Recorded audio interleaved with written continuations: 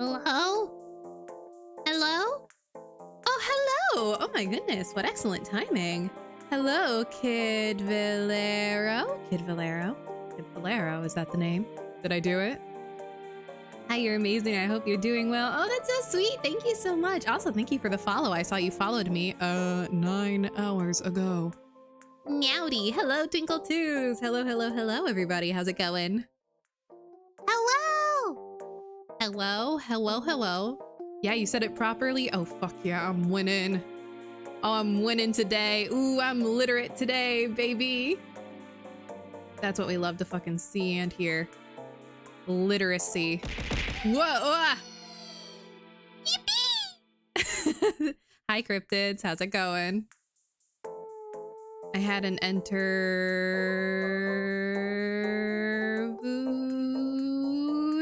today. What does that mean? What does that mean? Yeah, I saw you're part of the charity event and I wanted to support all my fellow streamers. Yeah, that's so sweet. Oh my god. Oh, interview. An interview. Okay. Thank you for helping me there. Oh my goodness. Yeah, I'm gonna be part of the VTuber Summer Slam. I know some people are doing the full week. I don't have that kind of energy, I'm not gonna lie. So I'm doing just the weekend. I'm doing Friday to Sunday. Normally I don't stream Sundays at all, so it'll be interesting to be doing a Sunday stream. Normally Sunday is my locked in day off. But this is a special circumstance.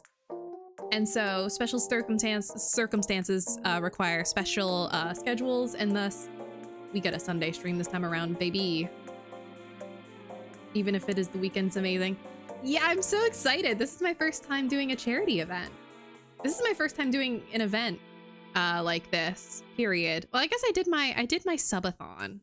I did my subathon during the New Year's, and that was fun. But it was also very scuffed, and I was not at all prepared in any way. So, but this is my first time doing an event where I was reached out to, and they were like, "Hey, do you want to do this thing?" And I'm like, "Huh? What? You want me? You want me? Are you sure?" But yeah, so I'm really excited. I'm super excited, and I'm looking forward to it. And I got plans. I got things set up. I actually still have a lot of things I need to set up. Like I gotta figure out the logistics of having a second camera set up for when I'm wax dipping Hatsune Miku. I gotta figure out how I'm gonna set up my Miku cam for live wax dipping Miku reactions. It'll be very important and confusing. This is my first 2. I'm more surprised I was even able to hit a goal today. So I'll try to pop in during your event too. Oh, awesome! Oh, congratulations on hitting a goal today. Oh, hell yeah. I have too many streamers doing charity this weekend. I don't know how to balance it. I mean, are they all different charities? Because I definitely know a bunch of streamers that I follow are all doing the same charity I am doing. So it's a little complicated.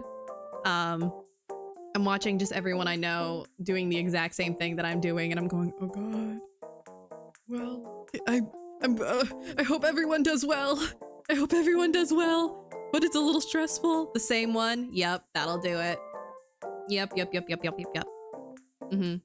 a little stressful, but it's okay. I wish everyone success. Everyone success. It's all money going towards the good same cause. So, you know what? It's all good. Whoever it's going to doesn't fucking matter. It's all going to the same organization in the end. It's good old gamers outreach. All right, let me switch screens. Give me a second.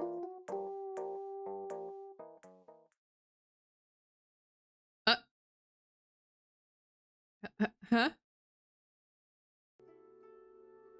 Huh? I'm missing. Hello? Oh, there I am. Okay. I found me. There we go. Hi, everybody. Okay. You'll do great. It all goes towards the same good causes. Exactly. Oh, whoa. I freaked my model out. Exactly. I haven't used my model in a while, so I'm a little out of it. Hi, yes, hello. Whoa. Is that a little loud? Ooh, little loud, little loud, little loud. Here, let me... Oh, sweet Jesus. Turn this down. I haven't streamed Genshin in a while, so my settings are probably all silly. This should be okay.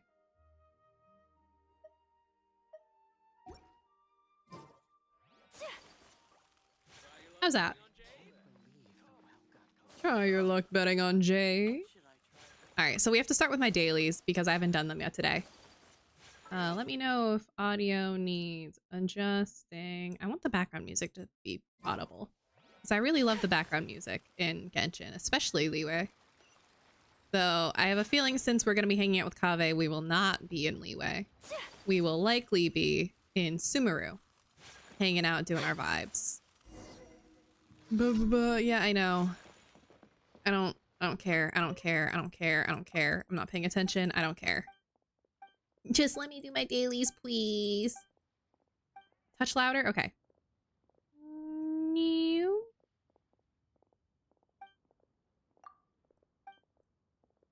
Clicking sounds, clicking sounds, clicking sounds.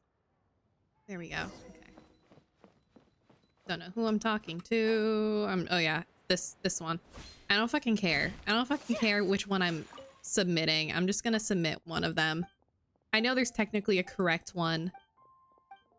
I don't care enough. I don't feel like thinking about it. Mostly I'm playing today because I want to do Kaveh's Hangout event because I have Kaveh on the brain. And also I have Kaveh on the brain, so I just want to talk about him. I have a lot of feelings about Kaveh. I have a lot of feelings about Kaveh and I'll hate them. And mostly Kaveh. Secondarily, I'll hate them. And also kind of Donsleaf. Because I think about whether if Donsleaf and Kaveh ever met, how that would go, because I have a lot of feelings about it. Because Kaveh is such an idealist. He's so pure in his idealist beliefs. So almost innocent in a sense, and how desperate he is for everything to just be okay for everyone all the time. And I feel like that would, in a way, sort of charm and endear Donsleaf to him very quickly. As Donsleaf is someone who at one point was very idealistic, but over time has become so jaded that it's like, you know, he's become so jaded by everything that's gone on in his life that I think having someone like Kaveh around who is just so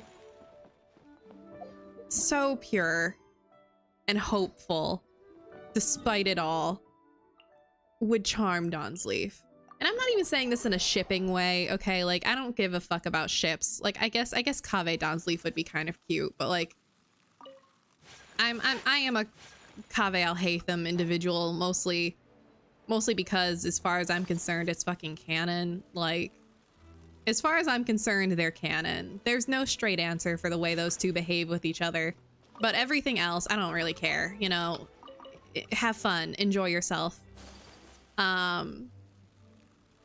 I just enjoy character interactions, and I feel like the way— whoa, why is Raiden Shogun's health so low? What did I do to her? But yeah, I feel like as far as character interactions go, Kaveh and Donsleaf would be an interesting interaction just because of the type of people that they are. And it would make me weep and sob. What was there was a train of thought that I had other than that. This is still my only window into Genshin, so you talk about Kaveh Hangout event, and I'm like, yeah, no, that's valid. Ooh, fighting sounds might be a little loud. Maybe I just want to turn up background music. Maybe I just want to turn up the background music.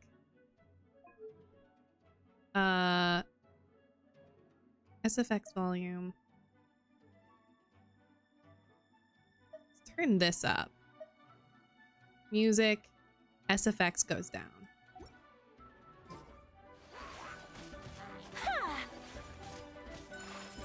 snow. That should be a little better.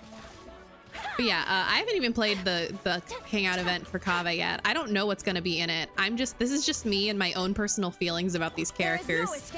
Going fucking crazy with it, okay? I have a lot of... My sword. Mind the side effects. Whatever, I'll just... make it work. Illusion shattered. I'll just make it work. Like, I don't have any fire characters on my team right now. I mean, I could pull up Putao, except I'm in the middle of fight, so I can't switch characters. Like, I can't rebuild my party. So, Raiden, you're just gonna need to slap them. Do the voice during fights have a volume slider? No. It's just voices in general. There's only general dialogue slider, which is unfortunate. It doesn't... The voice lines don't count as effects, which is weird. I'm frozen. I'm frozen. I'm frozen. Can you die already? There's like no reason for you to be as much of a problem as you're being. My apologies. The doctor will see you now. Hee hee hee. Snaky, snaky, snaky, snaky, snaky. I also have a lot of feelings about oh, what's his name? Baizhu. I just love Baizhu a lot. Also, I need these guys to die too. Rain outlines your fate. Because, oh wait, that was another... Because I relate all of the characters back to Kaveh, because Kaveh is one of my favorites. I also think a lot about if Kaveh and Baizhu ever met, because they're also very similar types of people. And I'm simple like that. Grab these. Alright, so that's done. So if the voices are loud in fighting, then they're probably gonna be loud in general. So maybe what I'll just do is I'll do dialogue volume down a little bit. That should be better. Can you hear Paimon? Thanks, Paimon. That should be a little better. Okay, so we still need to do our dailies. But yeah, so Baizhu. I'm just gonna have to here. I'm everyone's only interaction with Genshin Impact oftentimes in my streams. Hi, Baizhu, the one that I have this guy right here. He's a doctor and a pharmacist, and he's well renowned for being able to cure what the things that even seem incurable. And he has a snake on his shoulders. The snake is relevant. He's kind of a mess of a man. A lot of people think he's kind of sus. But in reality, the reason that he is so pop off is because he made a deal with the snake, who is actually a minor god, to use her power. Her name is Chongyun, by the way. I love her. No, Changsheng. Sorry, Changsheng. Her name is Changsheng. And I love her. But yeah, so he can cure people using her power. What her power is, though, is that he actually takes the illness onto himself. He's the ultimate empath in that he takes the illness onto himself. So he's kind of a hot mess. He's my chronically ill little baby, my baby man. He's so sick, so sick. He straight up just coughs sometimes when you run, and I think it's really funny and relatable. Me too. Mind the side effects. So yeah, he's real. I may be a doctor, but can I kill you? I want die. He's real. I may be a doctor, but pulls out a gun. Over here. I just love them all. I just love them all a lot. And so I think about if Kaveh and Baizhu met, because Baizhu is also an idealist, or has strong ideals, but he is realistic enough to know that, or at least not even realistic, he's self-aware enough to know that his desires are unreasonable and greedy, and yet he still strives for them regardless. Well, Kaveh doesn't realize really that his ideals are ridiculously ideal, and maybe unrealistic to a degree because of it. And I find that compelling. I'm simple. I'm simple, and it compels me. Illusion shattered. Die. Oh yeah, because also because like Baiju's whole thing is that he's trying to seek immortality. Because Changshun has had a lot of holders through the many years that she has been alive. Outlines your fate. Baiju is just the current one. And despite her technically being able to prolong a person's life, all of her holders have died young. My apologies. And that's usually because they are the type of people that will sacrifice themselves till they die. Because her power is to take on another person's injuries and illness to cure them. Usually her holders are the type of people that will do that, and then they die young because they've taken on so many illnesses that it just fucking they keel over eventually because it's all too much. So Baiju's whole deal is that he's trying to develop immortality because he wants to cure everyone, but he also doesn't want to die. He wants to help others, but he's also unwilling to sacrifice himself for it. So he's really the type, he wants it all. He wants it all to a sort of unreasonable degree. And I like that a lot. Because Kaveh, in contrast, would be the type of person that fucking kills himself trying to cure everyone always. Baiju and Kaveh are at basis the same type of person. It's just that Baiju has made it out to the other side where he realizes he does not want to give everything of himself for his ideals, yet he still wants to achieve them regardless. Nido Sprout! I'm info dumping about my favorite characters. Nido Sprout, I'm info dumping about my characters. I'm info dumping right now. Welcome. Also, I'm your biggest fan! Nido Sprout is gonna play video games with us on the charity streams. Nido Sprout is gonna video game with me. I'm talking about Baiju, but also kind of Kaveh. I'm talking about this bitch. But also mostly Kaveh. It's him in relation to Kaveh. So it's him, it's Baiju in relation to, where's Kaveh? This guy is hot. He is hot! So it's him in relation to him. These characters have never met before, by the way. It's just that I'm sort of drawing lines between their types of characters. So as I was saying, Baiju is a doctor who has made a deal with this snake, Changsheng, this magic snake, to be able to heal anyone at the cost of Baiju takes on their illness. And Changsheng has done this with many people, and despite her being able to prolong her holder's life, her holders often die young because they are the type of people who will give all of themselves until they fucking die. So that's how that usually goes. But Baiju is also that type of person to an extent where he wants to cure everyone. He wants to cure everyone. He's an excellent doctor. He's well renowned. He's well loved. He can cure what seems incurable because of his power. But he also has come out onto the other side, and his whole deal, his whole goal is that he wants to be the last person Changsheng ever makes a deal with. He wants to be the last person Changsheng ever makes a deal with, because his goal is to develop immortality. Not for other people though, but for himself. When on the road, one should take ample time I like this line. pause and appreciate the wondrous scenery along the way. You're about to collapse, aren't you? I really like that line a lot. Sorry, I like that idol line a lot.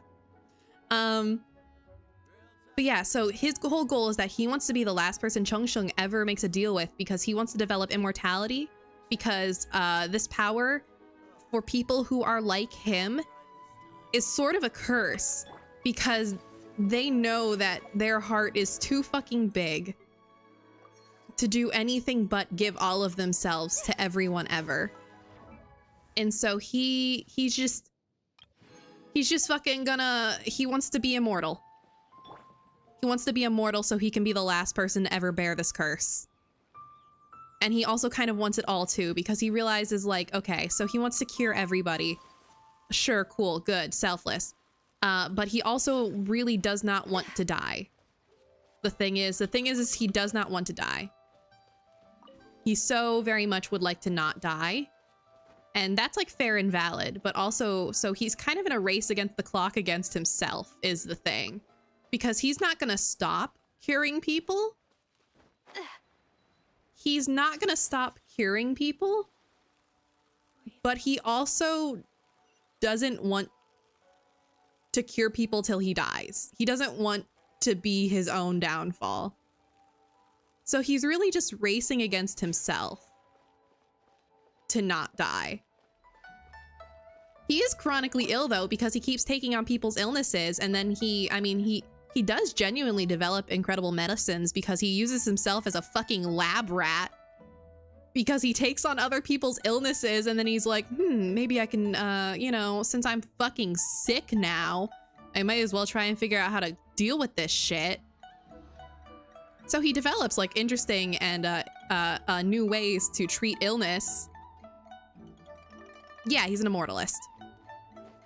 Yes, yes, yes. That is his goal. That is his deal. He wants to be the last person Changsheng ever is tied to. I love Changsheng too. She's so fucking like snarky. This little fucking snake calls him out all the goddamn time. She'll be like, Baizhu, you're doing it again. You're gonna fucking get yourself killed. And Baiju's like, it'll be fine. Smile. I can't die today. I have a dinner date tomorrow. She'll be like, Baizhu, I'm fucking warning you. You're using your power too much. Maybe you need to cool your shit. And he's like, it's fine. What am I supposed to do? Let my patient die? I'll try not to die first. Smile. Again, this is his pharmacy, by the way. This is Baiju's pharmacy. This is the Boo Boo pharmacy. This is his whole place. Show me your prescription. And I need to show you Baiju's back room that is also low-key his little hideaway. Because when I first, this back room was only released recently when Baizhu was released as a playable character, and seeing it did make me cry. I'm turning up the BGM in this. I fucking love the BGM in here. I'm blasting this shit for a second. Paimon coming in. Paimon, shut up, shut up, shut up, shut up, shut up.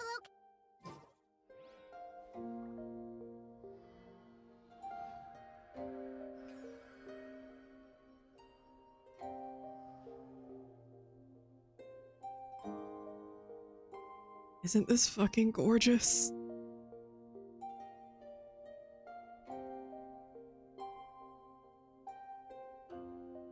I could die here. I could die back here. I could die in the back room of the Boo Boo pharmacy, I'm not gonna lie. With music playing like this, I could die back here. This room is so warm. Hi, this is Fennel having character analyses about a character. No one cares as much as I do. I care a lot, and you guys, as my viewers, have to deal with it. This room is so fucking warm. like, can we take a second to appreciate, like, with this BGM, the way that it is set up, the lighting, the incense over here in this incense pot next to this bed that is used for treatments, and also Baizhu canonically ends up fucking keeled over in this bed frequently after treating patients. This is his desk. He works here. This is the room that he sits and works in. Working on his studies and things like that. This is such a fucking warm and gentle environment. This is so warm and gentle and sweet. I'm not not crazy, right? It's normal that I cry back here, right?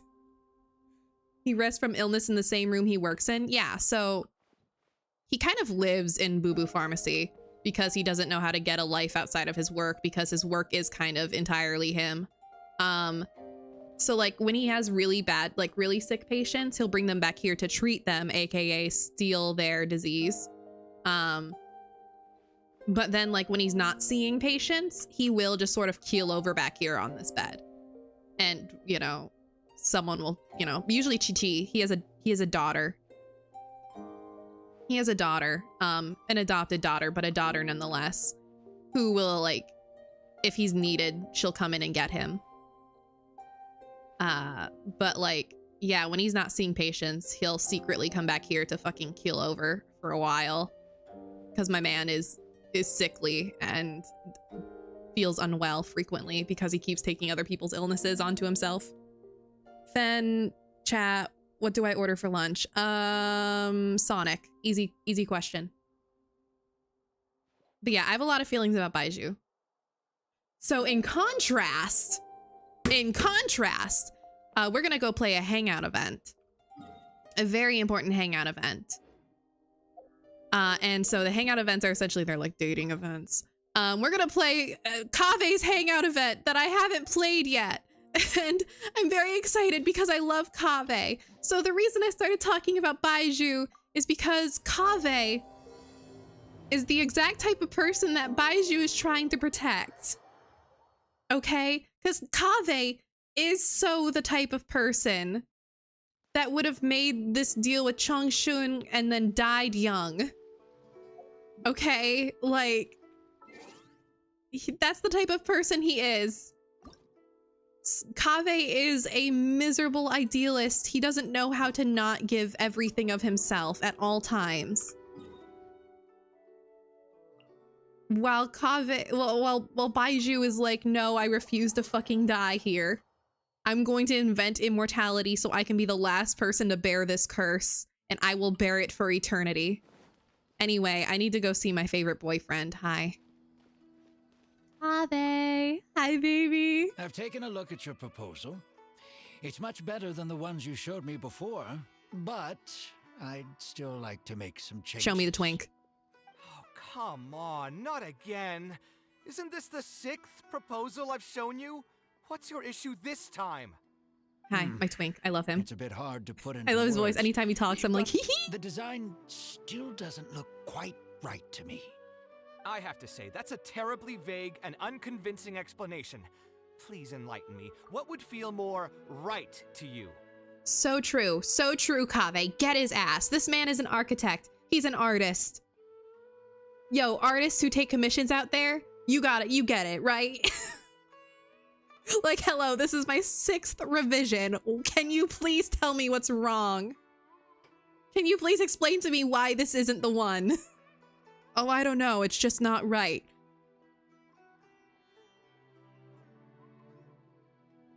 What do you mean it's just not right?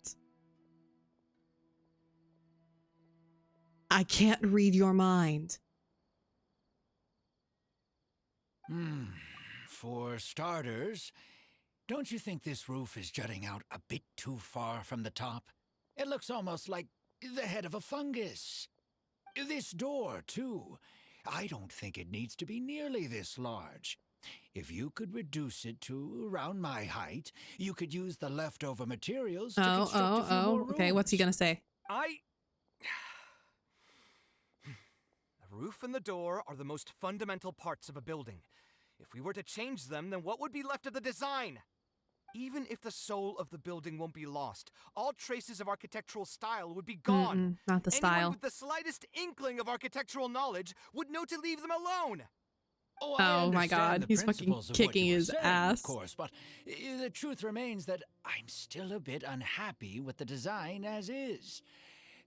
Is there anything else that you can do? I hope you're getting paid for these revisions, Kaveh, but we all know you're not. Idea. Can we get rid of all the extraneous sections on the roof so the whole design will just be one vertical structure, similar to that of a tree trunk. What? You're right. Don't What? architects often say that symmetry makes everything more Wait balanced? a second, and sir. pleasing You're to the right. eye? What? This way, the proportions will be completely balanced. I'm trying to envision this building. I really don't know how you managed to come up with such a ridiculous idea. Wait, don't tell me.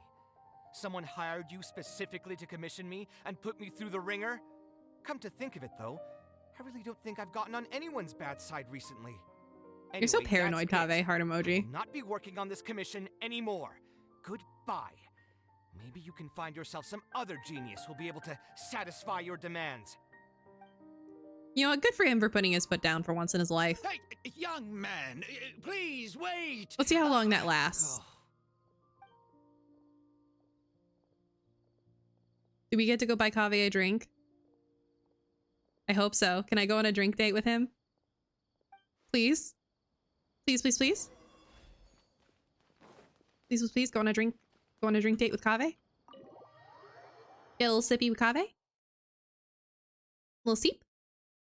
Small sip. Oh. Hey, Kaveh? You doing okay over there, bud? Hey, Kaveh, you doing alright over there? Long day? Well, your perspective is just tunnel visioning. Long day, baby? Hey.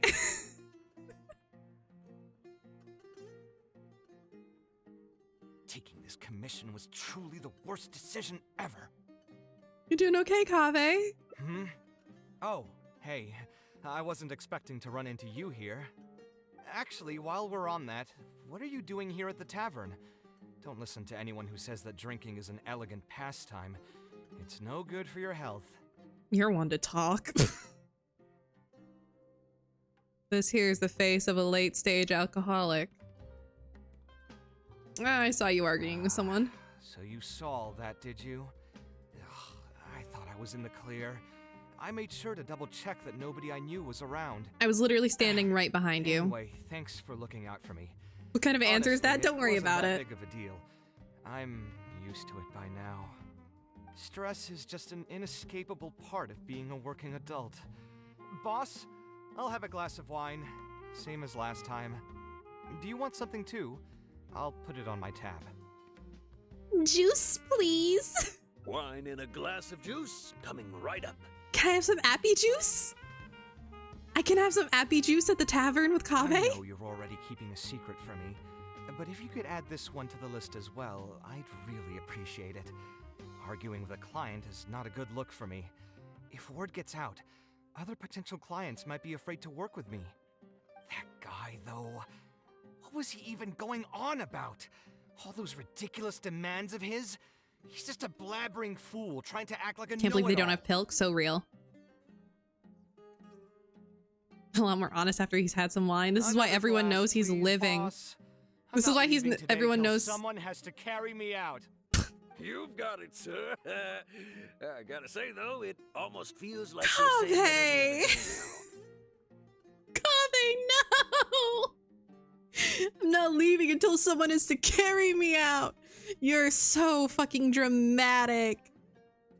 Oh my god, his VA wasn't kidding. The face of a late-stage alcoholic. It really is every other day that you'd run into a client who knows nothing about construction requirements or architectural style.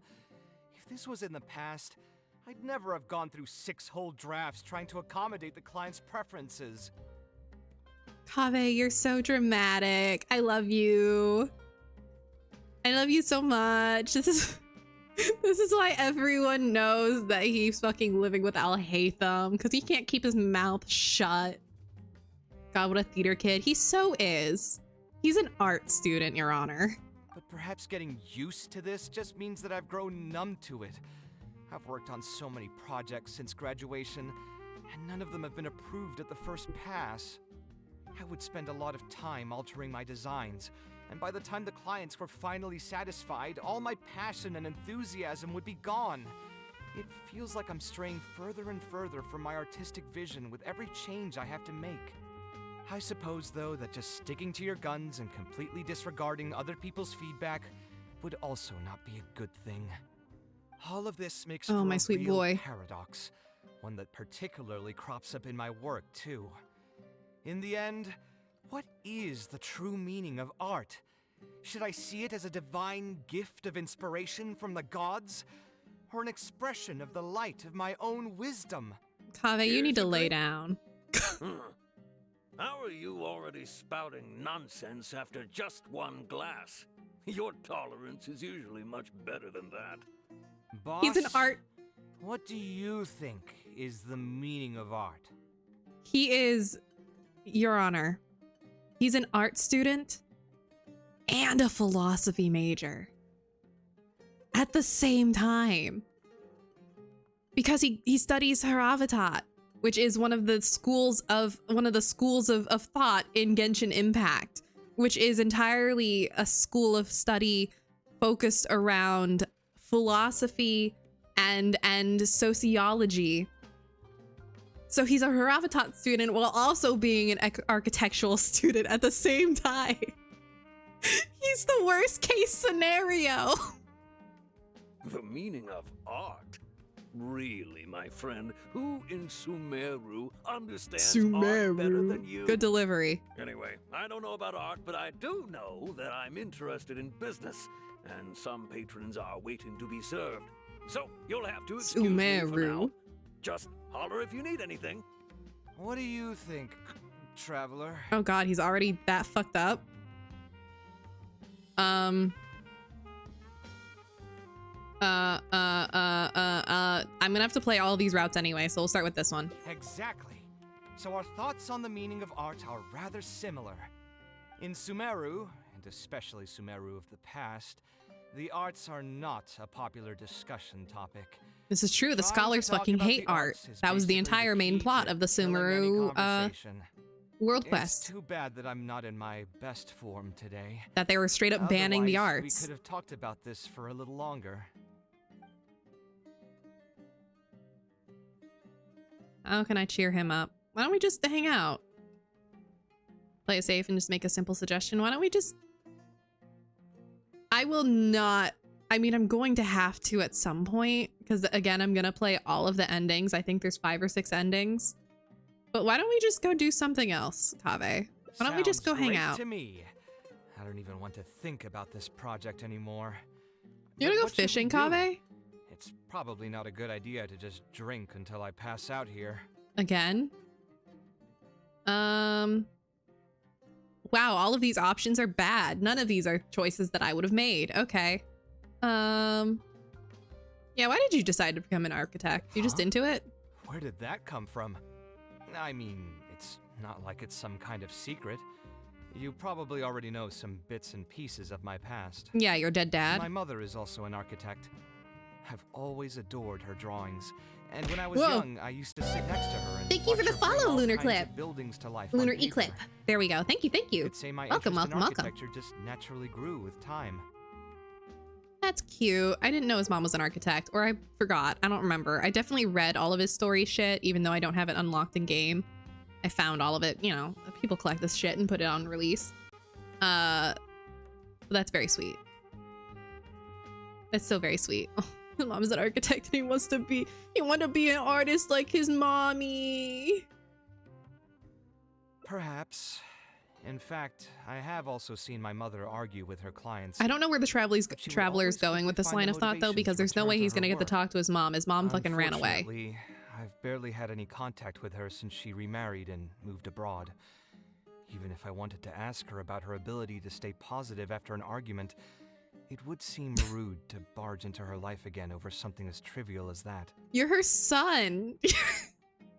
Kaveh, you're her son. Just because your mom remarried and decided to move away doesn't mean that you're less her son. You're so stupid. My beloved Kaveh. My sweet angel. Just because your mom got a new husband after the death of your father and decided to move away to Britain doesn't mean that you're less her son. And that she probably wouldn't, like, that she wouldn't enjoy a letter from you at some point. Or a phone call. They don't have phones in Genshin. A letter. Britain exists in this game? Sort of. It's called Fontaine. Essentially, so Kaveh's dad died. Kaveh's dad was a scholar who was doing a thing, doing this thing, and he McFucking died during a traveling business trip. And then that fucked Kaveh up because his dad took this event, this business trip at Kaveh's request as a child, essentially. And then Kaveh internalized that as it's his fault that his dad is dead. Because he's like that. Kaveh just internalizes everything because he's a fucking empath. He's an empath, Your Honor. He's an empath. So he internalizes everything in the worst way. I thought Fontaine was France. It's kind of Europe, I guess. I guess Fontaine is more sort of European in general. It's definitely, it has a lot of steampunk elements. So it's sort of UK. I guess it's sort of France too. I don't know, it sort of blends together, you know, it's vague. But yeah, so Kaveh's dad is dead. Kaveh internalized that. Eventually his mom ends up remarrying some dude from Fontaine, probably. And then she decides to go move to Fontaine with him. And Kaveh internalized that too.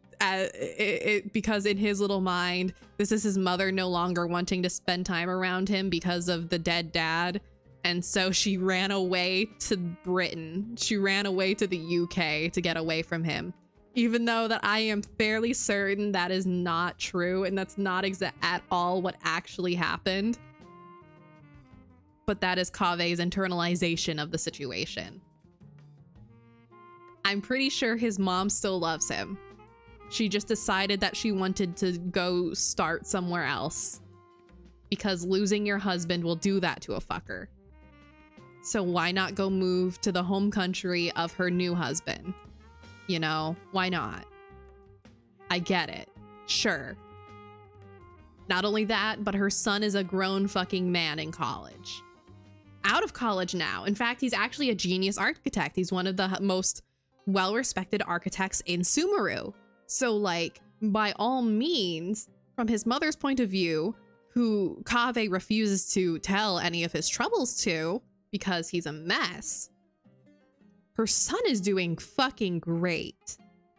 So it's probably fine for her to go move with her new husband, right? Her son is a grown man with a successful career and a stable income. It's probably fine, right? Wrong. Your son is mentally ill and needs therapy and keeps spending all of his money on charities even though he can't fucking afford rent. Because if anyone comes up to Kaveh and is like, hey, can I have like $10 to go buy a fucking burger? He'll be like, oh, of course. Oh, sure, absolutely. You're hungry and need a burger? Yeah, sure, go for it. Oh, oh, you want to just sit and have a drink with me? Here, let me pay for you. Kaveh, my sweet Kaveh, you can't afford rent. You're living out of your worstie's home. You're living out of your ex-boyfriend's house because you can't afford to live on your own. Kaveh, you're living with your ex-boyfriend because you can't afford to live alone. What do you mean you're gonna buy me dinner? What do you mean? Anyway, he's a mess, Your Honor, and I love him dearly. Hi, Lunary Clip. I'm so sorry that you came in while I've been hyperfixating on my blorbos. I'm so sorry. I hope you're having a lovely day. Hi. I wasn't supposed to play Genshin today, but did I remember couldn't something else, though. let go. When my mother left, I she only needed to play carried some this. small personal luggage with her. She left most of the belongings in the house to me. At the time, she even told me that it would be great if I could learn a few lessons from her life experiences, so my life and career could go a little more smoothly. I hadn't quite come to grips with my emotions, and didn't really have You it in still me haven't go come to through any grips with your sentimental emotions. items. So I just packed anything with memories away in a box and haven't reopened it since. You've It's been a really not long come to grips time. with any of your Now that emotions. so many years have passed, maybe I have finally developed the maturity I need to face those memories without losing my mind. Yeah, I should dig it out and take a look. You're such a hot mess. Huh? Let's go. Sorry, I've had too much to drink and wasn't thinking clearly. You're right. I should do these kinds of things with the support of a friend. I will gladly go hang speaking of out with that, your trauma. I can call you a friend now, right? Yes, I'm your friend, Either Kaveh. way, thanks for reminding me that I can invite you to come along. Had I just gone back by myself, it would have looked like I'm deliberately trying to keep things from you. No, it wouldn't have, but okay. Thinking too hard about the words is giving me a headache, so I'll just give it to you straight. Thanks to your advice, I have decided to put my current projects on pause for now, and spend some time trying to rekindle the passion. Kaveh, I want to be more than friends. So If you true. want I would like to stick kiss around you and see how square this on the will turn lips. out, you'll be sure to encounter some bits and pieces of my past. Do you think you'd find that too boring? Not at all, Kaveh. You are like watching a train wreck in live motion. All right, then There's let's head nothing back boring together. about it. It's a I mean, modern You tragedy. already know where I live. Who knew that the day would come when I too would have some friends over? Let me I am see. literally also I should've friends with tidied up the place Alhaitham. before I left the house this morning. I was friends with Alhaitham Shouldn't first, be home actually. now either. He's usually in the records room at this time of the day. Anyway, there's no more time for drinks. I'll go take care of the bill. You really shouldn't. You should let me take care of the bill, as I am a prolific traveler who's literally saved the world multiple times. But you wouldn't let me take care of the bill if I tried. So whatever. If it makes you feel better, Kaveh, take the bill. Fine. Oh no, they gave him anxiety. He is just a bundle of anxiety. I know, buddy. I know. Your poor little chronically ill lungs. You'll be okay, Baiju. He is nothing but anxiety. He's just a bundle of it. All he is anxious. Always, forever. Time to go to his ex-boyfriend's house, where he lives. Baiju, I know you keep coughing. You gotta hang in there. All right, let's go. Into Alhaitham's. Alhaitham isn't in, so feel free to sit wherever. I'll bring out the box. It's not like I'm unfamiliar with the house. I've been here a few times now. What's up? Oh, nothing. I just didn't realize how much time had passed. The box That's a is pretty box. dusty, which means it's already been a while since I've moved into this place. And many years since my mother moved to Fontaine. I'm happy for her. I hope she'll be able to find happiness there. She raised me all by herself after my father passed away. It definitely wasn't easy for her. Anyway, And enough you're a about that. decently good Let's see boy. what I I mean, you're packed into this box. traumatized, but you kind of traumatized yourself in a lot of All these ways. things. These are cute. That's a cute drawing. What are all these things? Is that a drawing? Oh, I remember now. This is a drawing I made in Port Ormos. Oh, did she just save a bunch of drawings that he made when he was a baby? Obviously, I wouldn't call it anything special now, but I was less than 5 years old when I made this drawing. That's more than 20 years ago.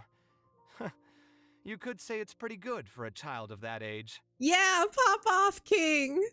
Now that I've said that out loud, I suppose I do have some level of artistic talent, right? Why do you say that, buddy? Criticism and self-doubt have always been a part of the artistic process. Without criticism, there can be no improvement. It's normal for me to question my abilities from time to time. Sir, I'm sure your mother loves you a lot and you just refuse to communicate with her because you're a hot mess. And you have this complex about placing burden on others, which just causes you to burden yourself so much that you dig yourself into a deeper and deeper grave. I admit that I may have spent a little too long questioning myself this time around, but as you know, the heart tends to dwell on whatever it pleases.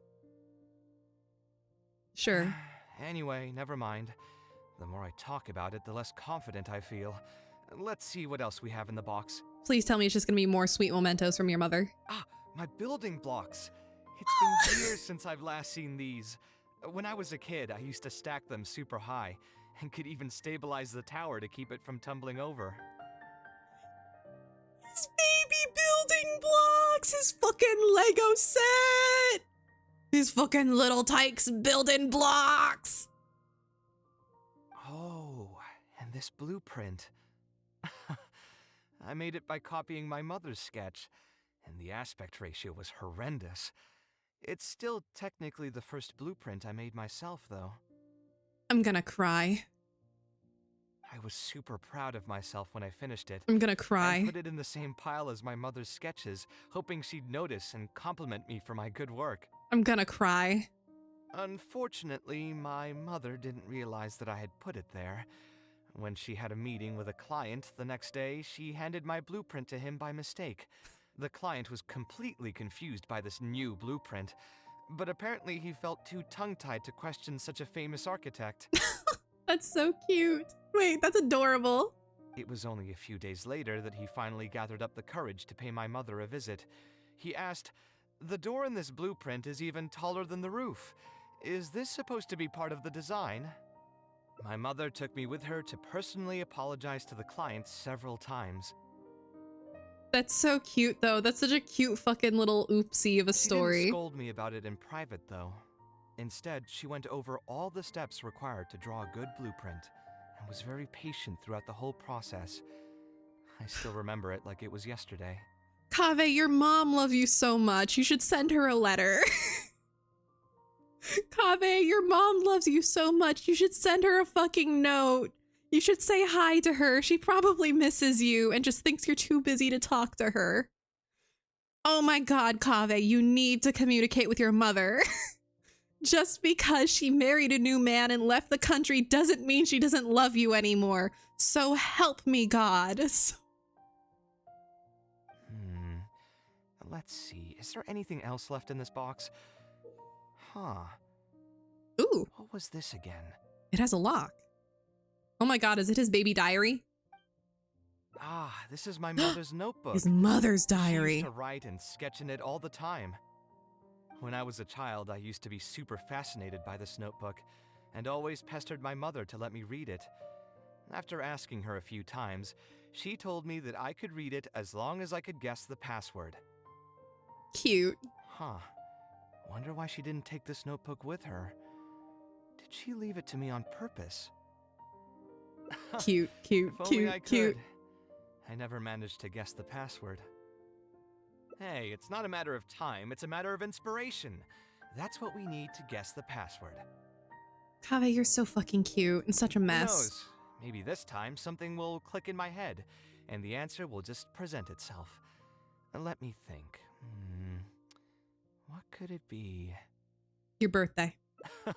I could tell what you were thinking. Don't worry, I tried all the easy guesses a long time ago. Damn. I've tried my name, my father's name, my mother's name, my grandparents' names on both sides, and all of our birthdays. I've tried every name and number remotely related to my family. I've even tried stuff like love you Kaveh, take care, and yours truly. I've tried every cheesy phrase and well-wish in the book, but this lock has refused to budge. This is where Al-Haytham would say something like, fucking cut the lock off, you dumb bitch. I wouldn't try that route again. I have a hunch that it won't be that simple. Also, if she really did use something like that, she'd never hear the end of it from the folks over at Haravatat if they ever found out.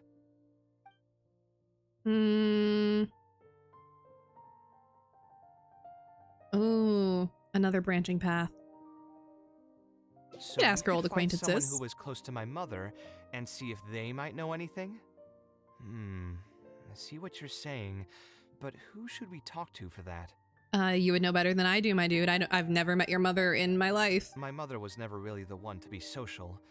My father was the one with more friends, but all those connections were severed when he died. Let me think. Is there still someone at the academia who would know my mother?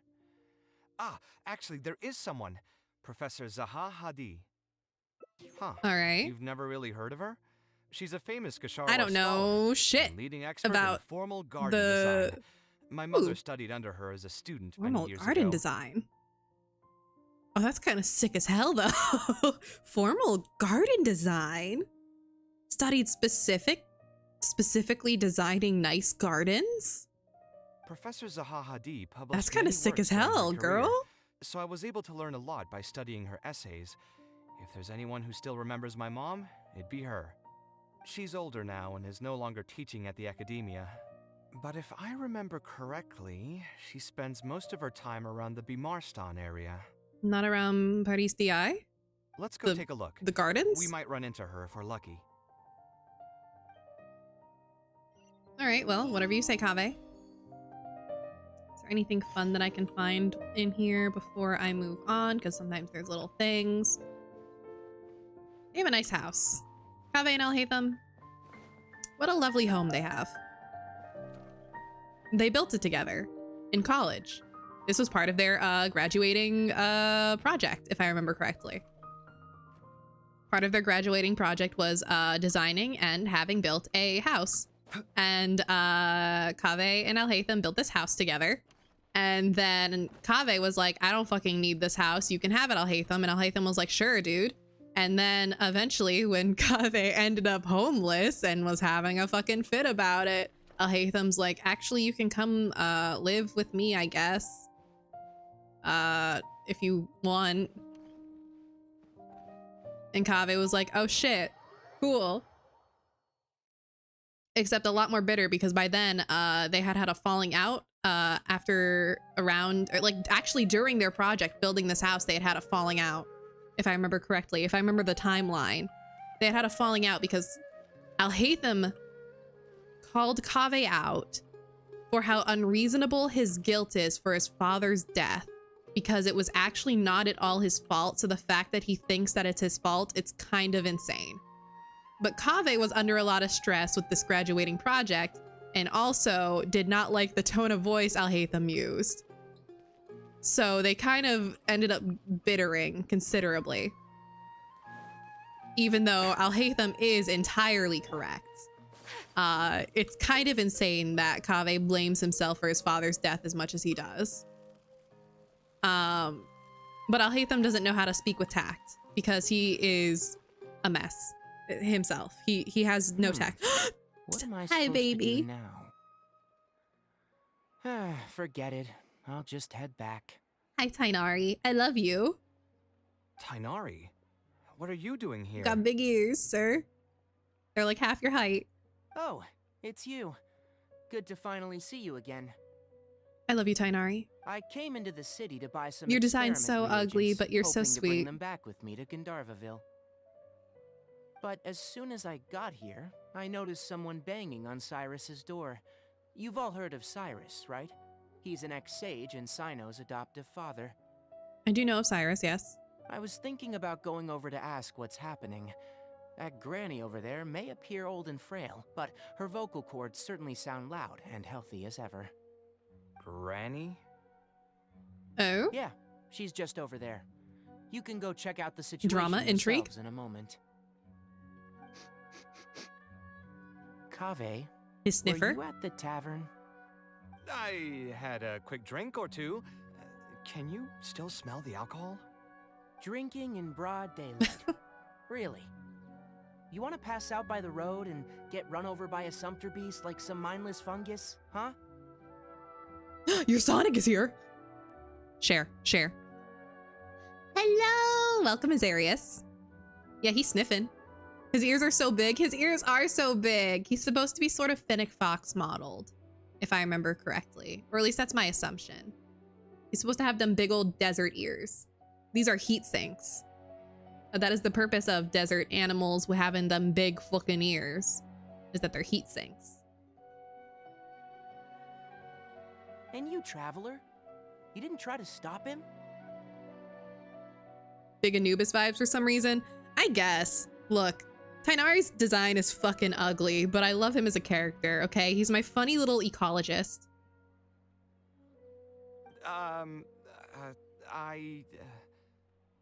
Yeah, I'm sorry I didn't stop him from drinking. Look, Fennel-Thyme, would have stopped Kaveh from getting tipsy at 2 p.m. on a Thursday, okay? I would have done that.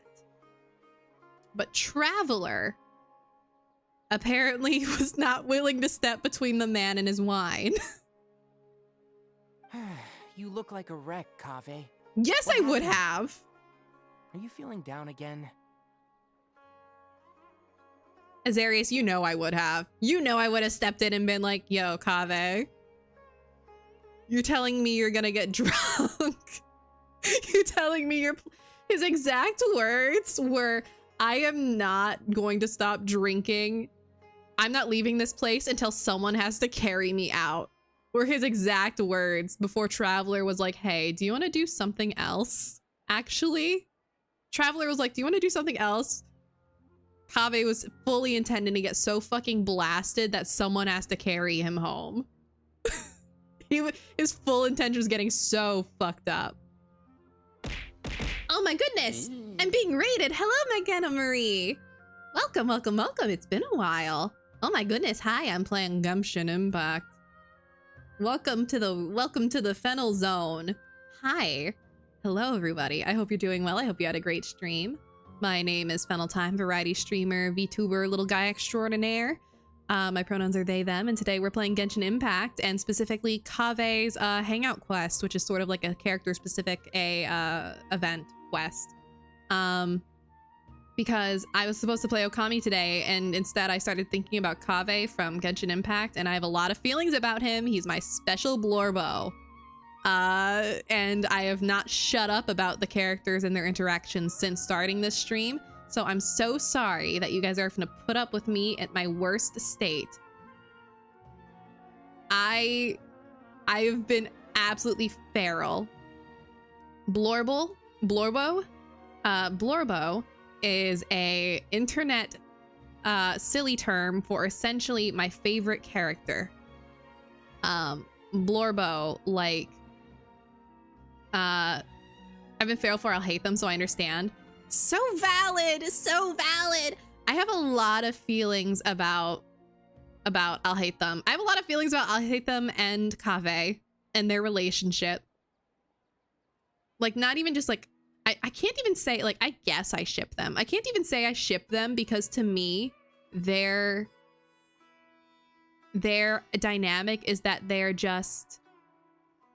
canon. It's hard to ship. To me, they're canon. So it's not really a ship. To me, I just see them and I'm like, oh, they're like going through a divorce. These men are having a divorce in front of my very eyes. These men have been dating for like 9 years and they're burning out because of one argument, and they both refuse to get therapy and learn to communicate. And so their relationship that would have been fine if they learned how to communicate is instead going to crumble before our very eyes. If these men could learn how to talk about their feelings with each other, they could stay together as a couple. But no, they're both too stubborn and too awkward to seek couples counseling. So instead, they're gonna let it fall apart. This beautiful thing that they've had for the last many years. That's horrifyingly specific. It's because I think about them a lot. I think about them a lot. I think about them a lot. You don't understand. I think about them a lot. I think about all of them. I was literally just talking about earlier, oh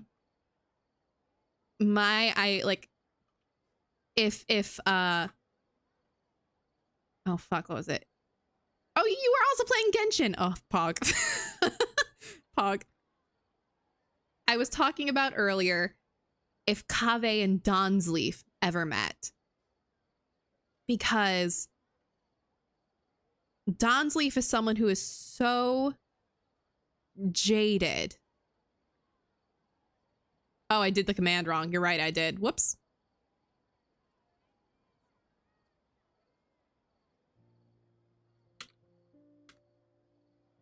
There we go. Oh, you were playing. I see. You were playing a completely different game. I hope you enjoyed it. You're now playing Genshin Impact. Whoops. Yeah, look, I know how my commands work. But yeah, look, I was talking about if Donsleaf and Kaveh ever met, because Donsleaf is someone who is so jaded and has been through so much. Once upon a time, he was an idealist like Kaveh, but the world came crumbling around him and the world has been cruel to him. And so he's become jaded and bitter, yet he still sort of yearns for the idea that the world can be good and kind and that people can be good and kind. And Kaveh is someone who is so at a soul level incapable of anything but selflessness that I think Donsleaf would be sort of captivated in a way by how sincere Kaveh is. Kaveh can't be anything but sincere. He is only ever fully sincere and entirely emotional about everything, and so incredibly selfless and caring at a fundamental level that I think Donsleaf would fucking adore this boy. Because he is everything that Donsleaf would hope that more people could be to make the world a kinder place. The kinder place that he wishes it were. Anyway, I have a lot of feelings about these characters. Can you tell I think about them a lot? Can you tell I think about them a lot? Let's get back to the quest. You know what? Hi, Tainari. I love I'm you. hosting a meal at Pardis Di tomorrow evening. Pardis Di! Do you want to come? I would love to go to Pardis Di with you, Tainari. Pardis Di is one of my favorite places. Huh? Oh, I had no idea. Let me think for a moment. I'll come if I can find some time. All right. Then I'll plan on reserving 2 seats for you. You think about them a lot? Tell us more, please. Oh, I would love to. Why? Okay, here, let me reposition how I'm sitting. Okay, you would like to know more? I can tell you more. So that is just my thoughts in general about Kaveh versus like with Donsleaf, okay? So because Donsleaf is again, that's sort of my take on Kaveh and Donsleaf together. Also earlier I was talking about Kaveh and Baizhu. I fucking love Baizhu. I've loved Baizhu since the day he arrived in this world, before he was playable. I have a lot of feelings about Baizhu. Baizhu is a doctor, a miracle worker sort of doctor, who is also in many ways an idealist, much like Kaveh, and also in many ways incredibly selfless, much like Kaveh. To the point where he is sort of evolved beyond Kaveh in that he is aware that he is overly selfless and that he is far too giving with himself and that his selflessness is detrimental to him. He quite literally makes himself sick to heal others. He takes on their illnesses, their injuries onto himself to cure them. That's how he does his miracle work. Those incurable diseases, he cures them by taking them from his patients and giving them to himself instead. He is aware that he is overly selfless in a way that Kaveh is not, because to Kaveh, it is a given. If someone needs help, you help them. That is a given. It is not a question. It is a fact. Regardless of what they need, it is a fact to him. While to Baizhu, he is aware that it is a choice to be made. You know, it is a choice to give however much of yourself to help another person. And so these are two characters that are also never going to interact, but I like to think about what if they interacted, because I like to draw these lines between them because they are so similar in a way, in these ways that they are both so selfless and have strong ideals. But Kaveh, to him, his ideals are fact, while to Baizhu, he's aware that it's a choice. And that's why Baizhu has evolved beyond that into that he's knowingly and willingly greedy about certain things. He has himself said that his desire to want it all, to want everything, to want, you know, his cake and to eat it too, that is greedy of him. But he's still going to strive for it anyway. I think that's fucking excellent. I adore that shit. I adore that shit. Like, I eat it up. Because of his power, he can cure people at the risk of significantly harming himself. He is frequently sick. He is chronically ill with so many ailments because he takes them on. And while the power that he has to do that, many people in the past have had it as well. He is just the current bearer of that power. But he's decided he wants to be the last person to carry that power and to bear this, to people like him, a curse, essentially. It curses them to short lives. Because if someone like Kaveh had this power, it's not a do I help them? It's an I must help them. It's not a question, it's a fact. And you will keep running yourself into the ground until you die. So Baizhu has decided that he wants to be the last person to bear this power. And because of this, he is seeking immortality. Not to rid the world of death entirely, but to rid himself of death so that he can bear this burden forever. Forever and ever and ever.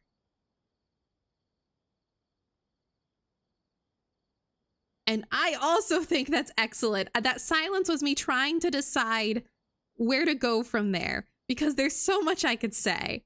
There's so much to unpack there, okay? There's a lot to unpack about that. You must understand. There's a lot to unpack there. But isn't that fucking insane? He's greedy in a way in that he wants it all. He wants to keep curing people, but he doesn't want to die. He doesn't want to give up his life to cure people, but he's not going to stop curing people. He's in a race against the clock against himself. He's in a race against the clock against himself. Because no one is telling him he has to keep using this power to cure people, but he's going to keep doing it because he's not going to just let people be sick and die when he can do something about it. But he also doesn't want to give up himself in the line of action. So he's trying to seek this immortality. He's racing against himself to find immortality before he burns himself out, taking on one too many ailments that it just keels him over entirely and he can't recover. I think that's bonkers. I think that's bonkers. Isn't that the sickest shit you've ever heard? A bizarre mixture of empathy and greed. Exactly! Yeah! Ain't that just the sickest shit you've ever seen? And so I think about Baizhu in relation to Donsleaf now. Hey, I'm bringing in more names, okay? Here, we're bringing in more names. Hi, Azuri. I don't care about your farce reverb. We're in some shit right now. I'm hype.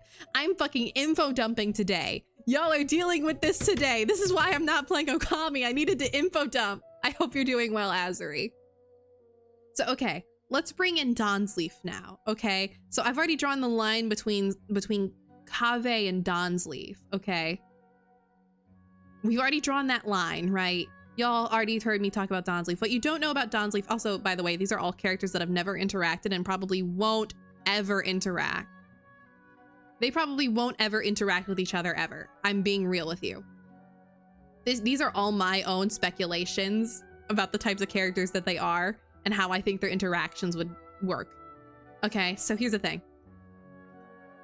What I didn't tell you about Donsleaf, I said how the world has been cruel to him. Once upon a time, he was probably also an idealist, but the world has just been so cruel and unjust to him that he is bittered and all of that to the reality of the world.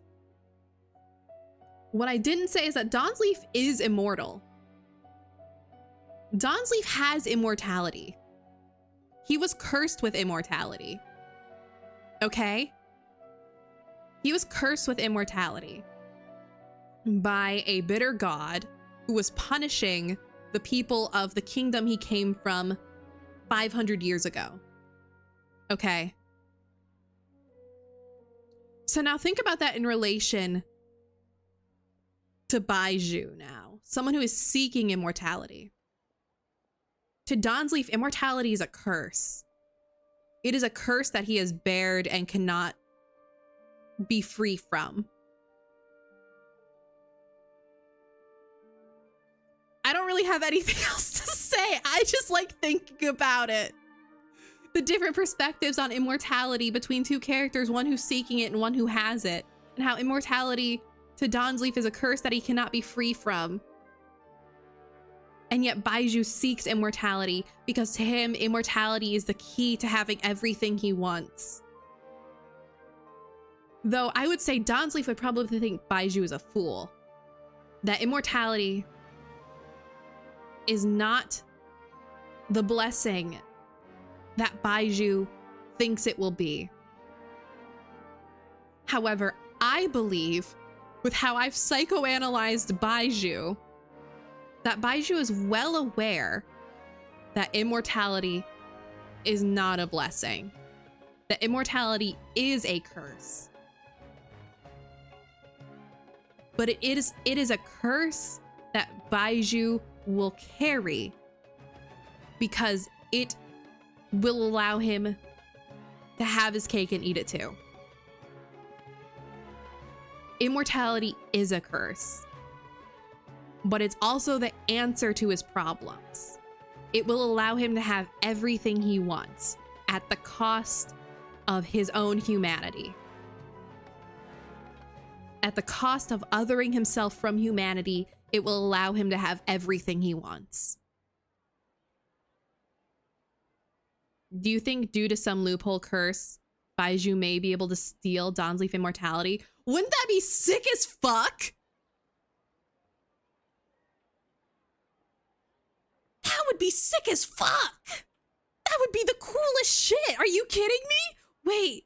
Oh man, there's no way that's gonna be how that works. There's no way that that's gonna be how that works out somewhere. But that's so fucking, that would be sick as hell, Kai. Kai, that would be so cool. That'd be so cool. It depends on how they define illness or whatever. Okay, so how Donsleaf immortality works is that it literally, he cannot fucking die. Like, period. Full stop. He cannot die. His body will rot before he dies. Is how the curse of immortality from Celestia works. So theoretically, if Baizhu could have Donsleaf's curse of immortality, illness wouldn't kill him. He would still be sick, but it wouldn't kill him. Illness will never leave him. He will always be sick, but it will never kill him. Which is, I think, what Baizhu's really going for. I don't think Baizhu ever plans to be cured. I think he just is looking to not die. Because if he is given the curse of immortality, he will be given time to research his own ailments.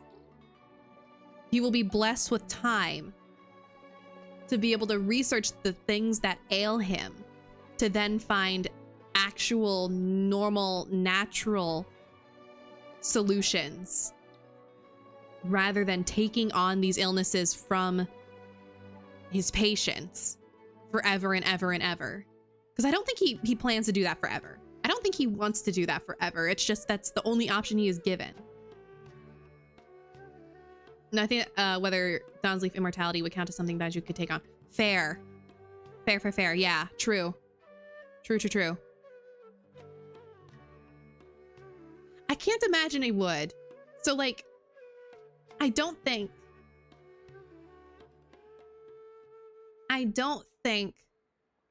Baiju would be able to absorb and take on the curse. Oh, wait a second.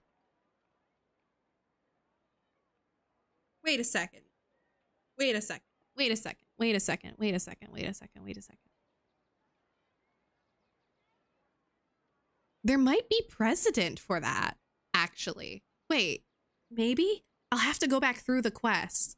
I'll have to look back through that quest. But there might be precedent for it. In Baiju's character quest, didn't he, to cure the dude, like to keep that one dude alive for a while, the dude was essentially self-poisoning / self-medicating with cursed remains. Because in the end, the immortality is a curse. It's a curse. It was a curse cast upon the Conrians by Celestia, right?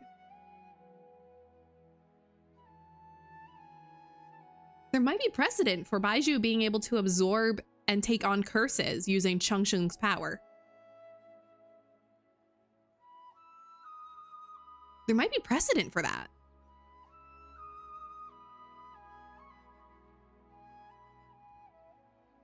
Huh. There might be precedent for that. Does this curse state that the body will stay the same once they become immortal? So if he couldn't cure his body? No. I mean, it's complicated. Dawnsleaf bodies stay the same. Dawnsleaf's body stays the same. There's two different branches of this curse, the Conrian immortality curse. And one is that your body rots away, but your body and consciousness rots away, but you cannot die. You are just trapped in this body forever. And then the other is your body stays the same, but your consciousness just naturally sort of deteriorates because no human mind is meant to be immortal. No human mind is meant to live as long as this. So just naturally, people are prone to going mad. People are just prone to going fucking insane. Fennel and I need to have a lore playdate sometimes. Absolutely. We need to think about this. We need to sit down, Kai. I need to think about this. There's no fucking... Can you imagine if that's how that works, though? Because here's the thing. I figured endgame for Dawnsleaf is he gets to die. Maybe that's still endgame. No, because that wouldn't make sense. No, because if Baiju takes his curse, then he probably won't just wither and die. He'll probably get to live a human life and then die. But I figured like endgame for Dawnsleaf is that someone just fucking kills him eventually. Like someone, like a god fucking puts him down. Some tragically unceremonious thing. It feels almost like too good of an ending, like too kind. It feels almost like too good of an ending for Hoyoverse and Genshin Impact to let Dawnsleaf's curse be lifted and for him to live a good life and for Baiju to then be given immortality through taking on Dawnsleaf's curse for himself. That feels almost like too good that MiHoYoverse will not let it happen. Or like Traveler's forced to kill him. Yeah. Or like Traveler's forced to kill Dawnsleaf. That's another thing that I imagine could happen. Like there's no way Dawnsleaf's getting a good ending. This man is not getting out of here alive and happy. This man is going to live traumatized and then die traumatized, okay? There's no fucking way. Anyway, let me get back to the quest. Otherwise I'll be here forever. We can talk and do the quest. I'll be heading back to Gandharvaville for now. I have a feeling that argument over there is going to continue for quite some time. It might be best if we don't get involved. Oh yeah, the old lady. Garden professional. Granny who lives nearby. let's go take a look. And that granny's gonna be the woman we're looking for, obviously. Duh. Yo, Gran, where are you? Ma'am. Ooh, traveling medicine pot, thank you. Ha! So, plan on keeping yourself locked in there, huh? Fine by me. If you're not going to come out, then I'm not going to leave. I don't know what to do for dinner. I can't make decisions. I'm so sorry. I also don't know what to do for dinner. I had instant ramen for lunch. My tomato was growing so well. It had all the potential to become the best tomato this year. And you cut it straight from the vine. You know what? This woman has every right to be furious. If I was growing a damn fucking fine ass tomato and someone else cut it, yo, I would have killed someone. I already told you I had nothing to do with it. Why would I take a tomato that's still weeks from ripening? You'd have to be awfully green as an investigator to think it was me. They're not willing to show Cyrus. That's really funny. You see, the word green here can refer to both the color of the Oh, tomato. shut up, Cyrus. Enough nonsense. Just come out and face me, you coward. You're out of your mind. If I've actually done something wrong, then get a mantra and pull me out by force, why don't ya? Oh my god. And other news, I got a new bank card in the mail the other day and I opened the mail and I didn't know where to put it. Where I put it. I think I put it with the burn stuff on accident. Whoops. Uh-oh. That's unfortunate. Godspeed. I've definitely done that. Professor Zahahadi? Professor, hi. And who are you? Oh, Kaveh. Fancy seeing you here. Yeah, Kave's here. Hi, How ma'am. long has it been? Come on, get over here and let the professor take a good look at you. Not bad, not bad. He's a very pretty You've man. grown taller again. Professor, what's going on here? Ah, it's no big deal, really. A few of us old scholars got bored in our retirement and decided to put together a vegetable growing competition. At the end, whoever loses will have to go up on stage and do a performance for the winners. Ah, old people drama. Beautiful, excellent.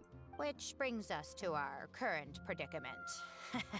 My tomato was sure to win until a certain someone decided they couldn't bear to lose. Hey, don't try to defame me in front of the kids. If we're airing out each other's dirty laundry now, then why don't we talk about you sneaking into Janat's garden the other night? Ahem. Lucky for Oh my you, God, old people seeing these drama. youngsters come to pay their respects today has put me in a better mood. I'll let you off the hook for now. Come on, let's go. We'll take our conversation elsewhere. He doesn't need to be a part of it. Old people drama. Yes, of course. I love it. I love it. The retirement home's getting kind of wild out here.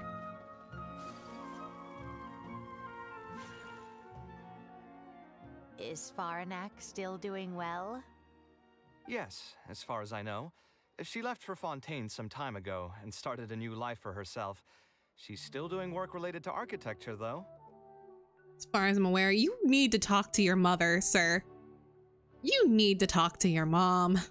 Ah, yes. I did hear about that. Did that upset you at all? No, not at all.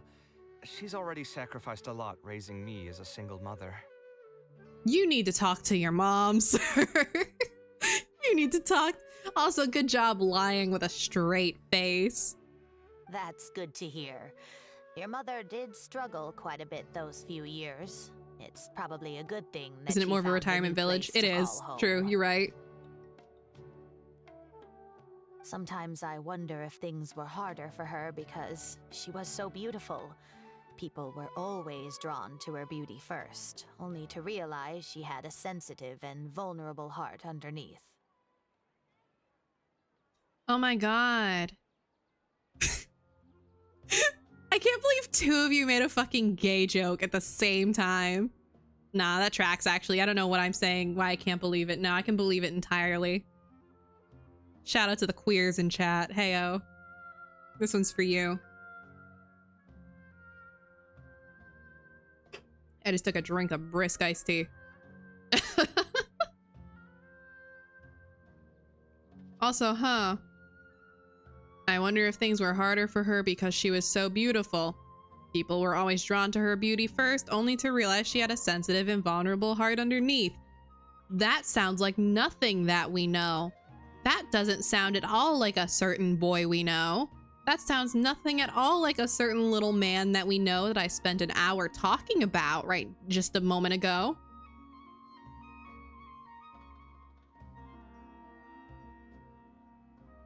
How subtle. She was still quite young when she first joined my class as a student. Beautiful and radiant with her golden hair, yet quiet and single-minded. She seemed like a lass from some aristocratic house who was seeing the outside world for the first time. She had to make a lot of drastic changes in her life to raise you on her own. Even during her time in the academia, she was a thorough perfectionist. If she was Don't make his guilt unsatisfied complex with worse. something she had made, she'd Look. insist on redoing it, even Look, if I was Zaha perfectly Hadid. happy with it. I think she would be hoping that this grown man has already like learned to cope and like accept the fact that his mother sacrificed much for him, not for him to internalize it and develop a fucking complex. She had many admirers, and they'd always fill up the first few rows of seats, hoping they could get closer to her sitting in the first row. If it were any of my other classes, you'd have found nobody sitting in the front. But every time I saw her, she was always in that same rigid pose. She'd have one hand on her forehead with the other clutching her pencil. Her eyebrows would be knitted in a frown as she concentrated on the blueprint in front of her. Oh my god, he takes after his mother. I'm sure she had many difficult moments in her life. How did she cope with the stress? I'm not too sure. She never talked about such things with me. She rarely opened up to other people, you know. He takes after his mother. How do you knit your eyebrows in a frown? I understand it. I don't know. I don't know how to explain it, but like I get it. I think I get it. Knitting your eyebrows together is just kind of another way to say you're like furrowing your brow.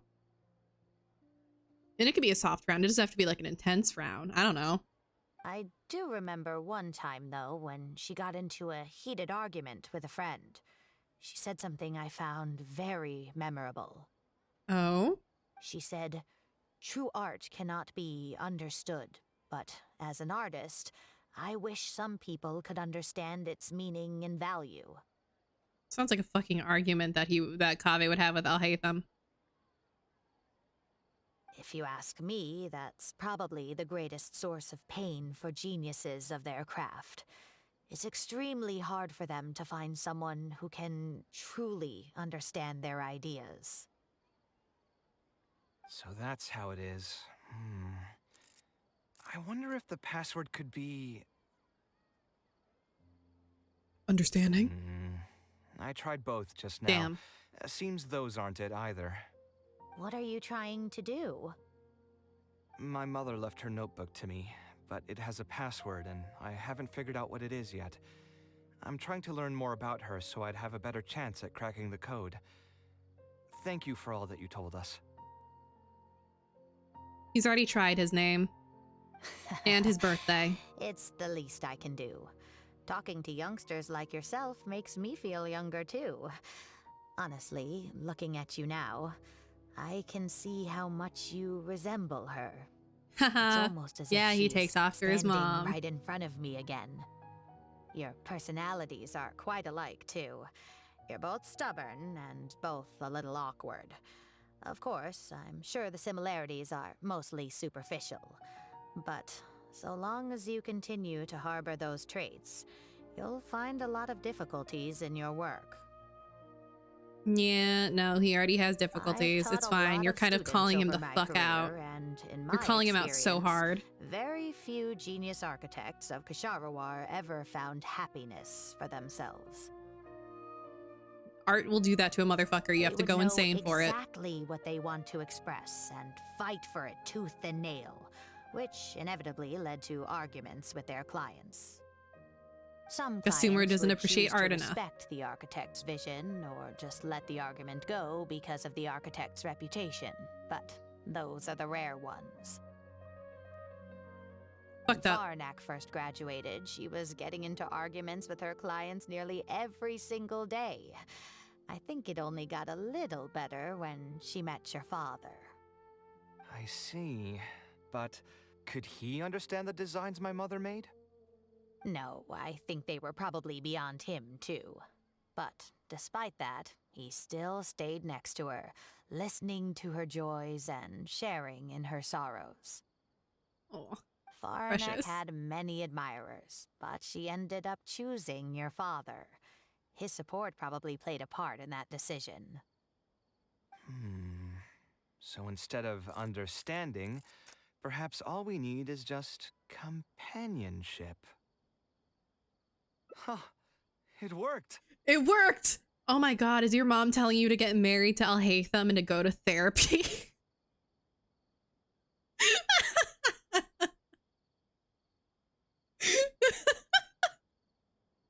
Oh my god, wait a second. Is this entire hangout event about how Kaveh needs to make up with Al-Haytham and talk to his mom more? Wait, is this entire hangout event about how he needs to make up with Al-Haytham and talk to his mom? You're kidding me! Oh my god! No. No. Oh, was that the right password? No, you're kidding me. Yes! That's so Then you funny. should be on your way, child. Find a quiet place and see what she wanted to say to you. Being the awkward person that she is, I suppose there were many things that Farnak could never say out loud. Instead, she probably left them in her diary, hoping that they would make their way to you one day. God, this really is like having a friendship with a 25-year-old disaster. So true. If you're ever in a mood to chat again, just come and find me here. You're always welcome to discuss architecture topics with me as well. Thank you so much, Professor. Kaveh, you're so sweet. There's no need to be so formal. I'll let you kids go. It's time for me to take another stroll around the vegetable garden. I wonder what my mother could have written about. Let's go figure it out, Kaveh. They all say Zaha Hadid's class is the toughest, but I think it's actually not too bad. On the other hand, though, structural mechanics is definitely a pain, no matter how you try to approach it. I doubled down and managed to get through it in the end. Mom leaves son a wealth of knowledge. Password meaning son get help. So true. Come and find me here outside Cyrus' house when you break into his home. Yeah. I met someone special. At first, I didn't think much of him. But now, I feel very happy whenever I get to spend time with him. We decided to name our son Kaveh. I don't think a younger me would have ever imagined forming such an intimate bond with another person. Back then, I lived only in the shadow of myself, as well as that of the dream in my heart. The bad news came. And even though it's been several days now, I still can't bring myself to come to terms with what happened. My eyes are so swollen, it's hard to see. What if they're all lying to me? And this is just a long, cruel dream. But I have to face reality. I still have someone to take care of. No matter what happens, I'll do my best to raise my son on my own. Huh? Is this a drawing? Seems like it was done by my mother. Uh-huh. Is that Vox Akuma? Sorry. This blonde man was probably my father, but who are the other people in the picture? Huh? why do a few of them look somewhat familiar? I mean, one of them has big fucking ears like Tainari. From the dates in the notebook, she probably drew this more than 30 years ago. I hadn't even been born yet. Maybe we were thinking too much. Oh, there are a few lines written in the diary about this as well. Okay, who's in the picture? The one who invited us to the gathering is a talkative woman. Including us, 3 couples showed up. There was also a person who came alone. The talkative woman introduced everyone to each other. She spoke really quickly, so I couldn't quite catch everything she said, but I also didn't feel like asking her to repeat herself. My husband seems to be friends with the man with long ears. I couldn't really join their conversation, so I've resigned myself to sitting in a corner and drawing in my notebook. I don't think I'd be able to but who become are friends they? with any of these people, especially that stiff-looking couple. That man is certainly very handsome, but he would constantly alternate between disjointed and serious ways of talking. His wife is a bit more bearable.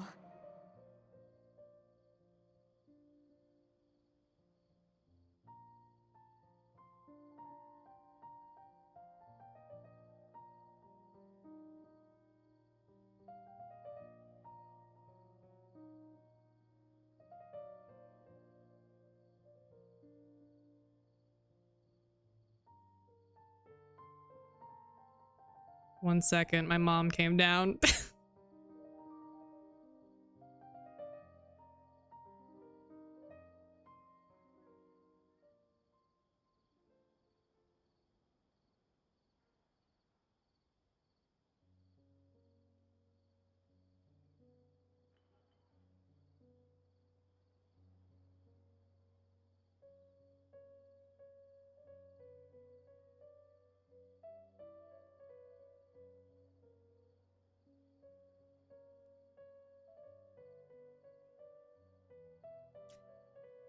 It's very hard to be professional when your mother decides it's now the time to come downstairs and to go out and go look at the grill.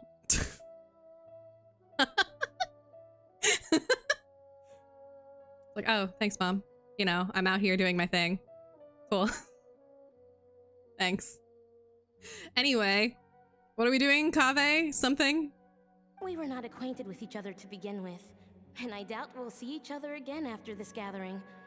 The ambiance of this gathering is surprisingly pleasant, however. Talking to people can allow us to find some peace after a long day. Maybe my son will also partake in these gatherings in the future. I hope he'll be able to make many friends. Who would have thought my mother used to attend that kind of thing? It seems she was only good at talking about her own work, and found it difficult to join into other conversations. As a result, she often kept to herself and would be off to the side, drawing. Thank you for reiterating exactly what she just said, Kaveh. We appreciate it, buddy. There's more written on the back. Oh, it seems like it was written to me. Kaveh, I was both overjoyed and distressed when I learned of your decision to continue your studies in Kasharwar. You are very talented, and I am confident that you will become an architect of much acclaim.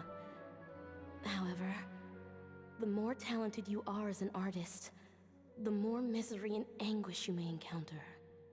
No one will be able to help you during your journey as an artist.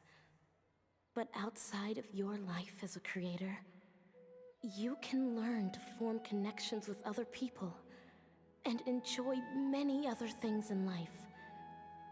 It's the only way to alleviate your suffering. Son, get friends. This entire quest is 3 things. Making your hobby your living. Very bad. Difficult, hard. Kaveh needs to call his mom. I'm holding up fingers. I realize you can't see. 1. Making art your living. Bad and hard. 2. Call your mom. 3. Make friends. Dear son, please socialize. Stop reading this book and talk to someone, I beg of you. Real. Whenever you feel down, seek out a friend to sit and have a chat.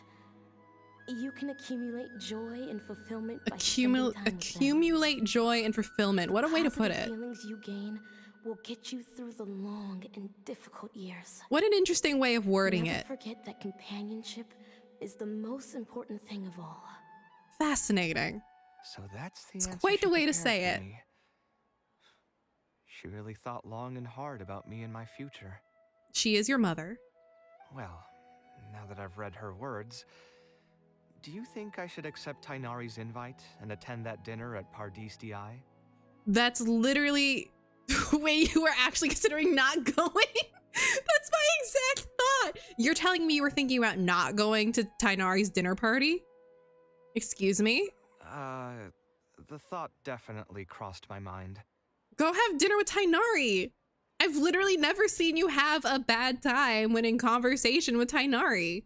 Every time I've ever seen you in a canon interaction with Tighnari, you're having a pretty decent fucking time. Although it'd be nice to get together with friends and chat the night away, I don't want to bring down other people's moods because I'm sad. You'll be okay. They're literally your friends. Besides, don't most people hate the feeling of seeing their friends troubled and being unable to help? And what's worse, nearly all of my problems can't be easily resolved with some encouraging words or gesture. We get it. You have depression. It's fine. They're your friends. Tighnari literally noticed that you are upset and said, hey, why don't you come to my dinner party that I'm hosting in the gardens? Literally, the reason Tighnari invited you was because he noticed you were upset and day drinking again. It's not like your depression is a secret to your friends. Kave's the type to isolate when sad. He's obviously. For sure. Because he doesn't want to trouble anyone with anything because he already has a complex about being a burden. So the fact that he's sad, he's like, oh, I can't be around anyone because I'm sad and I don't know how to hide the fact that I'm sad. So like, I don't want it to be everyone's problem that I'm sad, but they're literally your friends, Kaveh. And Tighnari invited you to this dinner party entirely because he noticed that you were upset and thought maybe going outside would be good for you. And being around your friends would be good for you, Kaveh. And don't forget, I'm also older than all of them. As their senior, I should appear to be a bit more responsible. You're a hot mess of an individual. None of them care. You're also their senior by like 2 years, tops. What is 2 years when you're 25? What is 2 years when you're 25? All of y'all. Hey, all of you in chat who are like, let's say between like 23 and like 28. What is 2 years to you? Like an age difference? Like once you're at that point, it's like, it's so variable. Like at that point it's not really an age thing. Like it's just that person has managed to advance to a certain point or just has ended up in a certain point in their life. Like it's not an age thing. You're just kind of doing. Like he's not in high school. Not only that, he's graduated. It's not even high school and he's not even in college anymore. He and his friends have all graduated from college. It's not even like he's their senior in college even. They are all college graduates working in their respective fields. They're all college graduates working in their respective fields of study.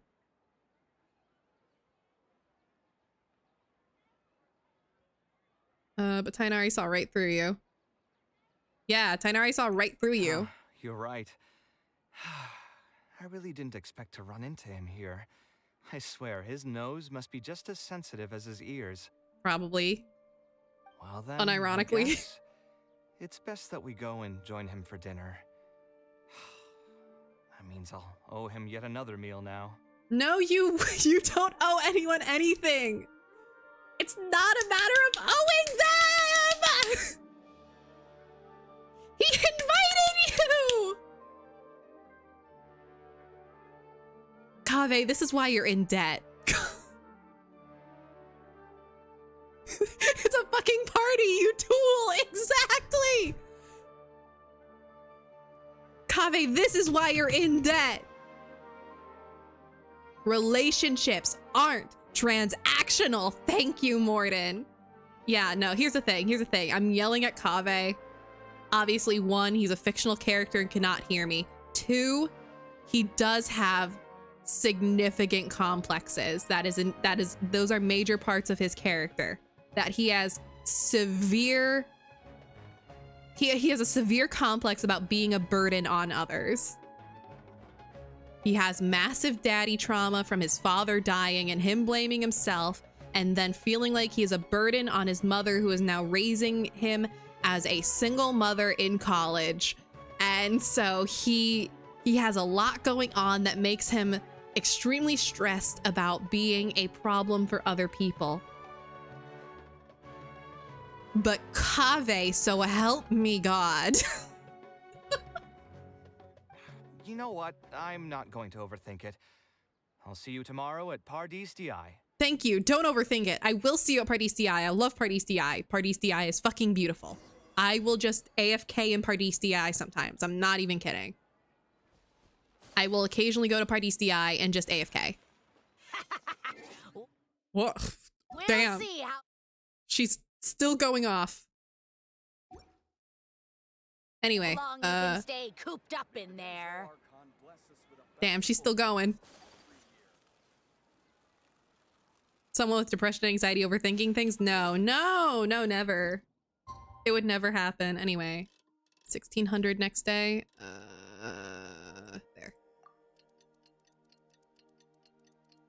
There. Do. I get to cheat using time skips. Do. Cheating using time skips. Do. We love using time skips. Hog. All right, Pardis DI map.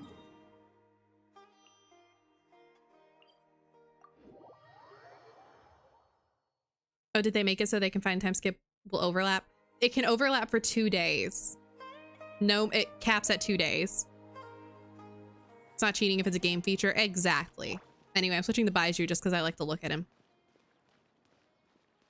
I love Pardis DI. It really is gorgeous. I love the greenhouse up there.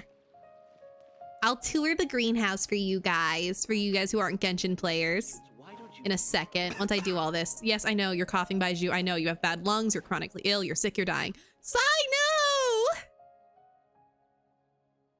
Of course Sino would be here. That's Tainari's boyfriend. Invite, right? Will he be coming to join us? I hope so. I hope I'll hate them will be here. I just had to sit around waiting for time to pass in game earlier stream. Oh no, I wish games had times, alt games, yeah. I remember it used to reset if you tried to do 24 hours or more. Yeah, you can overlap to 48 hours, but then it won't go beyond 48. That guy, he's never been a fan of social gatherings. I wouldn't get my hopes up if I were you. You're so fussy. Make up with your boyfriend already. Are you sure? All right then. I guess we won't wait for him. Yeah, let's go. I mean, maybe we should give him a little more time. We can keep chatting for a while longer. Oh my god. You're so fucking... You're such a piss baby, Kaveh. Oh, sure. You still haven't told me, what's the occasion for getting us together here at Pardis DI? Are you not allowed to just get together as for fun as friends? We're celebrating the end of the first phase of Kale's studies. I wanted to thank you all for the help you've given her along the way. Oh, Kale! Oh! A celebration for Kale! Oh, baby girl.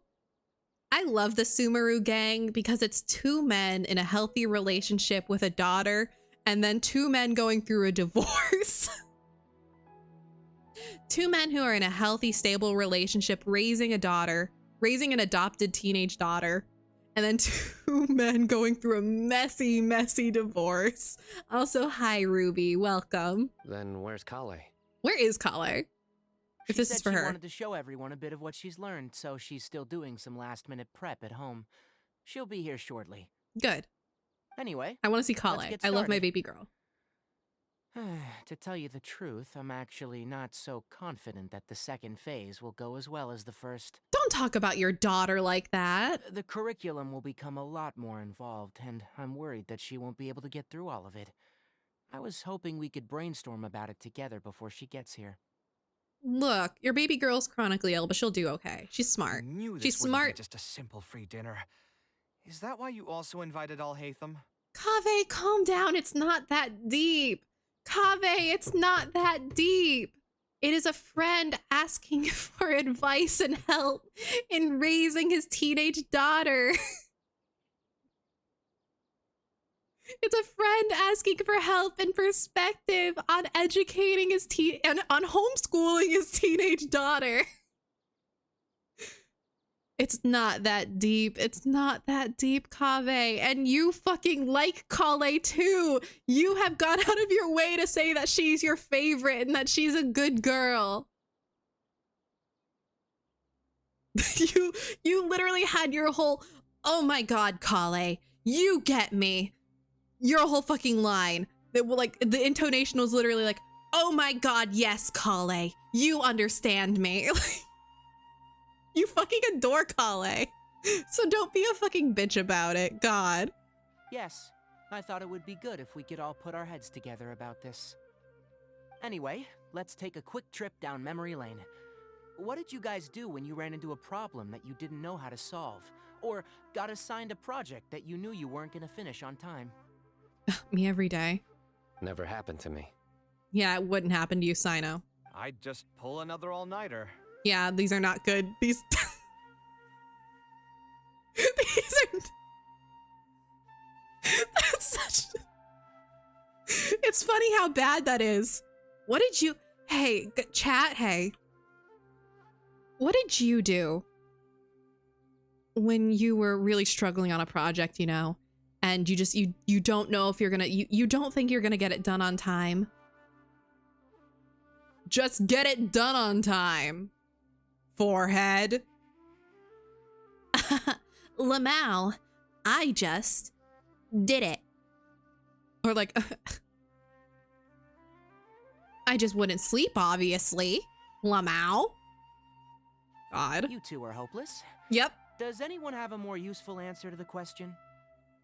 You two are hopeless. Anyway, perhaps you could adjust the pace of the curriculum. Ooh, that's a good point. Confidence is the most important thing. Once you lose your sense of confidence, it'll become all but impossible to find the motivation to study. Confidence is very important, yes. This could Especially be a since Kale potential struggles so direction. significantly with her I have confidence. already redesigned the literacy curriculum, and I was originally hoping to ask Al-Haytham for his opinion, but it's very simple. Instead of There he focusing on is. the amount of material you would like to teach, focus on the amount the student would be able to remember. There we go. Thankfully, someone with a sense of Wow, education. You actually showed up. I could probably count the number of times you've actually come to gatherings like this on just one hand. That's such a scorned wife way to say it. That's such a scorned ex-wife thing to say, Kaveh. Calm down. It's still more than the number of times you've managed to get a proposal approved on the first try. Oh my god, shut up, Al-Haytham. As long as you're still aware. So, what made the difference this time?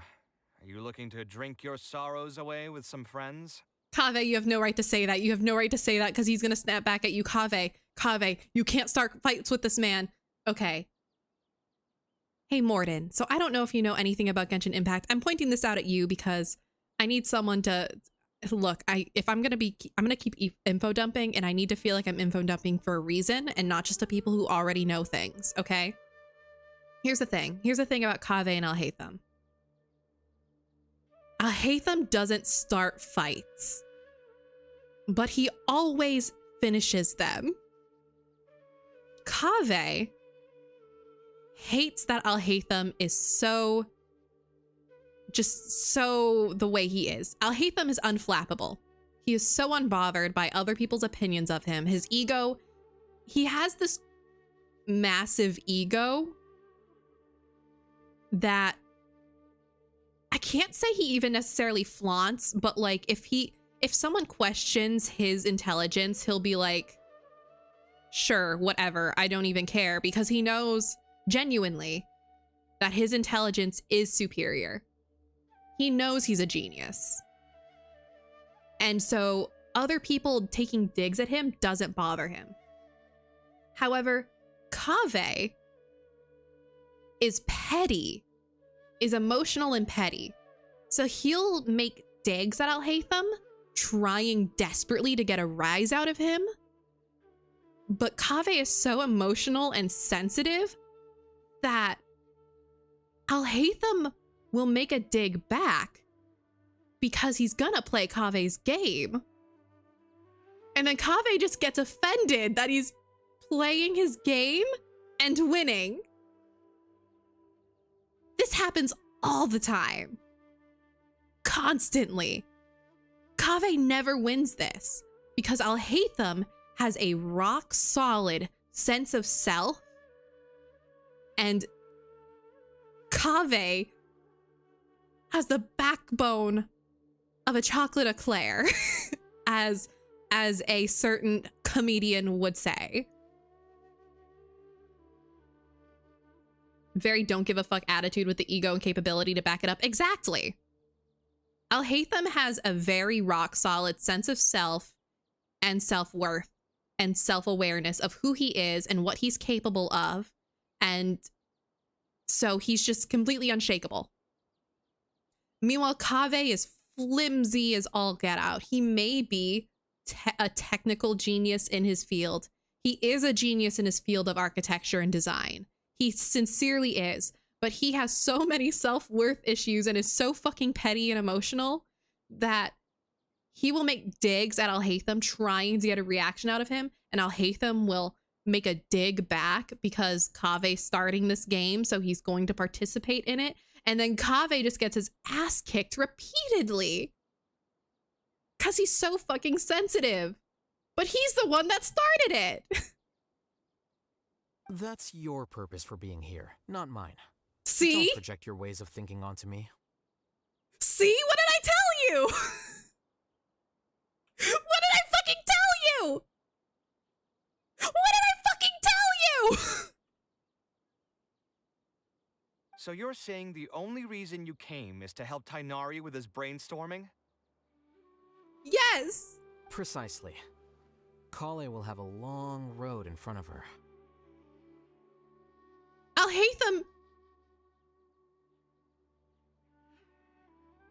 Alhaitham is not a bad person.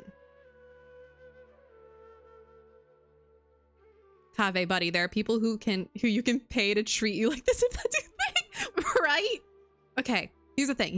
Here's another common misconception that Kaveh also has himself, because Kaveh is jaded in a weird way and has a lot of confidence issues.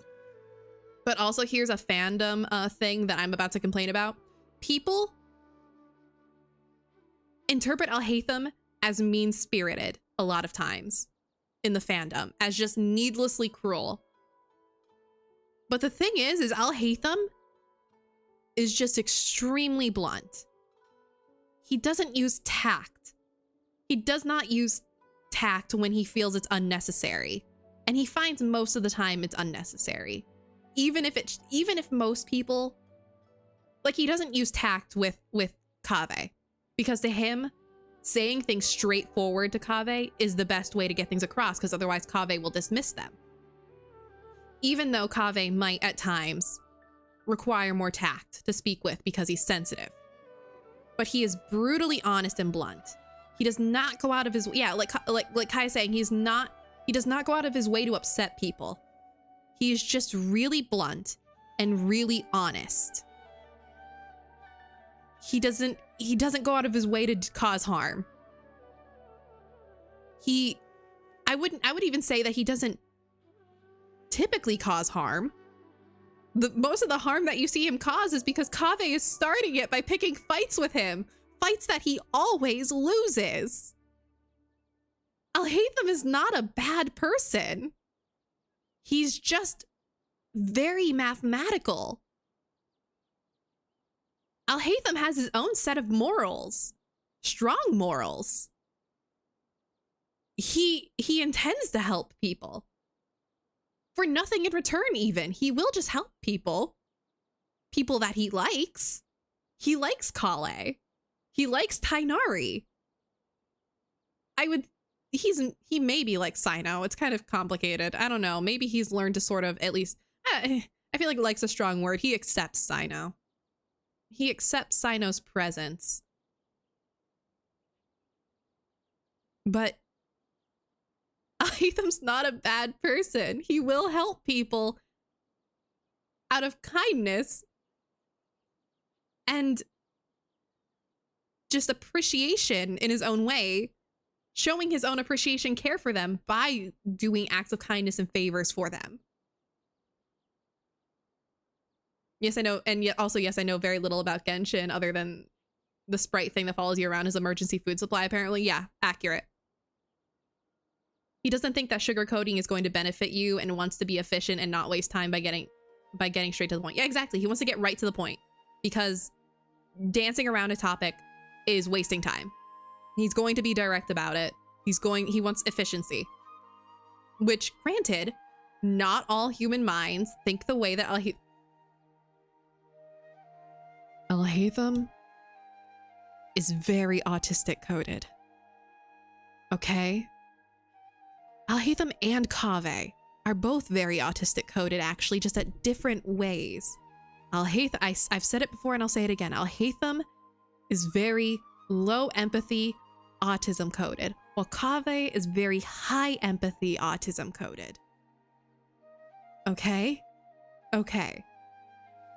Does that make sense? Do we understand this? Do we understand what I'm saying?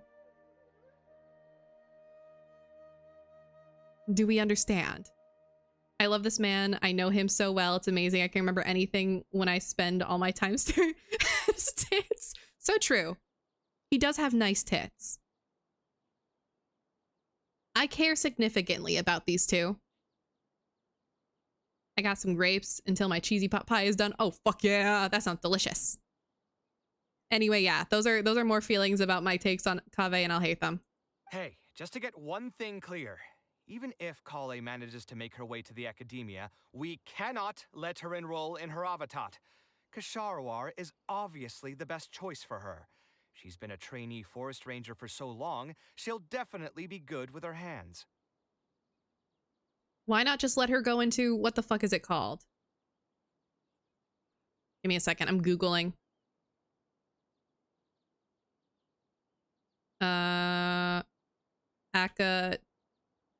Academia schools. Genshin. Sumeru Academia. Why don't we just let her go into, what the fuck is it called? Which is the one? Yeah, whatever the hell she wants. Most importantly, why don't we just let her go into whatever the hell she wants? But like, why don't we let her go into what she's probably going to pursue anyway? Amurta, I believe. Is Amurta the ecology school? Yeah, why do you want her to go into architecture when she can go into ecology? So Haravatat is sociology, psychology, and philosophy. While Ksharawar is art, architecture, and design. Amurta is biology, ecology, and medicine. She's a trainee forest ranger and seems to really enjoy that. First of all, number one, let her pick whatever she wants to study in college. Number two, why are we assuming that why do we think she's not going to go into Amurta? He wants her to go to his school and definitely not Al-Haytham. So true. He is very petty. That is at its core what it is.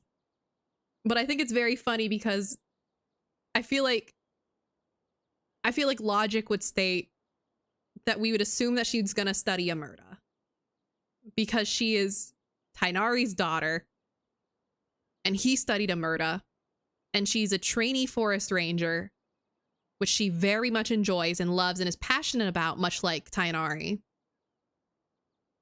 So she's probably going to study Emerta, one would assume. What are you saying? Spontamad is the better choice. It's where I graduated from, after all. She's definitely not going into Spontamad. Definitely not. What does Spontamad do again? I don't even fucking remember. Spontamad, what are you? Actually, she could go into Spontamad. I lie. Spontamad studies the ley lines, the elements, and alchemy.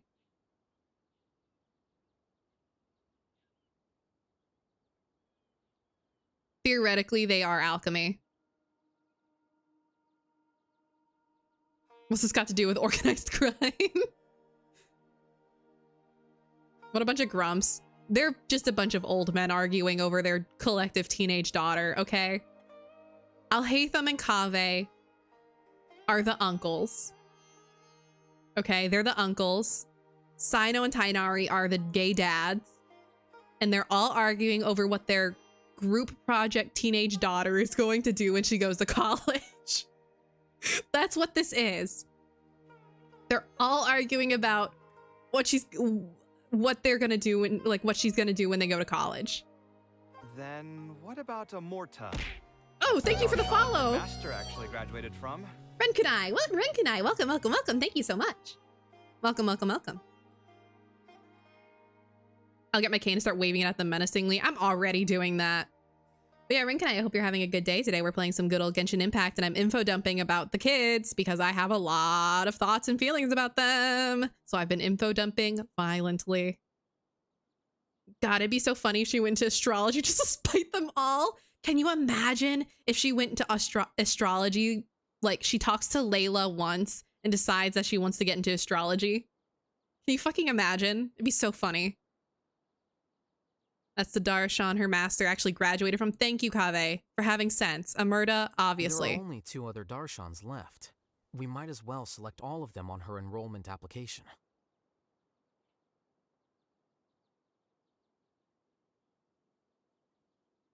Emerta, not Omerta. It's okay. Like, as far as the way it sounds, it could go either way. Like verbally, you're all good. Yeah, you might as well just select all the Darshans. I'm trying to have a serious discussion here. I don't know. I genuinely, like, is it wrong for her to apply for all the Darshans and then decide when actually going into college, like, which one she wants to focus on? Like, is she not allowed to just decide, like, is she not allowed to apply to all of the Darshans and then decide, actually, this is the one that I'm going to study? Traveler, you aren't associated with any of the 6 Darshans. In your opinion, which Darshan would be the best choice for Kale? I think she should get through the second phase of her I think she should graduate high school first, and then we can worry about what she's gonna study in college. I think we should let her get through high school first. Well said. Yeah, let's let her get through high school Agreed. first. And my goal in inviting you here was to gather some thoughts on the I'm sure something in execution of the academia second says that's a phase. no-go, probably. All the Darshans are so fucking competitive. That's a good point. All the Darshans fucking hate each other. Phase 2 far exceeds Phase 1 in both curriculum complexity and the speed of instruction. I hope Kale has prepared herself for what is coming. Yeah, so Kale, I mean, technically this would be like high school, though Kale never had a education. She kind of had a fucked up childhood, so she's doing basically her entire... She's kind of getting the entirety of her education now as a, like, 16, 17-year-old. Because she never had an education growing up. She's playing catch up right now. Before she eventually decides to go to college. Hey, what are you thinking now? Please don't tell me you're planning on lending her those abstruse books from your home library. Abstruse, what a work. What a work? A word. What a word. Actually, I was thinking about lending her a professions guide. Oh? I'll make sure to write, "Don't become an architect" on the front page of that. You're so bitter. She's not going to be an architect. You're right. I can't deny Yeah, that. you kind of love your job even though you hate your job. Is there another phase after phase 2? What's the ultimate goal of all of this? Are we trying to prepare her for a job in the academia?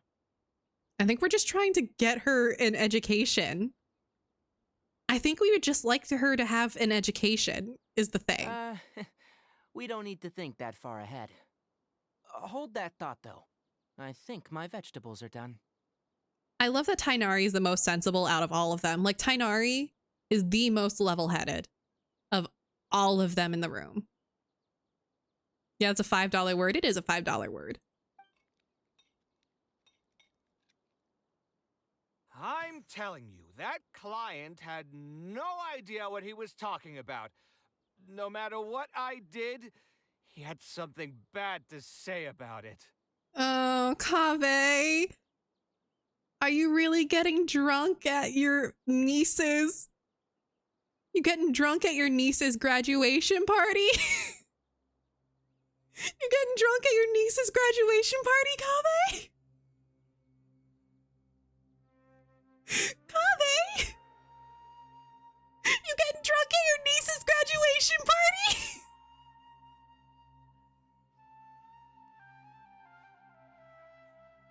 Kaveh, I love you so much. You're such a mess. The most level-headed has has foot-long ears. So true.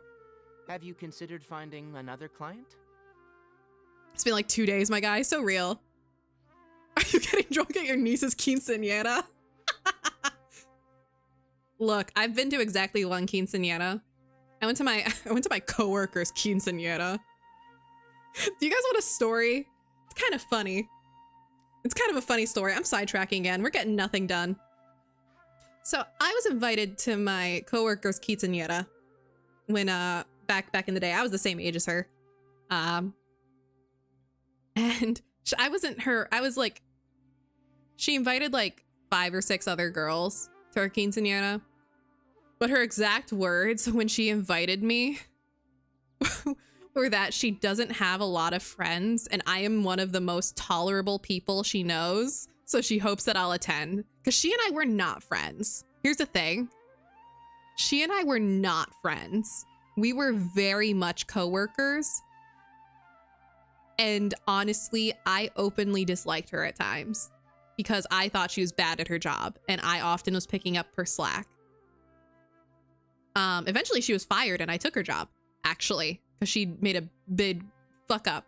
But what happened? She literally said that she doesn't have a lot of friends and I am the most tolerable person that she knows to invite. So she really hoped that I would show up so that she had at least one person she could tolerate in the room. But also that was the only quinceañera I'd ever gone to. And I have to say, lot of drunk uncles. Lot of drunk uncles and aunties. So I guess it's pretty accurate to get drunk at your niece's quinceañera. Definitely plenty of drunk uncles and aunties. Getting nothing done, just like Kaveh. So true. Have you considered finding another client? Drunkles, yeah. They're all the same. I haven't had a good night's sleep for months now. Who do they think they are, ordering me to alter my design over and over again just because they have some Mora? Oh, Kaveh. This is why everyone knows you live with Alhaitham, even though you think it's a secret that you live with Alhaitham. Literally, by the way, it's a secret that he lives with Alhaitham. Air quotes, a secret. He thinks nobody knows. But he's like this when he's drunk, and he gets drunk almost daily. Everybody knows he lives with Alhaitham. It's not a secret. Everyone fucking knows he lives with Alhaitham. It's too late now to change careers. You might as well try to find some joy. Some more of this. Some more of what? Some more of this. Some more of D's hands. Lamau. Some more of D's nuts. Lamau. Air horn sounds if I had a soundboard. Besides, You'll be getting up in the middle of the night to make edits to your own design even when the client doesn't request it. So true, I like them. Thank you, Twinkle Twos. Thank you. That's what we're looking for. No. That's not true. Yeah, it is. You do that. Cheer up, Kaveh. I'll tell you a new joke. Oh no, you're gonna make him cry. We'll save that for the end, Sino. You can keep it to yourself until then. Whatever. I'm not going to use my brain anymore. Let's drink tonight to our heart's content. He's so pathetic. Oh, sweet boy. No, Alhaitham is gonna have to stay sober so he can take you home. Wait, he's drunk before Kale even got there. Yeah, he's drunk. Kale's not even here yet and he's fucking blasted. Kale hasn't even turned up to her own party yet. Oh, this is so cute. Oh wait, this is adorable.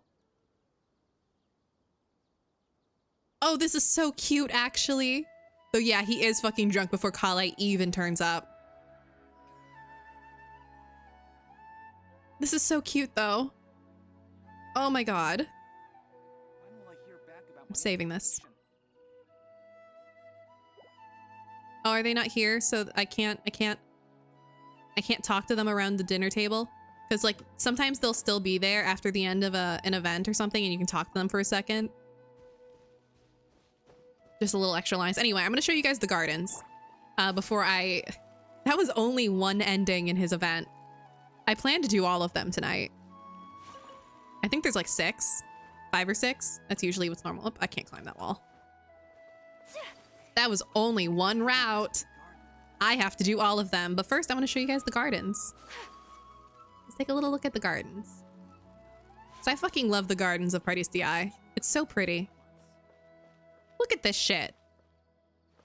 Ain't this gorgeous? It'll say in the Hangouts tab. Yeah, I know. I just don't feel like checking it. I want to look at the gardens first. I just love it out here. It's so fucking pretty. Look at the butterflies and the sparkles. Ain't it nice? I love Pardees DI. It's so fucking gorgeous. Such a pretty building. Let's see. Can I get a good shot of the building? I mean, the whole thing is very pretty. There's a good view of the building. Isn't that the prettiest fucking conservatory? Ain't that a fucking gorgeous conservatory? God damn. Ooh, the moon. Ah, the moon. How pretty. That tower might be a decent view if I wanted to look see at the gardens overall. This is another good view too. Isn't Pardees DI so pretty? Fucking love it. One of my favorite locations in Genshin, I'm not gonna lie. Kind of love it here. I do just AFK here sometimes and just like stand here. Let the ambiance hang while I work on shit. All right. To the Hangouts tab. Time to do another route. 5 routes. It's a good place for you to look over the garden wall. But ching. All right. Time to do more routes.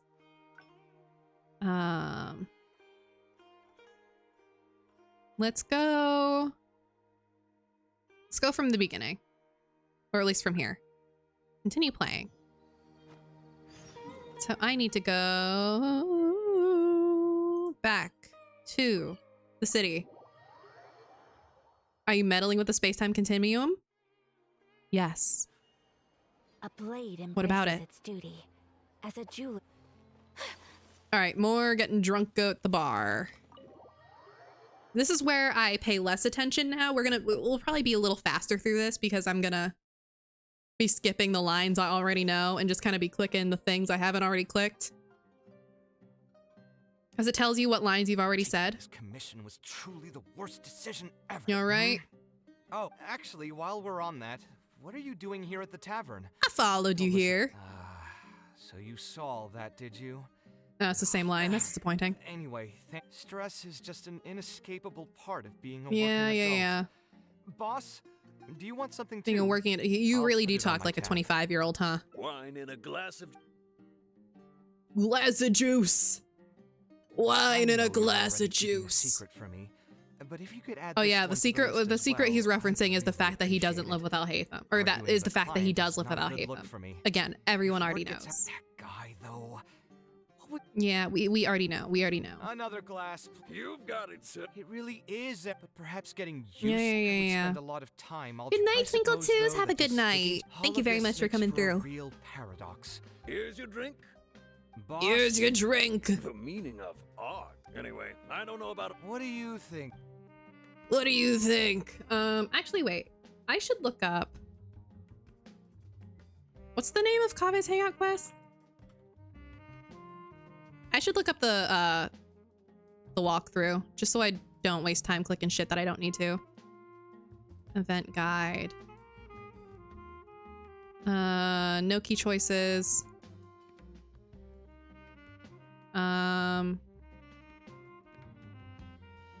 Having a heart to heart. Okay. Grabbing. There we go. I have a walkthrough up now.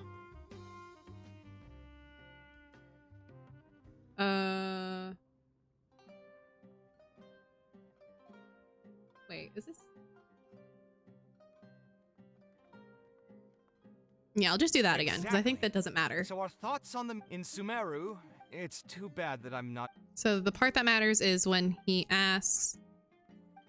It's this part. I'll help you get the client on your side. There we go. Thanks for offering, but you've seen how he is.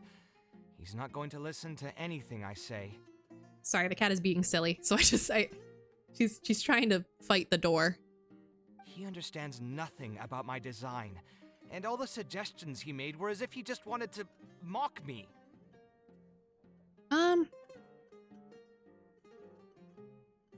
I don't know, he was kind of... You mean, if I managed to get him to I see was gonna say, like, things my I way, then this he was project kind would of being also gain recognition from a problem. many people? You've got a point. Let's hear him out one more time, then. He was doing a pretty bad job. What the door do to the cat? That's a good question. I have no idea. Hey, Pumpkin! Hey, Pumpkin, what did the door do to ya? Hey, Pumpkin Spicy, what did the door do to ya, baby? What did the door do? Oh, I see what it did. She has her mousey, and so she's kicking the mousey against the door. That's what the door did. The door is holding the mousey. Time to get going. That's what the door did. How fucking dare this door hold the mousey? Just evil, ain't it, Pumpkin? Just evil. The door won't help you fight the mouse. There's no time to waste. The wine can wait until another time. I'll go take care of the bill. I really would take care of the bill for you, Kaveh. It's okay, my love.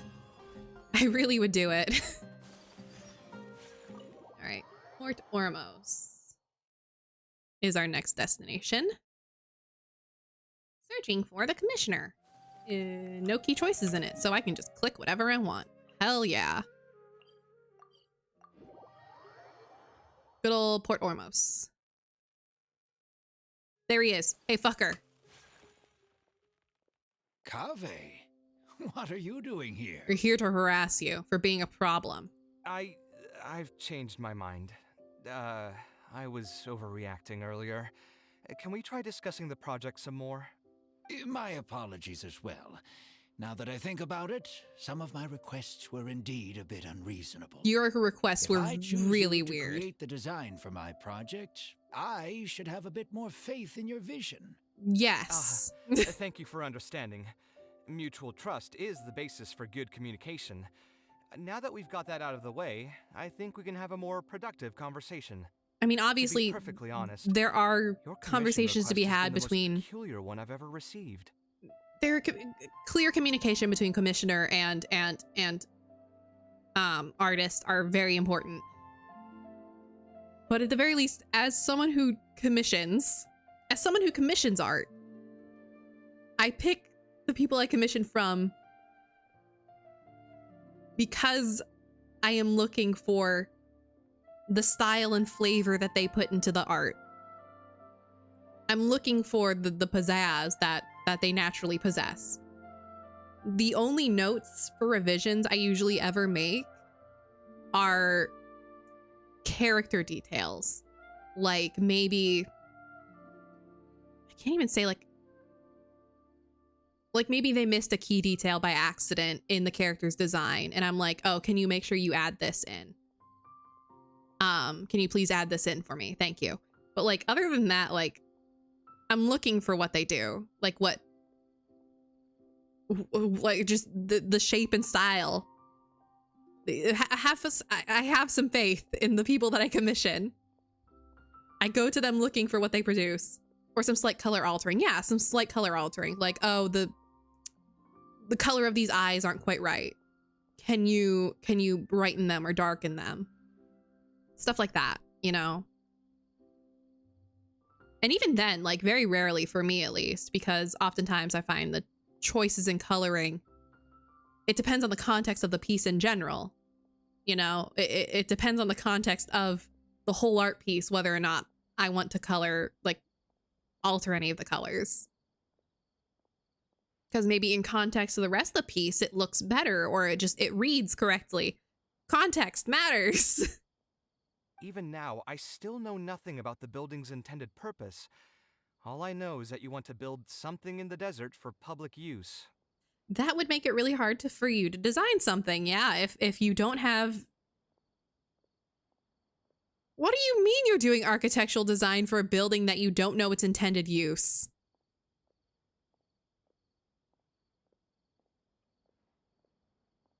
What do you mean you've been designing for a building whose... You were never given the intended use of the building you're designing? No wonder you've had to do so many revisions. You don't know what you're designing for. That's kind of a key component in design. As far as I'm aware, I'm not an architect or anything. But that sounds pretty fucking important. I'd like a nice looking building, please. This is literally the meme. So Kaveh's English VA live streamed him playing Genshin for like an event that Kaveh was in. And at one point he just fucking like, he just goes, hey Kaveh, can I get a Palace of Alcazar's? Like, that's how I feel right now. Like, what, did your commissioner just come to you and is like, can I get a... But even then, like saying, I want you to rebuild the Palace of Alcazar's, that feels like that feels more descriptive than saying, I want you to build a building. Like, what do you mean? What do you mean you want me to build a building? I am aware that overly specific requests will restrain the architect's artistic freedom. However, knowing nothing about the intended purpose of the building also means I have no idea if I'm on the right track. You forgot the nice part. True. My bad. Kaveh, you're so fucking right. You're actually in the right here. Several draft proposals. You're so in the right here. From, and you've rejected every single one. If we don't get on the same page, it could be a decade before we can finally break ground on this project. No shit. You don't know what you're designing for. I've given this some thought already. I think we can go with the general direction of the latest proposal that you just showed me. It's just... Just what? Putting the building design aside, can we get some less expensive materials for the floor tiles? Yeah, I know someone in the business, and the red bricks he sells can go for pretty cheap. Okay, this one is Kaveh's fault. This part. So Kaveh is prone to getting in over his head on designs because he gets so fucking insane about like his artistic vision. He's in debt. Kaveh is in significant debt. Kaveh is in significant debt because he was commissioned to make a building, the Palace of Alcazar's, that is widely respected as his magnum opus and as what brought him into fame and sort of named him as a genius. He, however, went so significantly over budget on everything that he put into this building because he needed it to be so perfect using very specific materials to capture his vision that he put himself in considerable debt. Like, life-changing debt. So this is a running issue that Kaveh has. The timber here as well. We should be able to find some substitutes. Please give me a moment. My head's starting to hurt again. Just please hold on for a second. Oh my god, Kaveh, pull it together. So, let me get this straight. You want to reduce the cost of the project, right? But if we implement your suggestions, then I'm afraid we have to scrap the entire design. Architectural design cannot be neatly split into discrete parts. Any change to one part of the design will affect the quality of the whole thing. I decided to utilize high-end timber for this section because the weight-bearing structure requires the supporting materials to be durable and strong. Okay, at least he has a good excuse here, okay? The quality of the timber was an important part of the weight bearing. This part, okay, at least he has an excuse. Same with the tiles. Switch them out and the entire mural will have to be redesigned.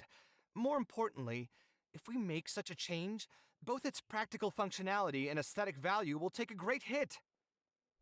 Okay, but like now you have an idea of your client's budget. Design within your client's budget, Kaveh.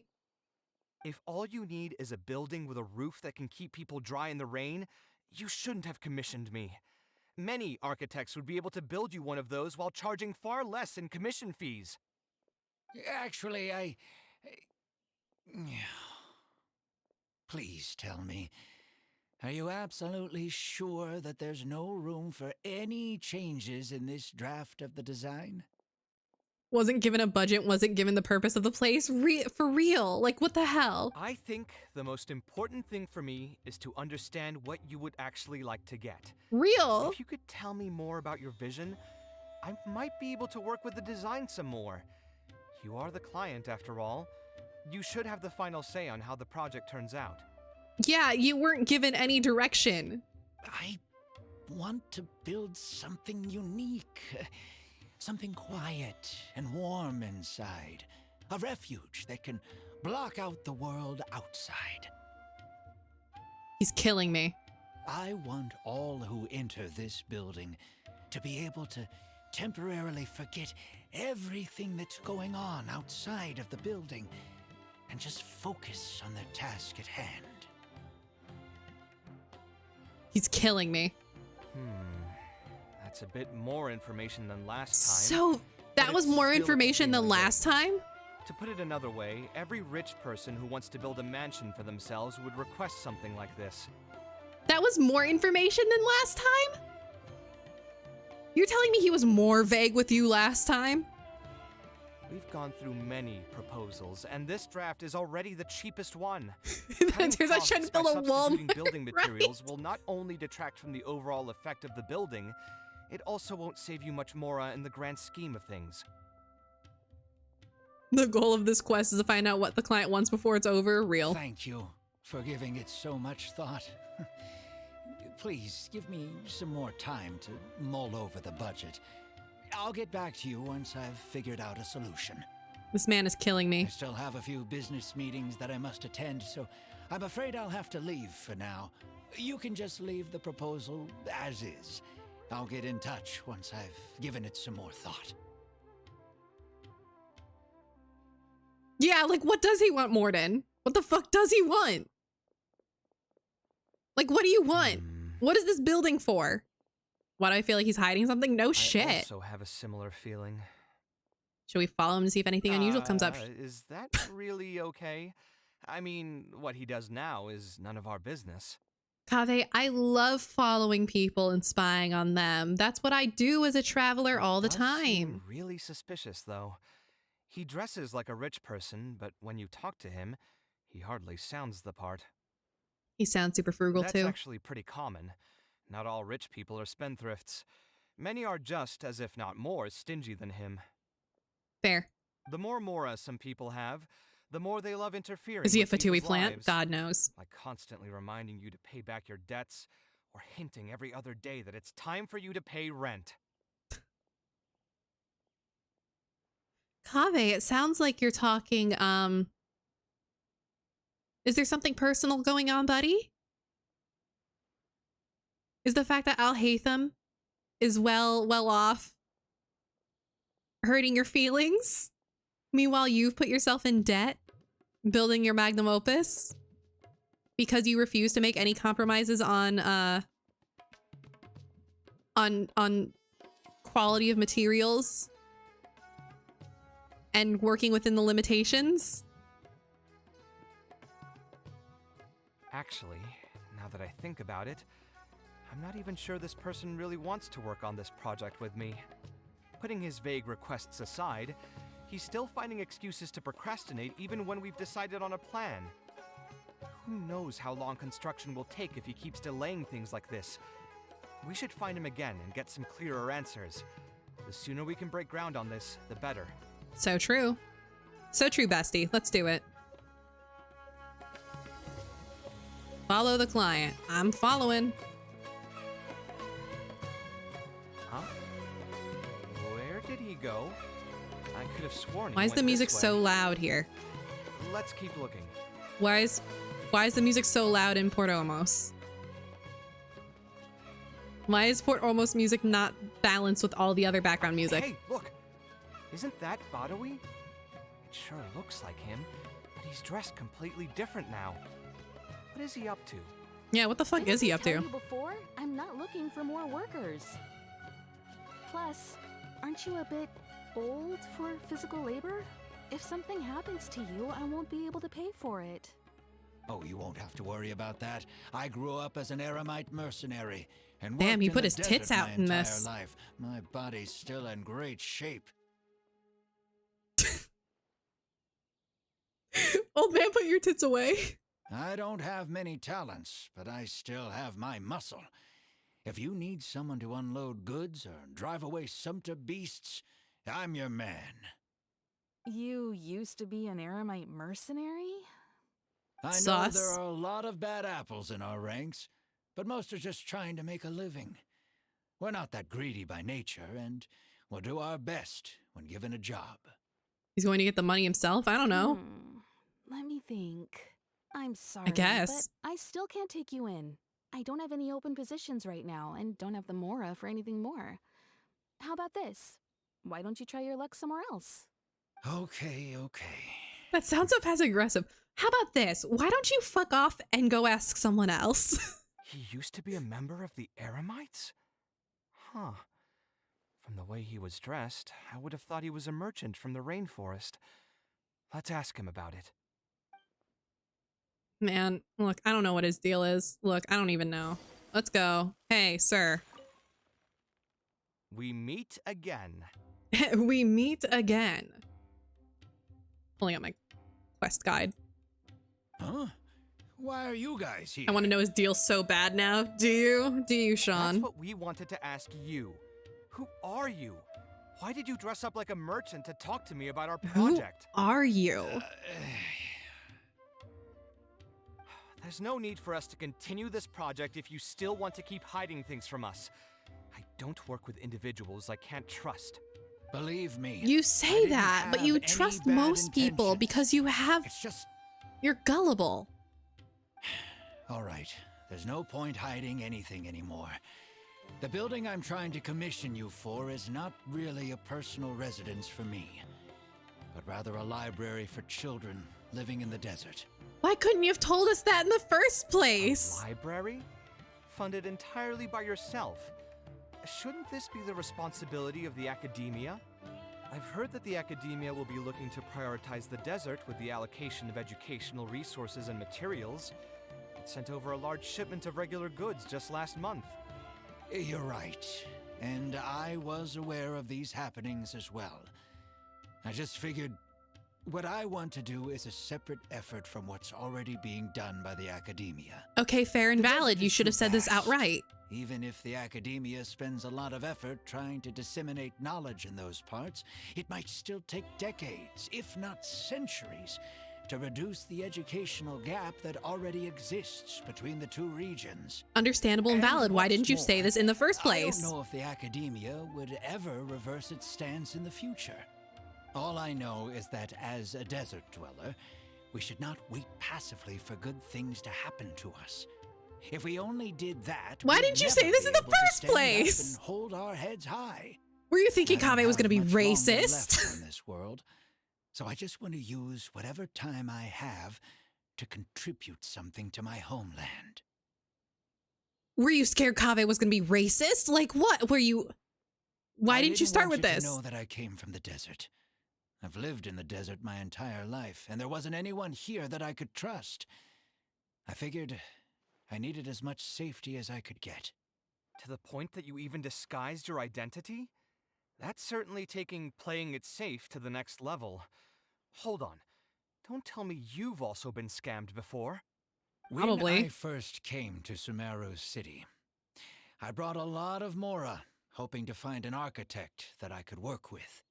Someone agreed to take on the project, and even took a sum of Mora from me, but then disappeared without a trace. That sucks. After that, I heard that there are a lot of untrustworthy people in this business. Some would run as soon as they've been paid, while others would deliberately use expensive materials and take a cut of the construction funding. I spent a while collecting information in the city, and eventually learned that you're the most famous architect in all of Sumeru. This is true. I figured that you wouldn't need to make Mora by scamming people, so I decided to reach out to you.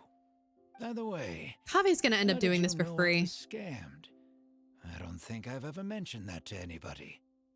Just a hunch. A while ago, I accepted an offer to work on a project in the desert, and was also scammed out of a large sum of Mora. I ran into someone who was living in a pretty run-down house. I noticed a load-bearing wall on the verge of collapse, and suggested that I build a new house for him. Oh, He said that he had no way to pay for it, so I loaned him some of my own Mora, and told him to get some stone and timber from the local vendors. Soon after that, I found out that he had gone gambling with all the money, and lost everything, down to the last coin. Kaveh, you're like this. He even borrowed Mora from me twice more, using a different excuse each time. I didn't Kaveh, even suspect him of any wrongdoing until he hired a group of mercenaries and tried to ambush me in his own house. Kaveh. This is why you're in debt. You're both too trusting and too distrusting at the same time. You're killing me. According to him, I looked like an easy target because I was an academia scholar who didn't have any family or friends in the desert. What kind of person would just look at someone else and think, this guy looks like an easy target? Those kinds of things do happen every once in a while. Complete trust in strangers, no trust in friends. Like exactly. the exact reason why us desert dwellers' reputation have gone down the drain. I don't want to hear this weird allegory for racism. I don't want to hear this weird allegory for racism. MiHoYoverse, you're not by someone from able to Kasharwa, handle after it. all. I should apologize to you on their behalf. Ultimately, neither of our experiences had anything to do with the desert or the rainforest. People who are new to an area are always easy targets for criminals. Yeah, you'll find both good and bad people everywhere. I can't understand the logic of those who like to take advantage of others, but I have to accept their existence as a fact of life. And yet you fall into their traps every single time, Kaveh, because you're so gullible. Did you keep rejecting my designs because you thought I was deliberately using expensive materials to take a cut as a middleman? That's what I was afraid of initially, yes. I eventually understood that you weren't out to cheat me. But unfortunately, I still don't have nearly enough Mora to pay for the design you proposed. You didn't give us a fucking... and know that we should be able to make it if we cut some corners. However, after our give us a budget in the first place. I can see that you're passionate about your design, and I'm quite fond of the proposal as well. So, I decided to try and see if I can afford your proposal as is. I've been looking for work every day, and in another month, I should be able to cobble together enough more. Hydrated, thank you, Fred. By cobble together, You mean you're going to spend your entire life savings on this project? But then, what will you do if something unexpected comes up, and you find yourself stuck with no emergency fund? Kaveh, you have no right to talk. Honest, I haven't really thought about that. I mean, when you've lived to be my age and something happens, you can't really call it unexpected anymore. All I want is to build this library before I leave this world, so that the children of the future would have some books to read, and the desert dwellers would be able to learn their letters and pick up some practical knowledge. I understand you're very passionate about education for the kids in the desert. To recruit a number of exceptional children from the desert. Of course, this is welcomed news. But as someone who's spent their entire But also, life sir, in the you desert, could have said this I up front. still have a few concerns. I know the desert life and can predict what the problems will be. Many children from the desert have had neither the interest nor the proper environment to learn. So even if the academia would take them in, once they enter the halls, they might find themselves surrounded by other children who look and act We get it, more differently from them. Racism allegory. I don't trust you, MiHoYoverse. They might become MiHoYoverse, I don't trust you. Yes, I can imagine that. My father passed away at an early age. Even though I had a good number of friends during my years at the academia, for some time, I still sensed many critical looks in my direction. Because you have a I'm dead sure dad? A child coming all the way from the desert will have an even harder time. Why are you But relating the let's bring fact this that you back had to a the dead building dad itself. to I think you said children that you want this building leaving to be quiet and warm, with its doors to children serving who as are a prone to solid barrier experiencing block out the racism being sound brought and fury to a outside, city. and allow one to focus on the book in their hands. Building it according to the current plan will be quite costly. Even if I don't charge you any commission fees, To be we'd frank, telling someone you're worried they'll scam you is not smart either. True. Any ideas on what we can do? Oh, okay. This is where I have to actually make the decision that can we try a slightly different style? There we go. Different style. Give me a minute. Most architects would probably prioritize cutting costs and removing extra features in this situation. Indeed, converting the building into a simple bungalow would solve most of our problems. However, I do not think this would be the best solution. While it's true that the aesthetic value of a building is often viewed as an afterthought, neglecting it has some long-term negative consequences.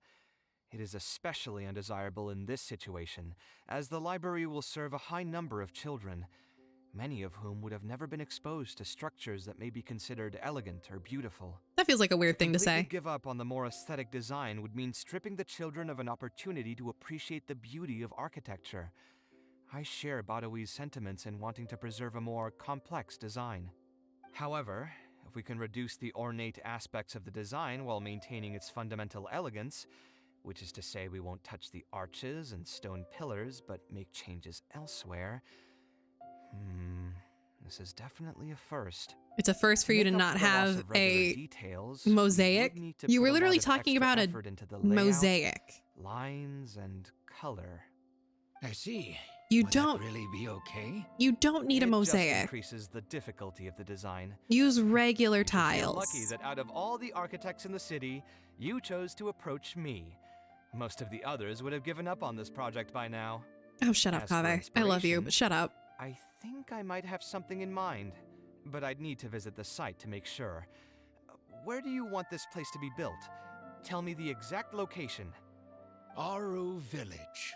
Oh, we know Although it Aru wasn't my Village. childhood home, I think it'll be the best site for such a Been all building. over Aru Village. Okay, then we can pay a visit to Aru Village. Is there something I can do for you? I've already caused you a lot of trouble before, and now you're revising the design again because of me. Which draft are we even on now? It's making me 7, feel I believe. terribly This is the guilty. 7th, because they said the last one was the 6th. This is the 7th You used draft. to be an Eremite mercenary, right? In that case, you could help us clear out some monsters that are blocking the way to Aru Village. We want to keep the roads clear, and reduce the loss of materials during transport to a minimum. If everything goes well, that'll help us save some Mora. All right, just leave it to me. If there's anything I'm good at, it's clearing out monsters. I'm also pretty What are you pog at waiting clearing for, out then? monsters. Let's pack up and get ready to go. Get a move on, old man. You're the one that wasted my time. Time to go kick some fucking ass to get us out of here. Did it want me to wait until the next day or something? Oh no, it just wasn't. I just couldn't see the yellow tracker. There it is. Okay. Oh, I don't hold a candle to him. My bad. You're right. Old man's got me beat. Yeah, I like Aru Village. Why so far outside of Aru Village, though? Oh, I don't have any. Oops.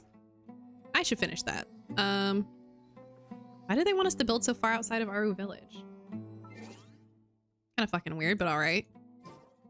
I guess it's not that far. It's just kind of just outside.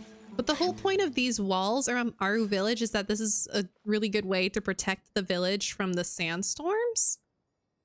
So I feel like it'd be good to build inside of the cavern, but all right. Oop, beetle. Excuse me. Very important. I guess we can build out here. Most materials going from Caravan Rebat to Aru Village would pass through here. There are a lot of monsters out here today. If you find it hard to keep up, just let us know. Oh, don't worry about me. This is nothing. I'll be careful, though, and you should do the same. Don't go dying on us, old man. It'd be very inconvenient for this project. Come at me! Oh, I get to play Kaveh! Rain, I actually have Kaveh. I need to build him still. I haven't built him at all.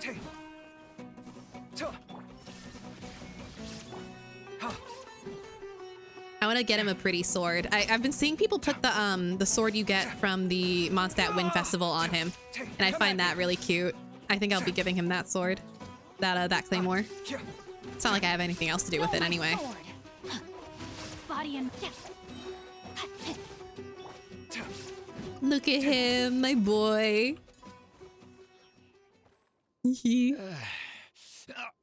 Sir, what did we just say?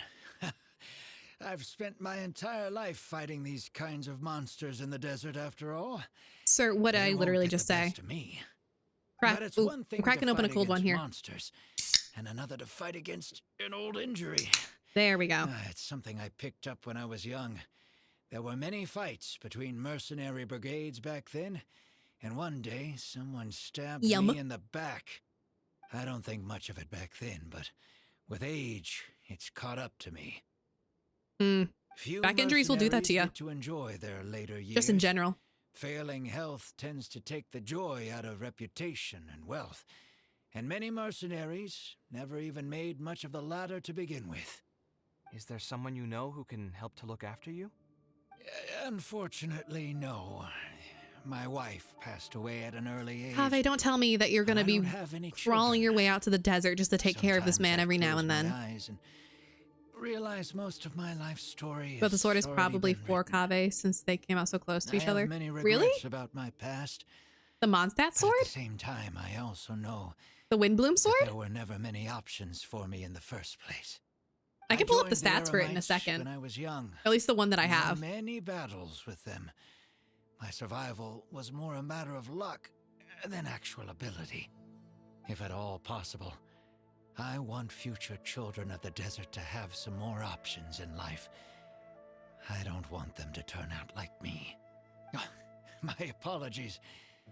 The older we get, the more we tend to ramble.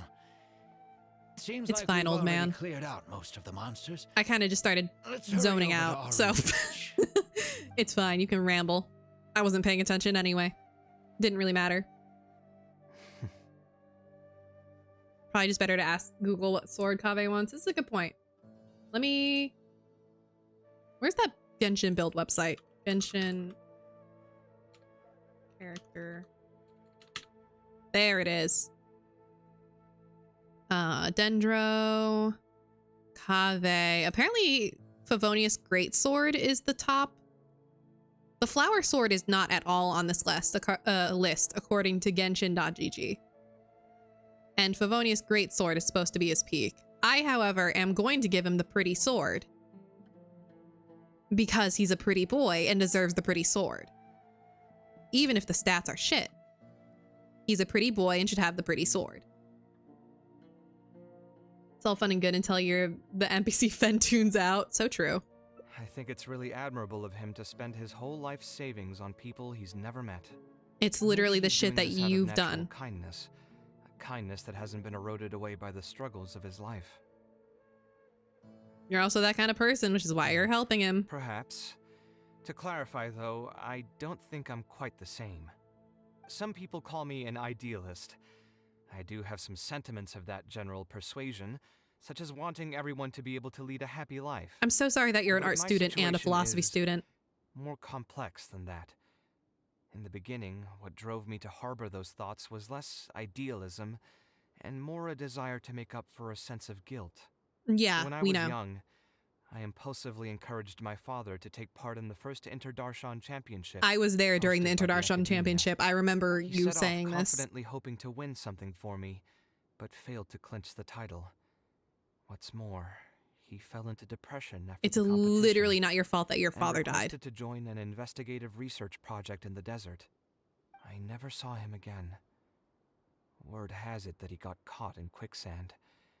I still Even can't if believe other his factors father may have died to contributed quicksand. to It's his so death, funny. The fundamental cause still circles back to me. I No, started doing it many things in life because isn't. I wanted to make amends. Even in cases It's where I literally couldn't not do your something fault. for a specific person, I still did whatever I could. I think I just wanted to make myself feel a little better. It is literally not the fault of a child that their father got depressed and died. It is not the fault of a child. How old were you, Kaveh? Like 5? How fucking old were you? You can't have been older than 10. Like, you cannot fault a 10-year-old for their father fucking up in a competition, in a scholars competition, getting depressed, and then having an accident in his depression. It wasn't even like an intentional offing. It was literally an accident out in the desert while conducting research. Like, in what way is that Kaveh's fault? You were 10. At this point, even I don't know. I've tried self-reflection, but it didn't help. I can't seem to walk away from many things that I see or hear about, even if they don't directly concern me. And I can't quite pinpoint the source of it. Maybe it's just like what those Vahumana scholars often say. It's hard for people to truly understand themselves. I could be doing things out of endless guilt, or I could be doing them out of a strong sense of empathy. It could even just be a matter of conceit. The potential motivations could number in the dozens, but the actions they Kaveh, result in are the same. studying philosophy was such a bad idea for you. Kaveh. Getting a minor in philosophy was a really bad idea for you. You should have just stuck to architecture. You should have just stuck with your architecture degree. You should not have studied Haravatat. Why did you study with Chidi, my man? So real. Why did you study with Chidi? Dude. Kaveh and Chidi would sit on the floor and have an anxiety attack together. They would both be eating that fucking chili in the room. They'd be both eating that depression chili in the fucking philosophy lab, baby. Chili with candy. Yum, yum, yum.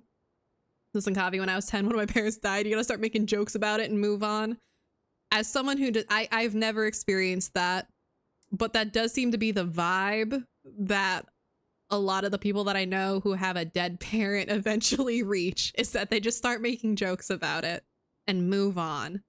At least move on to the best of their ability. It usually becomes a joking topic. I'm so glad you also went for the Peeps chili. Kaveh would get depressed and drunk and make Peeps chili. And then Al Haytham will come out to the living room like, Kaveh, what the fuck is that? And Kaveh looks back at him like, I've lost control of my life. This is the only thing I can control anymore. Anyway, I suppose I don't really mind being called an idealist. They also used that term to describe my father. It seemed to carry fewer connotations back when he was around. I've known Alhaitham for many years now, and discussed my ideology with him for nearly as long. Maybe argued is a better word for it. He told me a long time ago that no matter how strong of a swimmer you may be, you'll still get dragged under by the others who are drowning once you run out of stamina. Run out of stamina? This is the fate that awaits all idealists.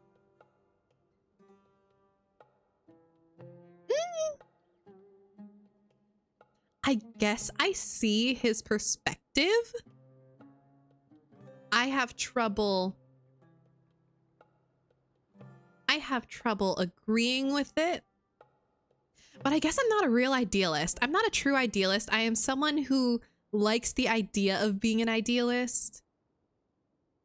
But I still stand as too much of a realist to fully subscribe to idealist ideologies. Yeah, exactly. You can't help other people if your needs are not met. That is a number one. That is number one first and foremost. But I also struggle to believe the idea too that people are going to intentionally, well, I guess it's true. People do intentionally drown you. There are people out there who just cause harm for sake of causing harm and will intentionally try to drown you. I've been streaming for too long today to really sit down and have a ideological conversation over Genshin Impact right now. It's been too many hours. We're 3 hours in. I'm not ready to have an ideological conversation that deep. I still believe I should live by my ideals, and I've given him countless reasons why I think it's a good idea to do so. Perhaps my ideals are flawed, but are there really any perfect things in this world? Unfortunately, he remains unconvinced. His personality is the exact opposite of my own. If someone happens to drown next to him, he'll most likely stand on the shore and mumble something along the lines of respecting other people's fates. But as you can see, I'm not the only idealist in the world. Just as there are different seasons, there are also different people. There are many others who will continue to care about the fates of those who are not directly related to them. And when I finally run out of stamina, someone will also reach out and bring me back to shore.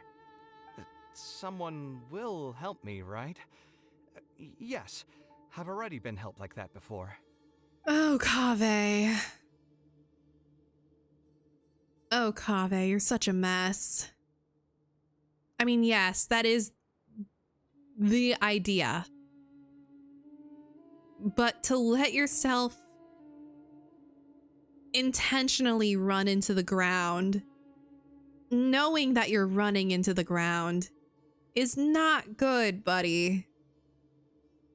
Like, yes, you should be able to live on... You should be able to live surrounded by people who will reach out to you when you find yourself in a circumstance that you need others to bring you back to shore. It happens. It happens. Life happens. And there'll be moments where you find yourself lost out at sea.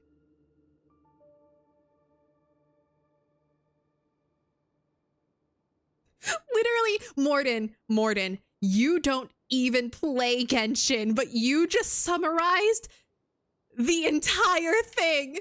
You just summarized their entire relationship. Because here's the thing. It's because Kaveh is conceited in his view of Alhaitham. His view of Alhaitham is so drastically warped by the one falling out they had in college that now he sees Alhaitham as nothing but self-centered, selfish, and oftentimes cruel, when Alhaitham is no such thing. Alhaitham is not intentionally self-centered, cruel, or unjust. He simply will not help people who will not let themselves be helped. He will not go out of his way when he himself is busy and struggling to then try and assist someone else. He doesn't really go out of his way for strangers, but like in grand gestures, because he doesn't put himself at risk. But that doesn't mean that he won't help other people, because he does, so long as he knows he is in a position where he is able to help someone without putting himself at risk and without bringing harm to himself or those around him. He's just very level-headed and also blunt, which I guess can make him come off as rude and upsetting. The thing is, he cares about Kaveh. Alhaitham could kick Kaveh out of his house. Kaveh is always shouting at Alhaitham and fighting with him and bickering with them. If Alhaitham really hated Kaveh the way Kaveh thinks Alhaitham hates him, Alhaitham would have kicked Kaveh out of his house. Alhaitham has technically every right to kick Kaveh out of his home. But he doesn't. He doesn't. Kaveh is just so insecure that he is certain that Alhaitham fucking hates him, despite all of the facts around him showing that Alhaitham does not hate him and is not actually a bad person. So are they roommates or are they roommates? You've seen the way they talk to each other. They built this house, the house that they live in, Alhaitham's house, they built that house together as their college thesis. They literally, like, that was their graduation project. They built that home together. They designed and built it together. Yeah. They designed and built that house together. That was their graduating project. Except Kaveh, at the time, did not need a place to stay. He was living with his mother. He was living with his mom, or I don't remember what the situation was specifically. I just remember he didn't need a home at the time. He was either living with his mom or he was living in his mom's old house, like after she moved. Oh no, he was living in his mom's old house before she moved. So he said that Alhaitham could have the house that they built in their college project because he didn't need it. So Alhaitham can have it. But they literally built that house together. Canon is no, because Hoyo is a Chinese company and very likely homophobic, but truly, like, you really cannot see that these boys and not see a messy divorce that neither of them actually want. Exactly. It's not canon. But the subtext is so fucking loud that honestly, all I can do is view it as canon, as these two are like going through a messy divorce or like a really messy breakup. Because the way they talk to each other and interact and the situation of which they live in, and even the way their voice actors, like at least their English voice actors, talk about the way they portray their characters and the way the voice actors understand their characters, it's like, it's sus, you know? It's sus. It's pretty sus.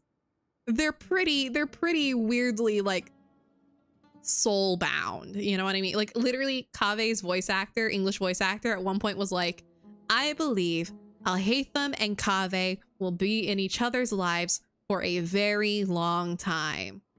Whatever the situation around their relationship may be, I think they are bound by soul to each other and will be in each other's lives for a long time. Take that as you will. Those were his voice actor's words.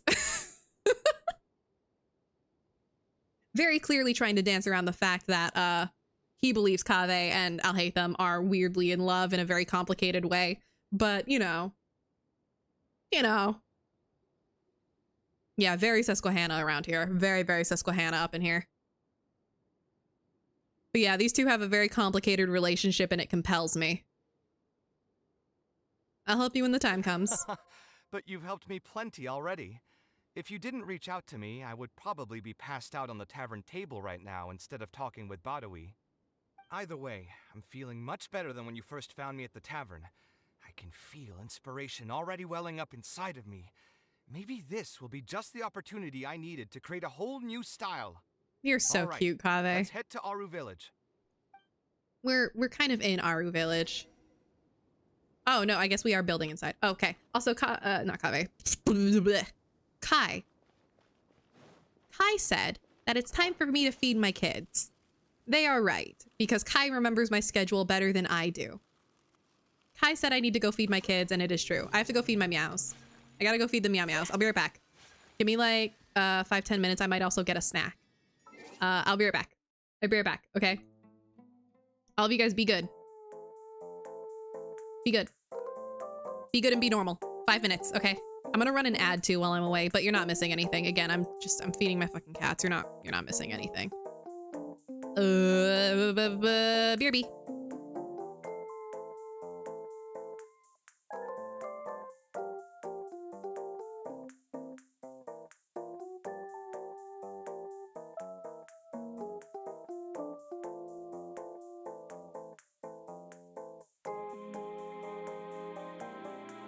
I haven't left my desk yet, Kai. I'm checking my Discord messages.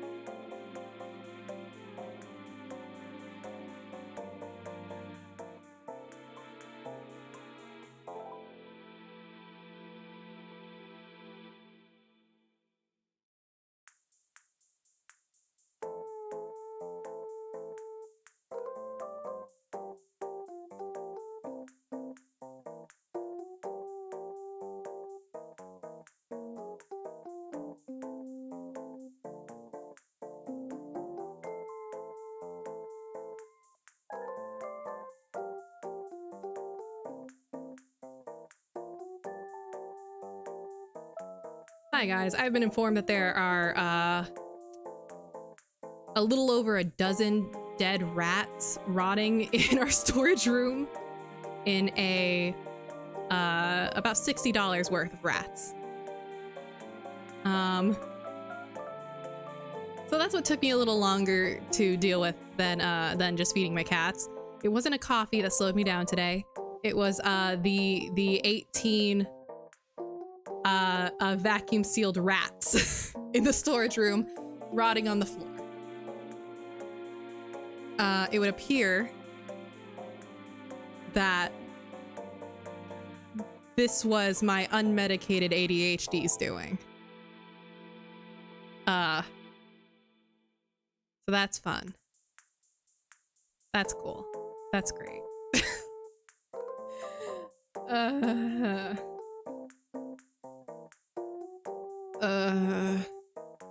You know, Calliope's fine. Calliope's fine. She still has food. Because there's only one pack. We have, I believe, 3 dozen packs of rats. It would appear what has happened is that when I went to last feed Calliope, I pulled out the rats to get one to defrost for the snaky. And then I put the ones that I had in my hand away.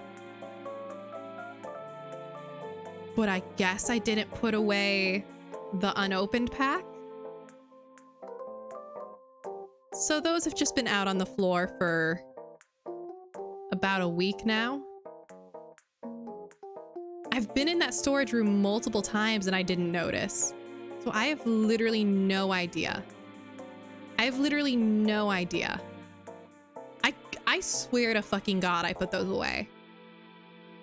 But only my younger sister, like my youngest sister and I access the rats, and we're on a different feeding cycle. And her feeding week is this week. And my feeding week was last week. So she hasn't been there. So like, I don't fucking know. But I swear to fucking God I did it. But apparently I did not put the rats away. So that's about... The rats themselves were about $60, but since I mail order them, that's about $100. That's about $100 ADHD tax. It's about $100 fuck up.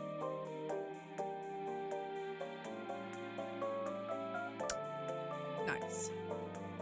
Anyway, video games. Video games, woo! Video games. I love video games. Oh, wrong one. There we go. Oh yeah, no. Anna and I both have. Oh, I just doxed my sister's name. Whatever. That's a name we all know. My youngest sister, also has a ball python. Our ball pythons are actually siblings. They were rescued together at the same time. They're from the same clutch. Actually, no, I don't think they were. I think they were just rescued at the same time, and we just took them in at the same time because they were like given to us as a pair. So she took one and I took the other. So yeah, we both have ball pythons. But yeah, so that was where the fuck does it want me to go? Where in Aru Village is it trying to take me? Also, where's the other star that'll let me up on this ledge? Or am I just gonna fall? Where's the other star? It's Calliope and Penelope. I named them both. Calliope and Penelope. Don't ask what the name was gonna be if Penelope were a boy.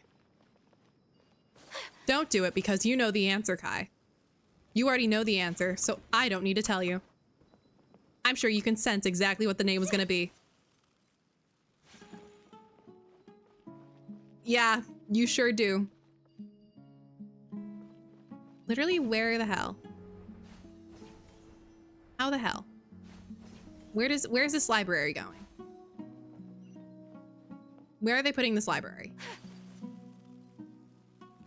Hate this. I also hate this. Now I'm curious. But I don't think I want to know. If you can't guess after my snake being named Calliope, then you are Now that safe. we're here, it's my partner's time to shine. Marak! Marak! Hi, Marak! Oh, what's this? My toolbox. I built it using an ancient mechanical core.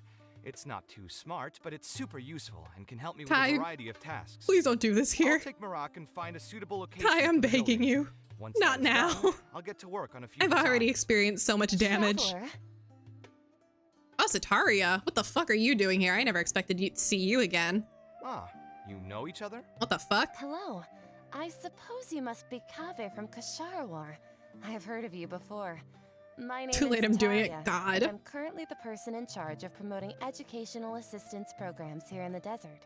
Hi, Sataria. Educational assistance programs.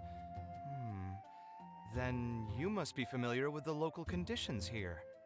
Oh, that is a good point. I guess that is what she's doing out in the desert, isn't it? I guess it does make sense that we'd see her again then. Outing the both of us once again. I've been commissioned by Mr. Badawi to build a library in the desert. We've settled on the general design direction, but we are trying to finalize some details based on the conditions around the intended location. We are full of sandstorms. sandstorms. To the public for free? That's right. I want to make sure the children will have books to read. We do love a good public library. Fantastic! I'm sure the children will be thrilled. Right now, we don't have access to many paper books or a quiet place to read. Truth be told, this very thing has been keeping me up at night. Let me get straight to my I question. love Sataria. She's the one that we gaslit into the fear of God. Children around here who'd be interested in reading? Besides the We usual literally noise of fucking village gaslit her pedestrians, into the fear are of there any God other into being a sources of better noise in the person. It was so funny. Oh, and have any landslides occurred here We recently? had a And call to God with also, her. Where are the spots around the village that have been most affected by wind and erosion? I can't believe you just said the word. I can't believe you just said the word, Kai. I can't believe you just said the word in my chat. The disgusting All right. cursed word. That should be everything. Badawi, let's go over the budget again. We'll keep the building structure the same, but make the place a little bigger, so it'll be able to hold more people and get better natural light. The parts of the project that cost the most will be the insulation and ventilation materials. I'm sure you understand, no one likes to read in a place that's hot and stuffy. I want to make significant changes to the arrangement of the bookshelves, tables, and chairs. I'll go over the It's almost like he can specifics of that actually build a shortly. nice library I now have that he two knows he's plans in building a mind. fucking Both are library. pretty minimalist in style, but will provide a very different ambiance from the world outside. Our final cost should be around 70% of the last figure I quoted. The whole thing should take around half a year to complete. Marak has produced a sketch for all of you to see. If everyone's okay with it, then we'll proceed with that as the formal plan. Damn. The inspiration just came to me naturally. All I did was put thoughts to paper. I must give you credit, though. If it weren't for your advice and suggestions, I probably wouldn't have landed on this new style so quickly. According to the traditions of my profession, You're so cute, Kaveh. I should probably name this style after you. Let's call it the Traveler style. In the No, please don't do meantime, that. Let's look forward to the day when this building is completed. And I can beg of finally you not open to its do that, doors. actually, Kaveh. Oh, that's cute. Present suffering is nothing compared to granting hope for the future of others. Hell yeah. This is very cute. All right. Other routes. Other routes. Other routes. Okay, so next route, a done deal. Ooh, Dory's in the next one. The walkthrough gives me a spoiler of the ending image. Okay. So for this one,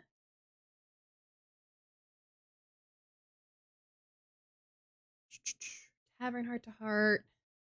I think I can skip Tavern Heart to Heart. Searching for Commissioner. I think it's Concealed Circumstances is where we want to go. A blade is like a tea leaf. Because this is the one where the question is different. Or we have to answer differently. Do. Let's get schmoovin', Ayaka. Moving and moving, baby girl. We need to head this way, Desuwa. There you are, sir. Incoming. Dropping in. We meet again. Huh? We meet again. What? Yeah, whatever. There's I only no have need one for- conversation. me. I need to... All right. A library?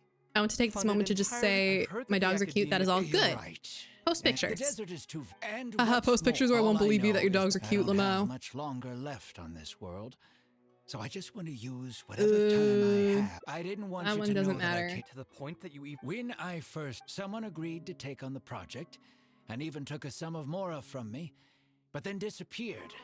After that, I heard they spent a while. By the way, Just a hunch. I do owe you Dorito A or while pics. ago, Good. I ran into someone who was... He said that he had no... All after this, blah, that, blah, blah, blah, blah. according to him, those kinds of things do happen. it's ultimately neither of our experiences... Bad people are everywhere, blah, blah, blah. Anyway, That's what I was. I've done the math, so By to be honest, all I want is to I have build no idea. this library. Cats are up to some before- bullshit a again. while I can hear ago. them up to I some know silliness. The desert, so even if the Yeah, my father passed, I'm sure, a child, but let's bring this, building it according to the... Da-da-da. Would any other merchants be willing to sponsor the project? This is the key change. Sponsor the project?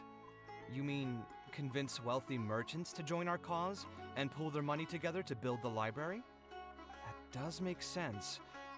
A library is a big project, and it's going to be hard to fund it with just a single person's Mora. What do you think? If we can find others to sponsor the project, we could potentially increase the size of the building 2- or 3-fold.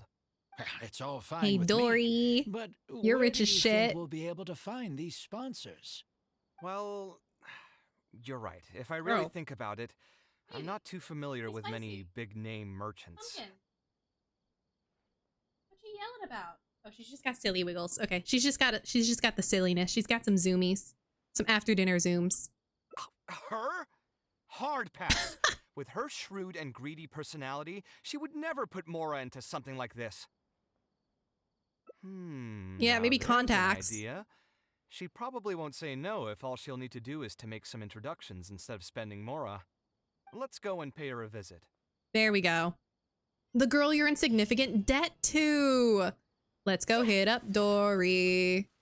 Where the fuck is Dory? Oh, that's right. She's back in she's over in the Palace of Alcazar's. Our sweet baby boy's magnum opus. That put him in significant debt. Hee, isn't this a gorgeous building? Ignore the pillar of light. That's the quest marker. Isn't this a gorgeous building that ruined this boy's entire life, but also sparked his fame? Ain't she pretty? Dory the Explorer? Nah, this Dory is way meaner. She is an angry baby. She love money. And her design is fucking heinous. Oh, now here are some unexpected guests. What brings you to the Palace of Alcazar's? Hi, Dory. When I saw Kaveh, I almost thought it must be that time of month again. Sadly for me, I must wait a few more days before I can collect my shiny Mora. Girl, you're so tiny. Hey, can't you think of something else for a change? You are literally living in an objet d'art, and yet your mind is still fixated on nothing but Mora? What is the point of wealth, anyway? Is your happiness entirely dependent on your hoard of cold, This is not. emotionless You're Mora? having this argument with like Exactly right. a 12-year-old. Extremely valuable, you see. If you don't keep She's your hold on it, literally like then 12. Mora may Whoa! just find its way Thank you for the into follow, box. simping for Gura. If you ask me, this place Welcome, is still simping for way Gura. too empty. Just give me some time. Like and I'll Gura fill it to the Guar? brim with lots and lots Like more. Gura, You're the Gouda, hopeless. the Shork, the baby, Poggers. Oh, so you have an actual reason to visit me? I do have an actual reason to visit you. Kaveh, don't argue with 12-year-olds. Why? Is there some kind of business opportunity? Charity opportunity, actually, Dory. Oh, I see. So you're just looking for someone to help you fit the bill. Ugh, I knew you wouldn't be interested in something like this. Still, you wouldn't refuse just making some introductions for us, would you? Sure, I can connect you with some folks, but with every service comes a fee, you know. Yeah. A fee? You mean just for introductions? I figured as much. Of course! Making introductions means using my connections and putting my reputation on the line. Figured Why as much. wouldn't I charge a fee for something so important? Since we've known each other for so long, though, I'll give you a huge returning customer discount. How about 500,000 mora? I could 500,000? I could do 500,000 mora. I have 500,000 mora. Guess that's okay. But why are you charging a fee before we've even secured any funding? That just doesn't seem right. Besides, by helping us out, you'd be doing a great service to the public. Can't you take your mind off your mora even for just 1 second? She's and literally focus on 12, something Kaveh. She's far a more rich important? 12-year-old. It's not gonna work. She's rich and 12. She's like a 12-year-old billionaire. Very well. Since you're so passionate about this project, I'll help you out and waive the introduction fees. 3 of my business partners came by earlier today to discuss some things with me, and they still haven't left yet. I'll arrange a meeting for you, and just so we're clear, it'll be up to you to present your project and discuss any deals. Pog. Thank you so much. You can wait here. I'll bring them over to you. Pog. We're winning? We're winning? We're the winning son? Oh, the one with the purple hair is kind of cute. Especially for about the two of you. an NPC. You are Kaveh, the renowned architect, and you are the traveler. The renowned architect that literally built the All building you're Savannah's standing heard of on. you by now. To be frank, I don't feel like there's an obvious business opportunity here, but since Dory took the time to introduce you, we can spend some time to have a conversation. Why is your face so let's angry? Hear your idea. All right, here's the situation.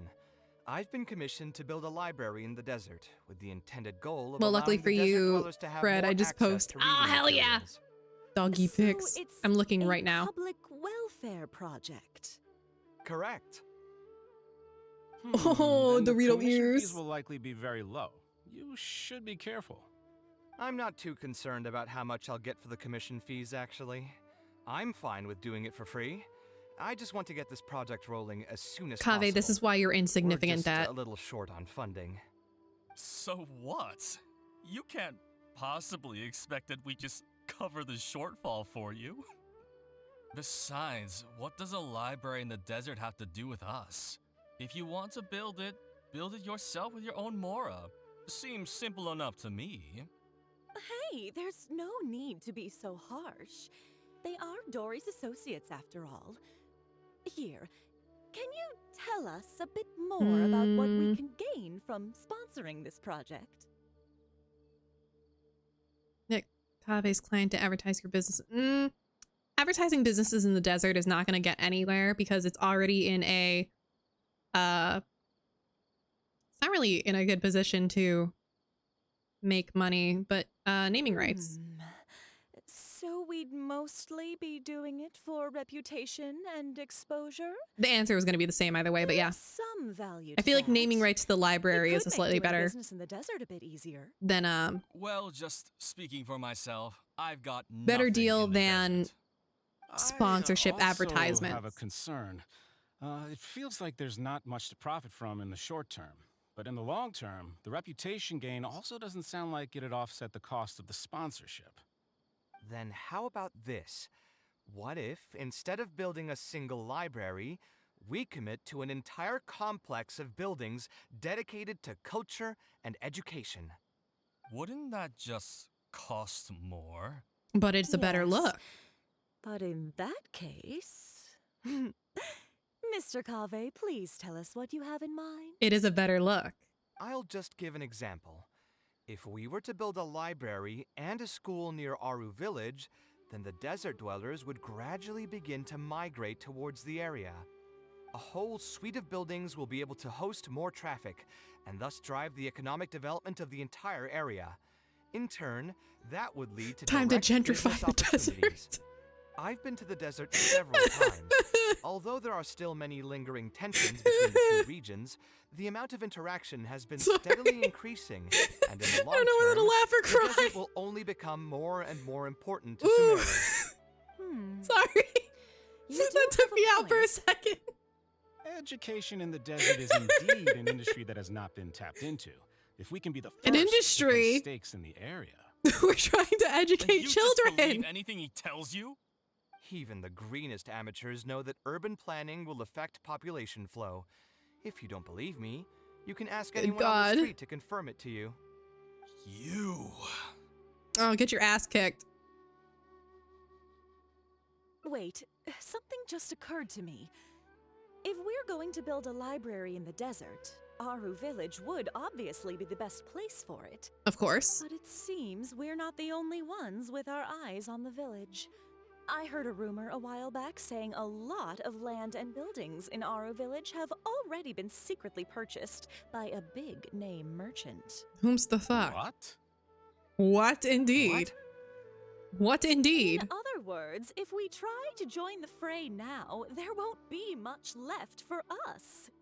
If we want to build a suite of buildings focused on education and culture, Aru Village is the prime location. If we want to build it anywhere else, we'll have to deal with a far larger list of problems.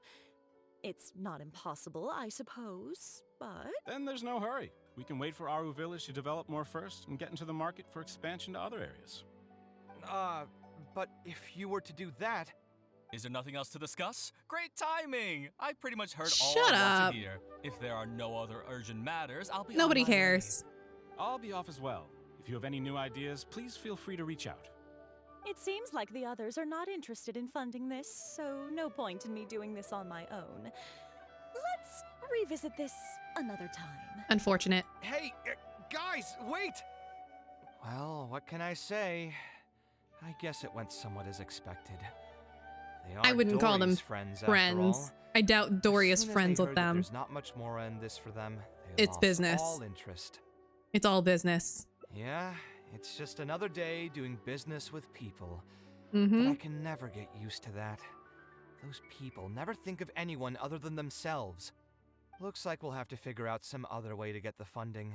They are Let's go. shrewd business people. This much is true. You even offered. Want to talk about it? You even offered to gentrify the desert, and they still didn't take it.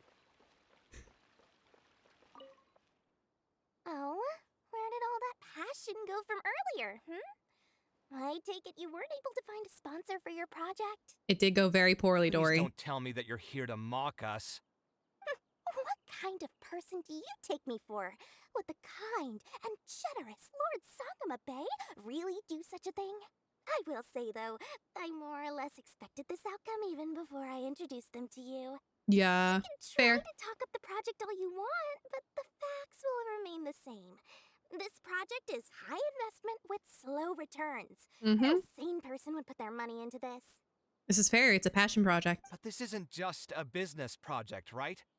Also, if you already knew no one would want to partner with us, why did you still try to charge me 500,000 mora? You scammer! Look, she's just like this. You might want to remember who your creditor is before you start talking like that, Kaveh. Yeah, you owe her a lot of money. Pay back every last coin that I still owe you, but that's a completely different matter. Alright, since you're so devastated about this, I'll set you up for dinner with another big-name merchant. In fact, I'll be inviting the most famous merchant in all of Sumeru, so I'll be counting on your performance. All let's fucking. Really? It's time to do a fucking show. I would like to sincerely apologize for my attitude just now. Kaveh, you're Where so. would we be meeting this merchant? You're such a pushover.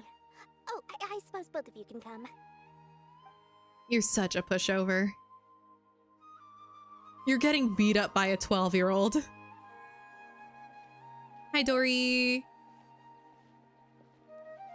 Gee, Dory. The Palace of Alcazar sure is gorgeous.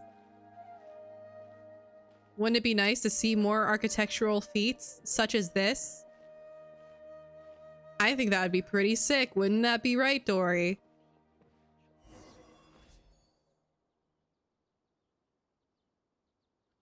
This is the place. You Those said you're going meatballs? to introduce us to the most famous Those are merchant big, in Sumeru. fat fucking meatballs? Well, where are they? I want a meatball. You still don't get it, huh? The most famous merchant in Sumeru. Huh? So you meant yourself all along? Then why did you bring us here? Have a good meal. Shut up. I've given it some thought, and that complex of education and culture buildings that you mentioned does hold some promise. It'll be a pretty big Mora sink, and I'll have to fund it all on my own. Maybe, Spice. What's going on, girl? Really a problem for me. The cat is yelling again just Seriously? for fun. Where's this generosity coming from so suddenly? Are you trying to scam me again? The reasons are not important. What's important is that I'm willing to help you. The reasons are kind of important with you, Dory. You're kind of Susquehanna. However, you know just as well as me that once this project actually breaks ground, it'll start sucking Mora from my pockets like crazy. So, to cut costs... I get it, I get it. I won't charge any commission fees, and I'll take responsibility for the entire project. Splendid! Then let's sign the contract right away. Right away?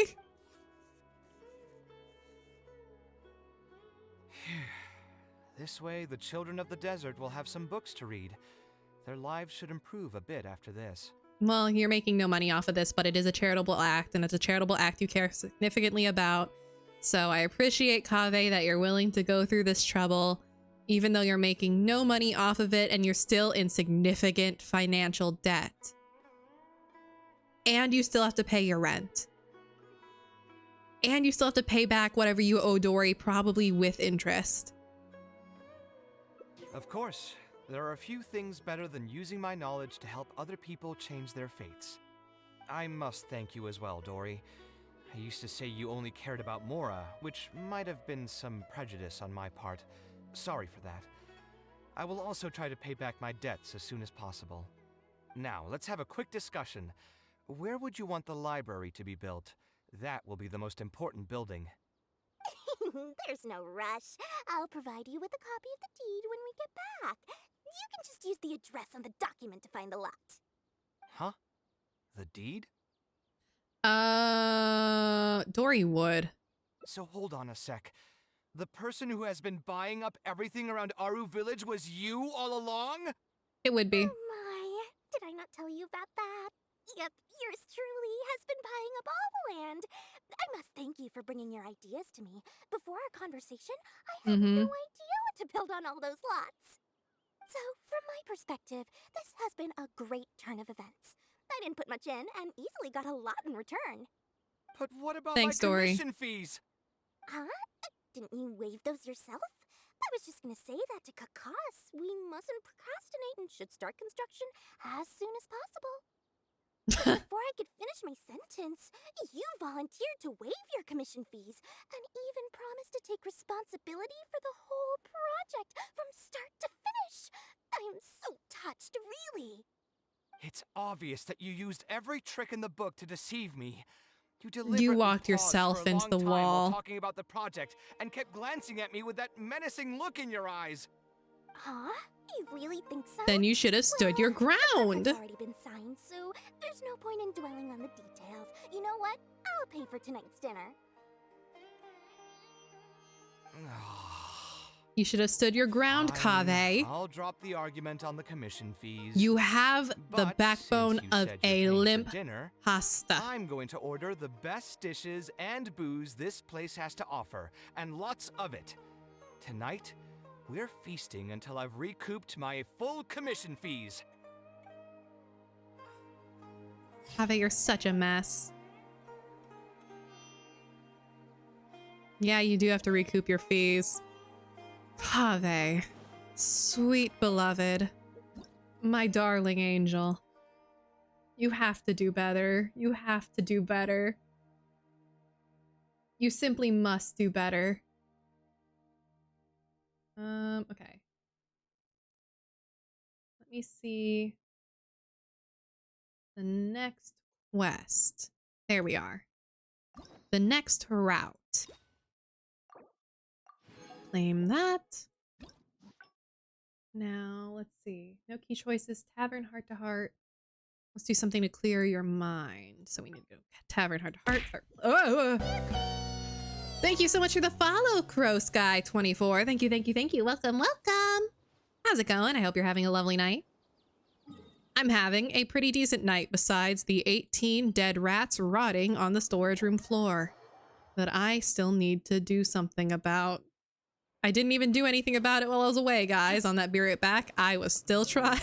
I was just the discussion with my mother about how I need to do something about that. I still have to clean those up. It's great. I'm having one. I'm having one. Taking this commission was truly the worst decision ever. Yeah, Kaveh, hi. Actually, I know, you're while so we're on that, fussy. what are you doing here at the tavern? I followed you here. Let's hurry up and get to the important dialogue. I love you, my sweet beloved angel. want something too? But I I'll would put it like on to my get to tab. the important dialogue that I have to do. A wine and a glass of juice, please. I would you're like a already keeping grape juice, but non-alcoholic. I don't drink the alcohol. I'm too small. It really I'm too is small to drink perhaps the getting used. alcohols. I would spend a lot of. I suppose though, all of this makes. Hurry up. Boss. The meaning of Hurry up. anyway, I don't. Hurry What up. do you think? Yeah, whatever. Exactly. In Sumeru, it's too bad. Hurry up, hurry up, hurry up. Important dialogue. I need to, this is the one. I need to pick, let's do something else to clear your mind. There we go. Sounds great to me. Why did you decide to become an architect? Huh? I mean, my mother is also an architect. But Perhaps. anything else? Okay. In fact, Don't need to do anything else till the next I did remember spot. at the time I hadn't quite come to. It's been a really long Yes, time. you're having a lot of trauma and difficulty Either way, about the fact if you want to stick around and that see how this will turn. your All mother right. remarried after the death of your father and Anyway, decided to move there's away no with more- her new husband to Britain.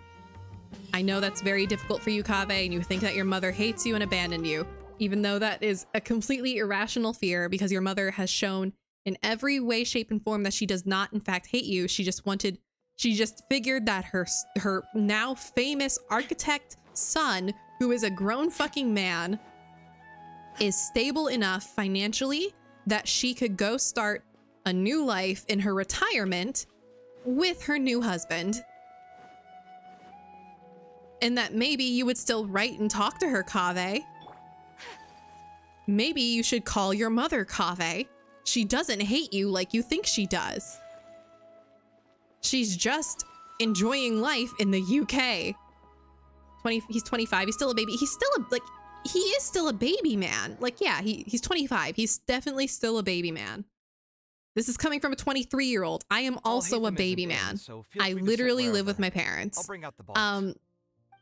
But he is literally a famous architect. He is Sumeru is not just a city. Sumeru is the name of the country he is in. He is one of, if not the most renowned modern architect in his country. I cannot blame his mother for thinking that he is financially stable enough for her to go move away with her new husband. I do not blame her in any way, shape, or form, thinking that he, as a grown man and one of the most renowned modern architects in their country, is stable enough that she can go enjoy her retirement in the UK with her new husband. You know what I mean? I cannot blame her in any I way. just didn't realize how much time had passed. The box is pretty dusty. I'm Anyway, happy I need for to her. skip through a bunch of Anyway, this. Enough about that. Let's see what Because in packed this, I into need to instead box. say we should put it aside. The diary. All these things. This is such a cute drawing. He did a very good job drawing it for not even 5 years old.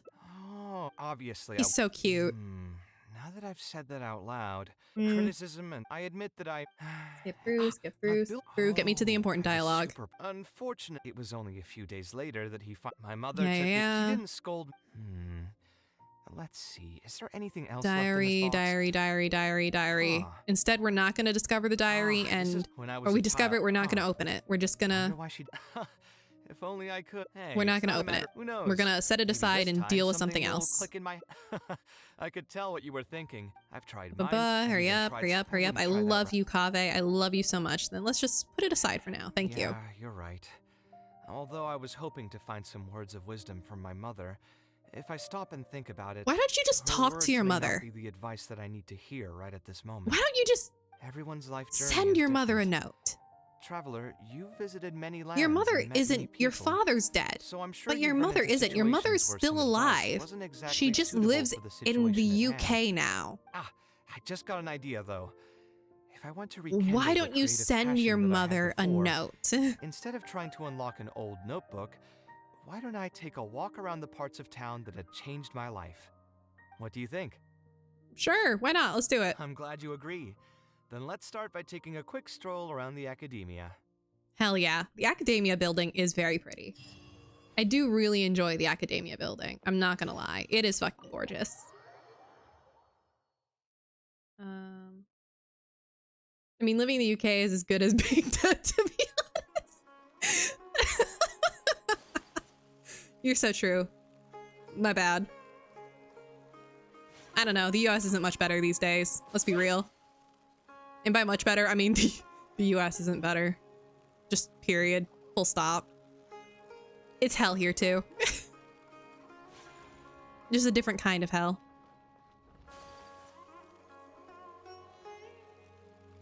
All right. House of Donna. This building is gorgeous though, isn't it? Isn't this fucking pretty? Isn't this shit fucking gorgeous? I love the Academia building. It's so pretty. There's all the different symbols of the different branches of school. That one is a Murta. This one is Kasharawar? Question mark? I think the bull's Kasharawar.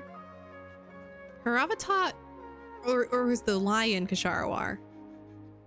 Wait, I think the lion's Kasharawar. Which one's Haravatat? I can't remember which one Haravatat is. Fuck. I'm a fake Genshin fan. My bad. House of Donna, please.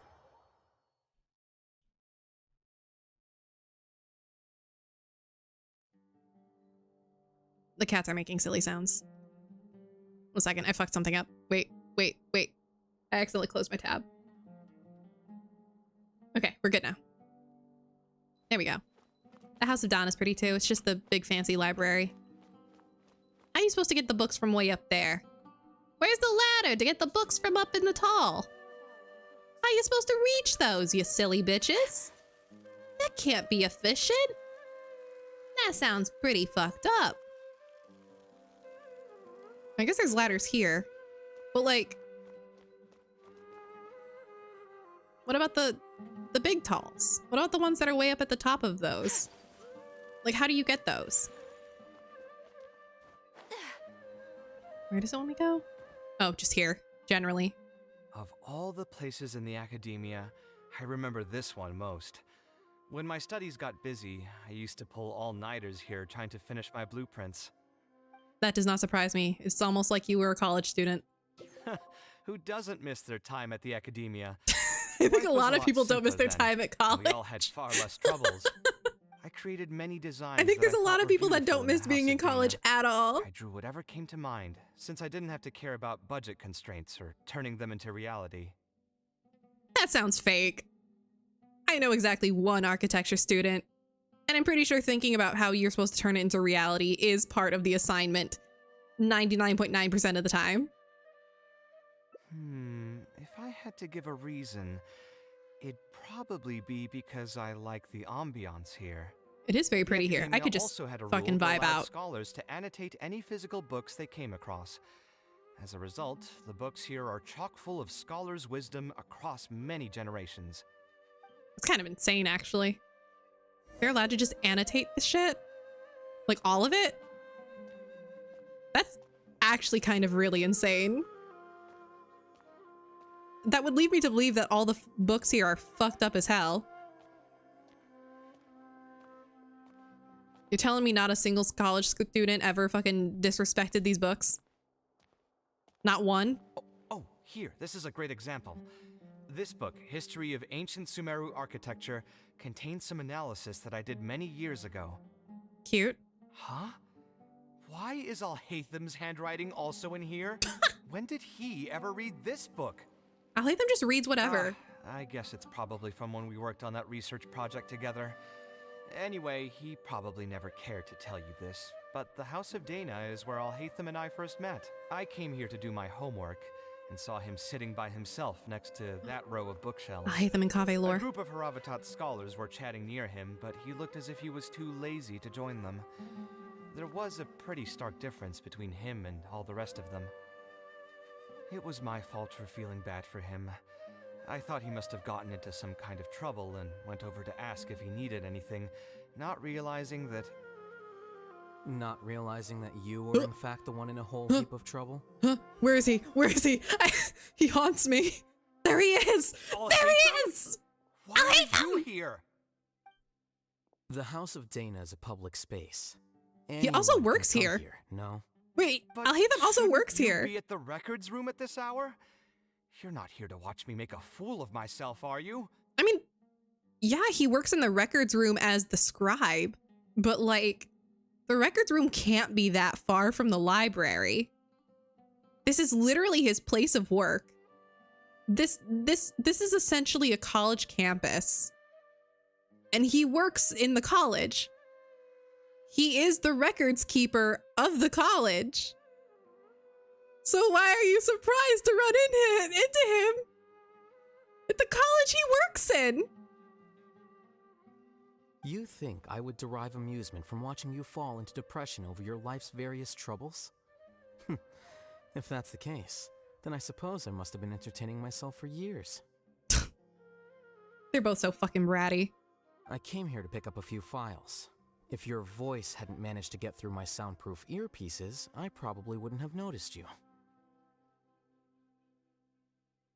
Does that mean that... A, how does that happen? B, did you just... No, you just fucking heard his voice, and like, his voice will catch your attention above all else. Alhaitham. No, you just hear Kaveh's voice and your fucking neurons activate, is what I'm hearing. All right. I admit I was probably overreacting just now. Well, and to continue the story, I want to know what happens next.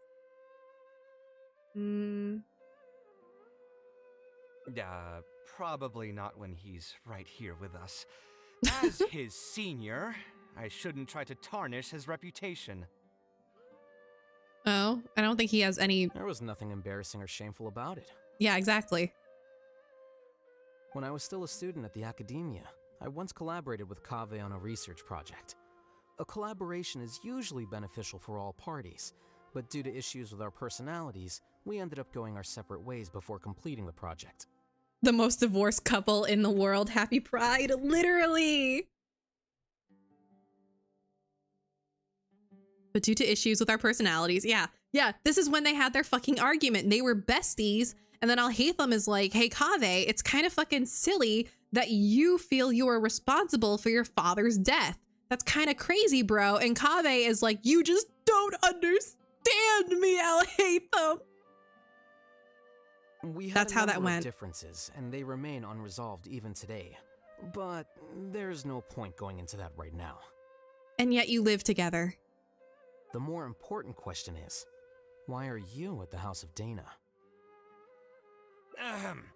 As a senior scholar, isn't it my responsibility You're to both offer my literally friend a college quick graduates. It tour and doesn't explanation matter. of the academia's architecture? It doesn't matter. Kaveh, you are so hung up about being a senior. You both are literally graduates. You both are grown men who have graduated from college. It doesn't matter. There is no seniority. I see. You are Then let me 1 year guess. older than him. Your next stop will be the pavilions around Razan Garden? Our famed architect sure loves showing off that corner to all his friends. Oh, and Kaveh, a lot of the books you annotated have been moved to the innermost section of that bookshelf over there. You'll have to dig them out yourself if you need to find them. Huh? But why would you know that? Don't tell me you finally had an epiphany and realized that there's great virtue in respecting your elder's work. Oh, shut up. Sure, if that will give you some self-confidence. Leave any words of thanks you may have to the ex-Grand Conservator. The last time he was here, he was complaining that he had received reports from current students. The main grievance being that the annotations are too long and difficult to read. As a result, the books you annotated have been moved to the back shelves. What? But all of my annotations were extremely important. Instead of reporting me, they should have been thanking me for my service. The notes that I took, God. I couldn't have asked for a better analysis of those books. Okay, just you wait. Good I'm God. going to fix this. This is right what you now. get for I'll being dig all allowed the to books annotate out the books and physically. Turn them to the proper shelves. Oh, we'll wait. Like, is about all we can do, yeah. Anyway, you were about to say he's feeling a bit down? Yeah, he's not been feeling too hot lately. Put through the ringer. What an interesting phrase. I assume he used those exact words himself? Yeah, it doesn't seem far He from the truth, though. probably did suffer quite a bit, that's true. He always spends a lot of time editing his proposals, with the goal of satisfying as many of the client's preferences as possible. But the satisfaction of one client will not translate to general satisfaction with his work. True. Many problems in life can only be solved by a fundamental change of attitude. As the leading genius of Kshahrewar, Kaveh should have both the right and the confidence to reject any unreasonable demands. You're so There are plenty right. of architects in Yeah. Sumeru who are inferior to him in skill, yet far more irascible in temperament. What's more, there are plenty of people who look up to such individuals as paragons of staying true to one's principles. Yeah, honestly, I can't argue with Al-Haytham right now. I have no arguments, honestly. Clearly, his predicament is inevitable, since he holds other people's feelings as more important than his own. Yeah. Of course, each person is different, and we should respect the paths that they have chosen for themselves. Admonitions will serve no purpose. People tend to succumb to familiar pitfalls, and this is especially true for those who believe it's their duty to carry more burdens on their shoulders. Yeah. I have nothing to argue against Al-Haytham. He's fucking reading Kaveh like a book. Looks like you were having an enjoyable chat while I was gone. He knows his boy. Were you talking about me by any chance? Would that be a problem? They're red and blue, Your Honor. What else is there to talk about? Surely no one would be interested in talking about the files that you were browsing through earlier. Anyway, you should take a look at this.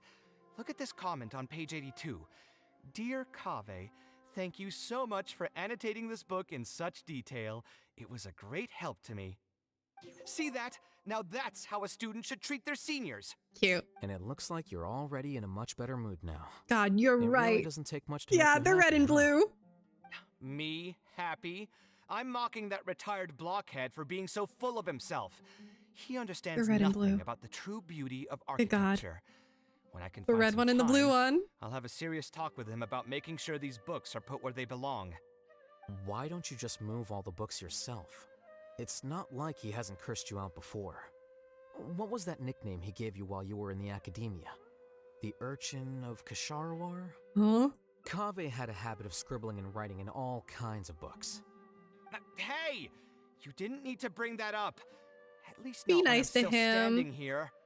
Oh, Kaveh's actually, sensitive. I Be nice also to found him. a really old sketch in one of the books over there. See? Doesn't it remind you of something?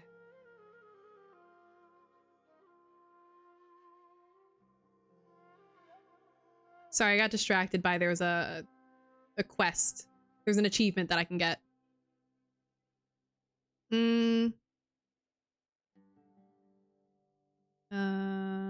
Marshbridge? Huh? Don't tell me even you don't get it. Don't ask me. This is the time you specifically put aside to brag about yourself. Feel free to hoard all the spotlight you want. You... In that case, allow me to explain. Although this sketch is a little abstract, you can plainly see from the road I love the way plans they that speak. This was an original concept for the I love the way expansion of Port they Ormos. talk to each other. We can also plainly It's see very that funny. the designer was a huge fan of this project. It's the project he loves to talk about the most, second to the Palace of Alcazarzaray. If I don't nice keep to bringing him. up the neat projects that I've done, how would anyone know that I was the one who did them in the first place? There shouldn't be any Neat. complaints His about neat Port Ormos. projects. If I remember God. correctly, the construction process was very smooth. Everything was made ready ahead of time, and there were very few safety concerns. Congrats on There having are very few indeed safety no concerns. records of any complaints about this project. A most impressive achievement.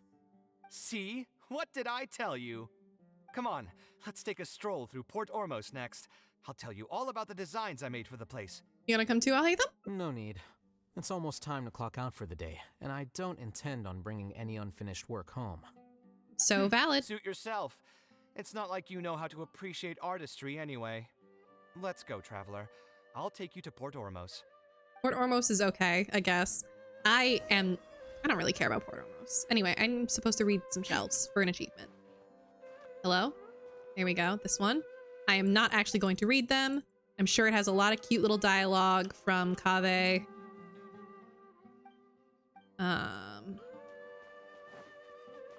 Let's just sort of flip through these. I got the achievement, baby. All right. Port Ormos. Where am I going? Here we go.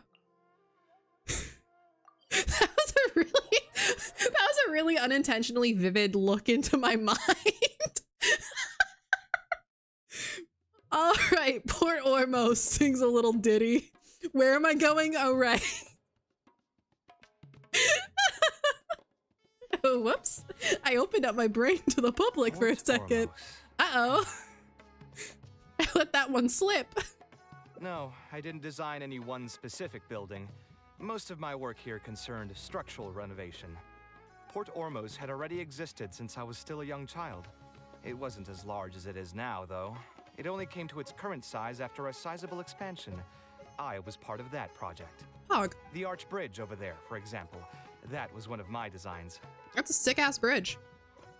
When I was first tasked with the project, I decided to reference the growth patterns of nearby trees to split Port Ormos into 2 levels.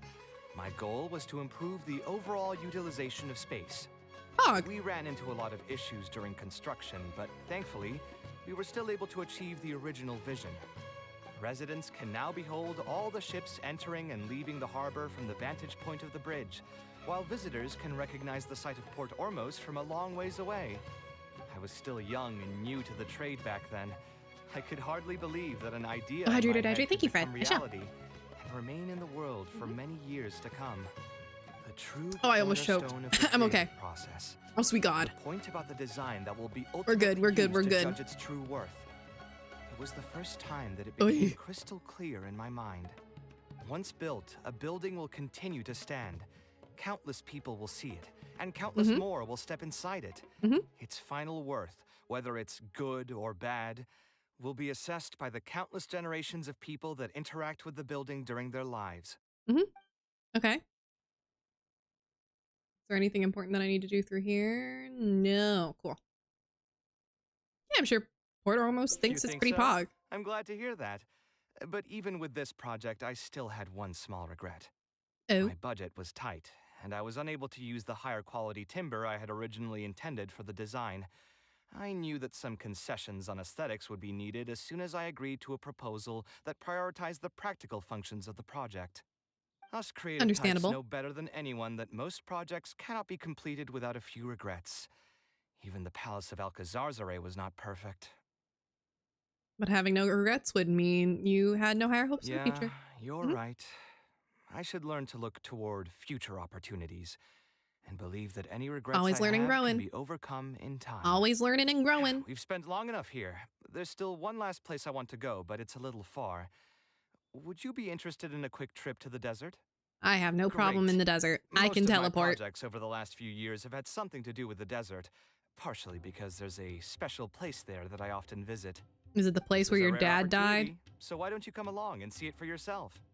If you ever feel down, maybe you'll be able to go there and feel better too. You're very cute, Kaveh. You're very cute and I love you. I love you so much. Oh my god. Oh my god, you're precious and I love you. My whole entire heart. Oh, really? The Dune of Magdama? The Dune of Maga? The Dune of Magma. There we go. There's the words. The Dune of Magma. Magdama? What the hell is Magdama? Magma. So many primal constructs could have congregated here while I was gone. We won't be able to sit and talk peacefully with these guys. Oh, hell yeah. Another trial Kaveh fight. Another Kaveh trial battle. Hell yeah. Let's go. Let's do a little this first, and a little this, and then a little this, and then Kaveh, you can come out, and then you do a little this. Perfect. Pog, pog, pog, pog, pog. You are so inefficient. Come at me. To use in a fight, but it's worth it because I love you and I love looking at I love looking at you. I still haven't gotten to use your ultimate either, so I need to use you enough that I can use your ult. Come at me. Hell yeah. Feast your eyes. It's okay. Scanning. Why can't I attack these?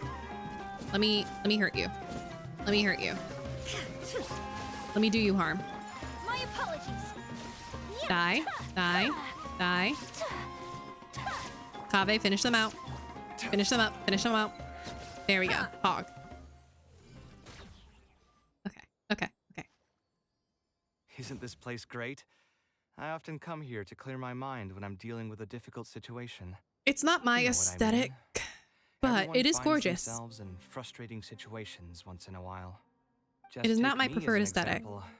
My family life got shaken Party's up DI quite a is bit when I was definitely young. my preferred. I struggled in school, and I got into a huge pile of debt building the Palace of Alcazarzaray. Although Al-Haytham thinks that it's because of my personality that I continue to live in the shadow of the past, I think it's also just a part of life. Plus, if I look back, I've honestly had my fair share of good luck as well. It's definitely, to a certain extent, your personality, Kaveh. It is definitely, to an extent, your own personality. Because it is your own personality that is dictating how you internalize the hardships that have struck you. And to a certain extent, at least in some of these situations, you are the one that put yourself into it. You didn't have to go into debt to build the Palace of Alcazarzaray. You didn't have to go into severe financial debt to Dori to build the Palace of Alcazarzaray. But you did anyway. You don't have to be living with the guilt of killing your father because you didn't kill your father. It is your own perception of how it all went that makes you think you killed your father. You didn't kill your father. You were 10 and your father had an accident. Anyway. You could probably say I followed in the path of my mother. Like her, I've gained a name for myself as an architect. You do definitely take after your mother. Seen as my magnum opus, and found many projects that others have entrusted to me to finish. Life is too boring when you live with no enthusiasm and passion. Only those who believe in the inherent meaning of it can capture the small nuances of everyday Wish life. Gambler, thank you so much for the follow. Welcome. How are you doing? I hope you're having a lovely night or day or whatever the fuck time it is for you. So it to is an late in extent, the evening for me, caring personally. is also a source of pain. If I didn't love my work, I wouldn't be so torn up about it all the time. Kaveh, you shouldn't have gone into Still, philosophy. Isn't this place beautiful? Despite the Great, you? erosion I'm from the doing winds good. and I'm doing changing fantastic. seasons, you can I'm still chilling and perceive its vibing. I'm past having beauty a and glory. great time With different info landforms dumping about come different Kaveh. architectural styles. The desert's history has left it with few records regarding its buildings, so I often visit the desert to investigate things in person. This VOD is gonna be a 5-hour VOD of me talking a lot about Kaveh's relationship to the world around him. I'm not even kidding. This is a truly messy, nasty ass VOD where I just go insane. I have gone insane about this man and the men around him. I have been psychoanalyzing this bitch for the last 5 hours. The sight here has moved me ever since the first time I laid my eyes You're on kind of stream perfect. You're in the I right told place. myself that Welcome. One day, I would also be able to create buildings that move others. Your buildings already move others. You literally have a gorgeous... Literally, the Palace of Alcazarzaray made you famous, bitch. My pain will one day fade into nothing, just as I've reached the end of my life. But buildings are different.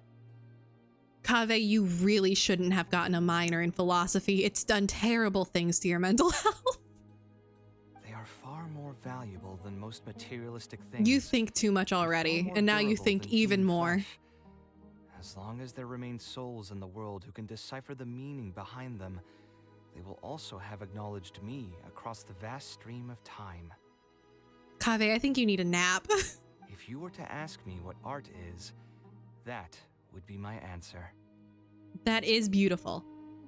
That is beautiful, and it is true. Art transcends time. It transcends people. Art, in many ways, is a look into a time and into a person individually. The time that that person lived in and the life that that person lived and who that person is individually. This is true. This is lovely, but Kaveh, you need to lay down. You think so? You need to take a nap. I've always been like this. Remember that question I brought up before? The one about whether I should see art as a divine gift of inspiration from the gods, or as a product of my own existential struggle. I feel like calling art a divine gift is kind of...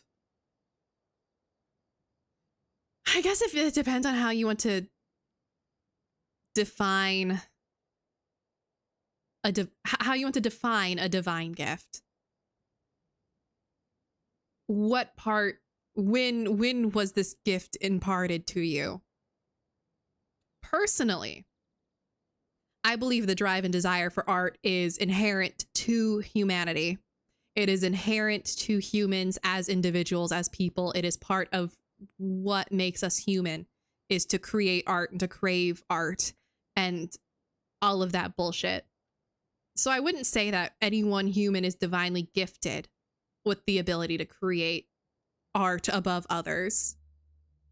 It's more of how a person learns to utilize that inspiration that is inherent to them as a human. Oh, yes, my cat's visiting. However, I guess if you are one to believe in God or gods, you could say that the gift of art was given to you, was given to not you individually, but given to humanity by God, and that is the divine gift, the ability to create art as a whole by humans. I don't know if any of what I said just made sense, but it's sincere. Everything I said was sincere, whether or not it made sense at all. Also, this tumbleweed is getting up in our space. You need to calm down. I still haven't found an answer to that yet. But if art wasn't inherently paradoxical and enigmatic, then people probably wouldn't be drawn to it. I don't think it's really the fact that it's paradoxical. I do have to double check the meaning of enigmatic before I say something stupid, though. Give me a second. I think I know what enigmatic means. I just need to make sure I got it. Difficult to interpret and understand, mysterious. Okay, yeah, it is what I think it means. I wouldn't say that art is inherently paradoxical or enigmatic. I think part of what draws people to art is because, again, it is such an intimate glimpse into the person who made it, or the people who made it, and the time that it was made. There are pieces of art that are paradoxical and enigmatic, but that is not the inherent draw of art as a whole. The draw of art as a whole is being able to look into someone else. That's my soapbox. Those who pursue art will be unable to avoid the pain that it naturally brings. Will often be floating on cloud 9 one second and sinking in a mire the next. That I can't argue with. That is so fucking true. You have to be insane to produce anything ever. Art, music, dance, like what, any type of art. Music, writing, streaming. You have to be, to a certain degree, kind of insane to do this. In any case, thank you so much for listening to everything I had to say. Art is hell. but also it is so beautiful and so important and so valuable. Art is hell, but so fucking good. And we would not be human without it. And truly, art is one of the primary reasons to exist in this world, is to experience more art. Okay, let me pull up my walkthrough for the last route. The final route for Kaveh. Let me also, real quick, get these. All right, so the final route. Where do we need to be? His blood is made of caffeine. Definitely. It's made of wine is what it is. His blood is all wine. As his English voice actor said live on stream while playing Genshin Impact. This is the face of a late stage alcoholic. All right. So let's do something to clear your mind. So we need to go all the way back to here for the last route. Back to the tavern, baby. Let's go. Yippee! Back to the tavern. Yahoo! All right. More drunk, sad Kaveh. More drunk, sad Kaveh. More drunk, sad Kaveh. More drunk, sad Kaveh. Let's go. Hi, sad boy. What's up? How's it going? I'm gonna skip all your dialogue again because this is the fifth time I've heard it. Was truly the worst decision ever. Are you all right? No, you're not all right. Actually, while you're we're on that, one glass of wine in. Stress is just an inescapable part of being a working adult. Boss. Oh, that's right. Okay. You want something too? That was another option I didn't do. You should not put anything. I should be paying for your drinks is what should be happening. I have significantly more money than you. You are in severe financial debt. And you need to stop offering to buy things for other people.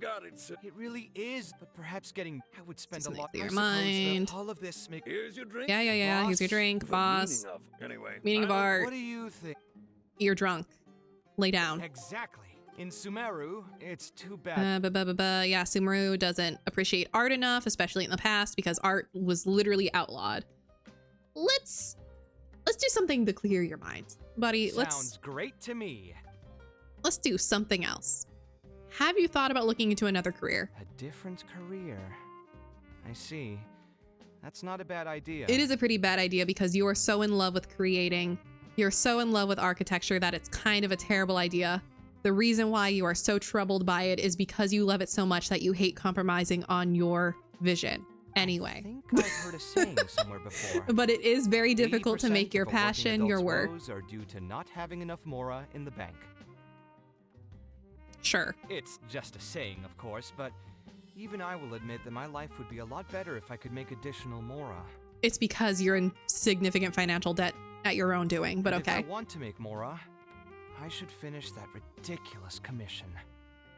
But I really can't find it in me to go back and talk to him right now. Hold on. That's so fair.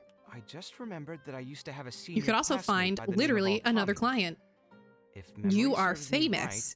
He's no longer taking and private thus commissions, but he's highly in demand. Well for himself. Maybe I'll be able to get some advice from him. Yeah, I should get on this right away. No more wine for me today. I'll grab the bill and be on my way. Oh, hell yeah. Please don't let me pay for the bill, but you won't let me. I would pay for the bill. I would foot the bill. I would buy you lunch, breakfast, lunch, and dinner.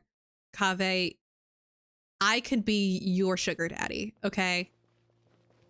I would let you create as much as you want because I love your passion and drive. I want you to make whatever the fuck you want, baby. But like, you won't let me. You won't let me. I have enough mora for all of us. I could build, I could pay to let you build your own dream house. But you won't let me. I don't know why I'm running around as Raiden besides the fact that I like looking at her. Because I could just be running around as Ayaka, who's objectively faster. Where am I going? Gotta find a person. Where in Port Formos? Okami. Where are you, Okami? Where are you? Where are you? Where are you? Do. Hello? Lower? Oh, probably not by much. I'm at the dock. There you are. Hello? Hydrate or dihydrate. Thank you, Fred. I shall in a moment. Let me start this conversation. There we go. Ah, Kaveh, it's you. It's been a while. What have Took a you sip. been up to recently? Why does this dude look so much older than... Look and sound so much older than Kaveh? Yeah, it's been a long When time, they Okami. are... Things I haven't guess, I changed mean, in much college, for I me. guess it doesn't really matter. I'm You can still be taking private wildly commissions different ages. for all kinds of projects. I heard that you were the genius behind the Palace of Alcazazare. That's true. I bet you're all set for Mora after a project of that size. About that. Well, it's hard to make a profit from every project, you know. Hard to make a profit? You've got to be joking. I've never met an architect who didn't make a profit from a project. Unless the client fled before they paid the commission fee in full. But that doesn't sound right either. Doesn't Dory have a pretty decent reputation in our local business circles? I don't think she's ever been involved in any big scandal. Yeah, it's because you did it to yourself. About that. I mean, You're Kaveh, you're such a fool. Heart emoji. I understand. Either way, doing one project after another sure gets exhausting over the years, huh? I've been there, so I can feel your pain. Kaveh, I love you so much, but you're so stupid. My beloved, my darling, my angel. That must have been stressful. But I'm sure we faced all the same problems. Trying to keep your client in a good mood while you're trying to stop them from micromanaging things they don't know the first thing about. I don't miss it. Thankfully, that's all behind me now. Not exactly. My work is still closely related to architecture. Well, yeah, what are you Judging doing? From the look on your face, you're still strapped for Mora. That's quite unfortunate. You're the most artistically gifted graduate the Ksharawar Darshan has seen in decades. But Everyone's saying that, and yet he's still fucking broke as shit. In terms of making Mora. With that said, us Ksharawar grads should still look out for each other. What if I told you about an idea that'll absolve you of all your Mora troubles going forward? Such as? Are you serious? But something like that has got to be some kind of top-level business secret. Are you sure you can just share something like that with me? You're so silly, Besides, Kaveh. I don't want to just take something like that. I don't know how without to explain offering like anything in how return. like why that I was still funny have to a me. little It's just more. something about it. Or is there something You I can demand help you with? exactly demand to be Oh, you're too paid. kind. This is Maybe just if a you simple tip. Even if I didn't bring it up, I'm maybe sure if you hear it from the others insist sooner or later. that you are paid for The your idea is work, this. you will I make money. recently opened up a training center with the goal of educating people in architecture design. Oh, Compared cute. to the classes taught by those old fossils at the academia, my classes are more condensed and streamlined, and will allow people to quickly get their foot in the door. A little sus. Unlike the academia, But I okay. won't turn down anyone who's But interested, academia is pretty rich sus too. or poor. As long as someone wishes to learn more about architecture, I'll accept them into my training center. Good It idea. just so happens that I'm just still nervous looking about for a your few more execution. instructors. So, what do you say? Interested in coming over to give a few lectures? Regardless of the pay. I don't know if I trust you, sir. Guarantee that it'll be far more comfortable than working on random people's private commissions. I don't know if I trust your execution, sir, join but you as an instructor? we'll see. That does sound like something I'd be able to do. As Sounds someone like a who's pretty stable job too. As someone who's friends with a lot of teachers and professors, it's not that stable of a job, but we'll take it, sure. Whatever you say, Kaveh. I think you can give it a go. It's a deal. I mean, if you enjoy teaching, then you Yes, enjoy it's a deal. teaching. Thank you, Okami. Like I said, there's no need to thank me for this. The lecture room is not far from here, so you can just come straight here tomorrow morning. As for the pay, how about we start at 300,000 Mora per lecture? It's not bad. 300,000? Are you serious? How could you offer so much? it would seem that you're still oblivious Yeah, to no your own shit. economic worth. 300,000 is nothing compared God. to the prestige of having the light of Kasharawar as one of my instructors. Kaveh is literally the poster child of undervaluing his skill and prestige. He does not know how to... He literally could be a fucking millionaire. This man doesn't know how to do marketing. This man doesn't know how to do marketing. He doesn't know how to pick the right clients. He doesn't know how to get paid. He doesn't know how to get paid for the jobs that he does. Kaveh, you could be so rich. You're literally famous. You are the, this isn't the first time we hear this nickname for Kaveh. The light of the Kasharawar. This is not the first time we hear this nickname for Kaveh in the world. He is known as the light of the Kasharawar, as a genius of architectural design. Bitch just doesn't know how to get paid. And he's too gullible. So he gets scammed out of his money by 12-year-olds like Dory. My sweet beloved Kaveh, you can be successful and charitable at the same time. The problem is you use your energy in the wrong places.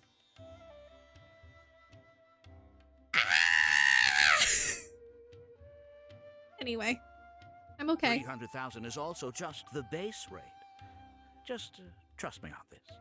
The longer you stick with me, the more you'll come to understand your true value in the market. He's so valuable in the market. He just doesn't know how to sell himself. Raise your prices, Kaveh. Close with Okami when we were in school. Who would have thought that he'd be so nice and friendly? You're getting I've scammed. hosted free lectures before, but this would be my first time being hired to lecture for a formal business. Free lectures? 100,000 mora per lecture. Whew. I'm so excited that I'm starting to get nervous.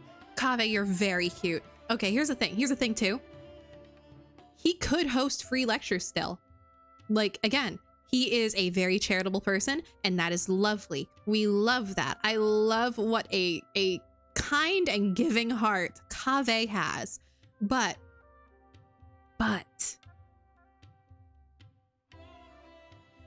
he has to be able to sustain himself in order to continue being charitable. And this is not something he'll get through his stupid little head.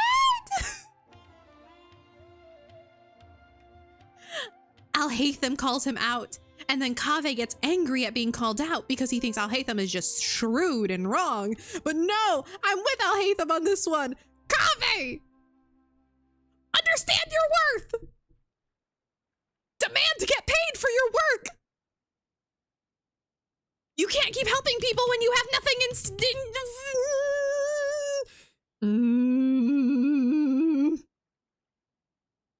I'm normal. I'm normal. I'm Thanks normal. so I'm much. normal. I'm normal. I'm normal. I think I will be able to relax a bit more with a friend in normal. the audience. Now, what should I talk about tomorrow? Some lessons I've learned over the past few years? I should probably save those for later. For my first lecture, I should start by getting them more interested in the field. Yeah, Alright, that's a good thought. Let's meet here again tomorrow morning. I should hurry home and create some kind of lesson plan. If I'm going to become an instructor, I should make sure I show up prepared. This is definitely short notice, though. The man should have given you, like, more than a day. More than a day to decide your plan. What was it, 7 a.m. the next day? Sure. That's fine. 7:27. Fuck 7:30. We're doing 7:27.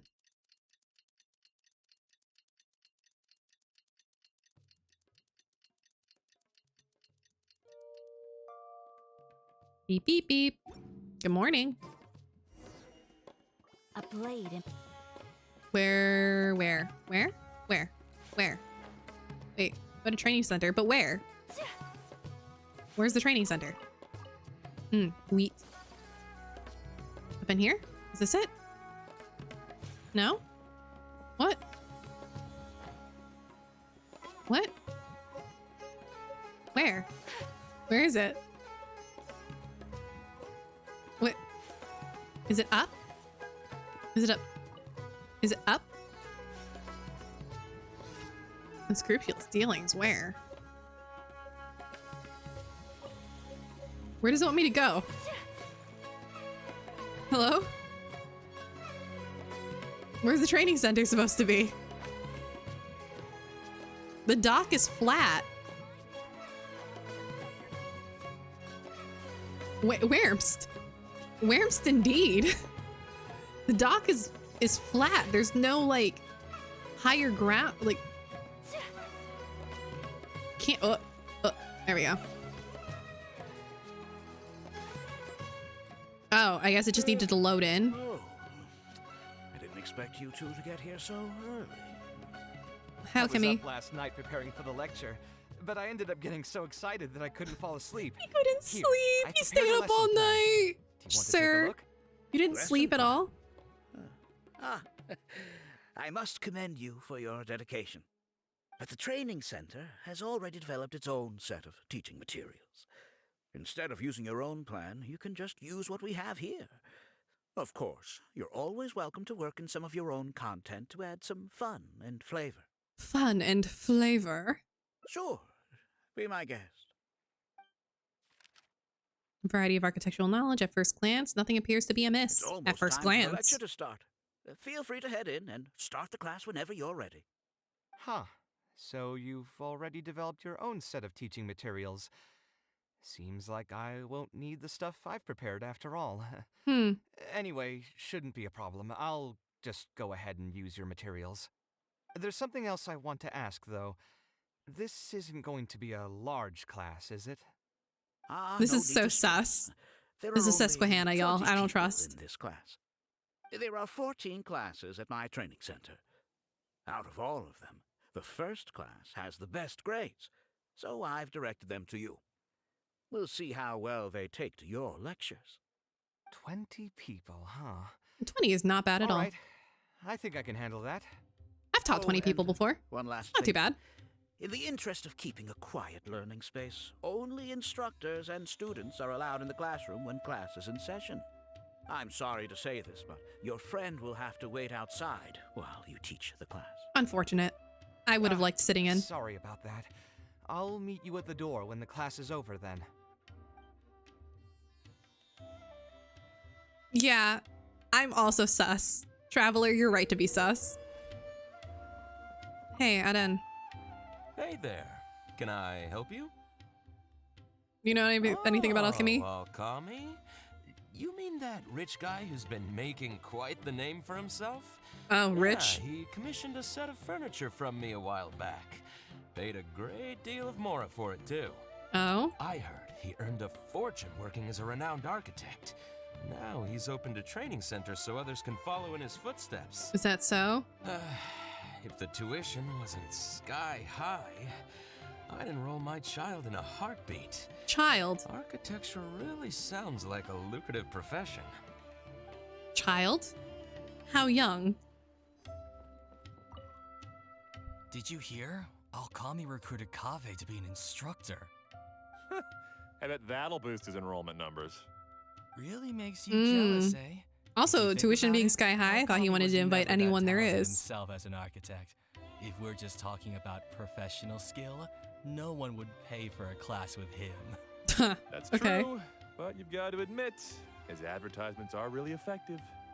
After all, the academia only admits those that can pass its entrance exam, so only a few people could hope to study architecture in the halls of Kasharwar.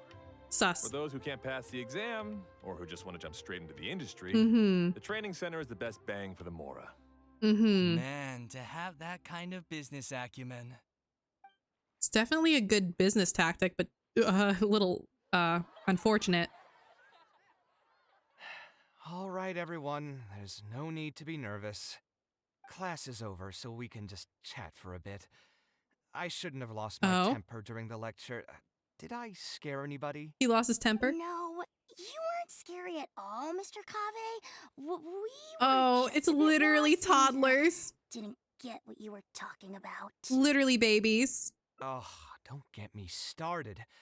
I was trying to use Okami's materials, so I flipped through some pages and gave them a closer look. Are you literally The more I outing read, your the more boss to upset the I became. toddlers?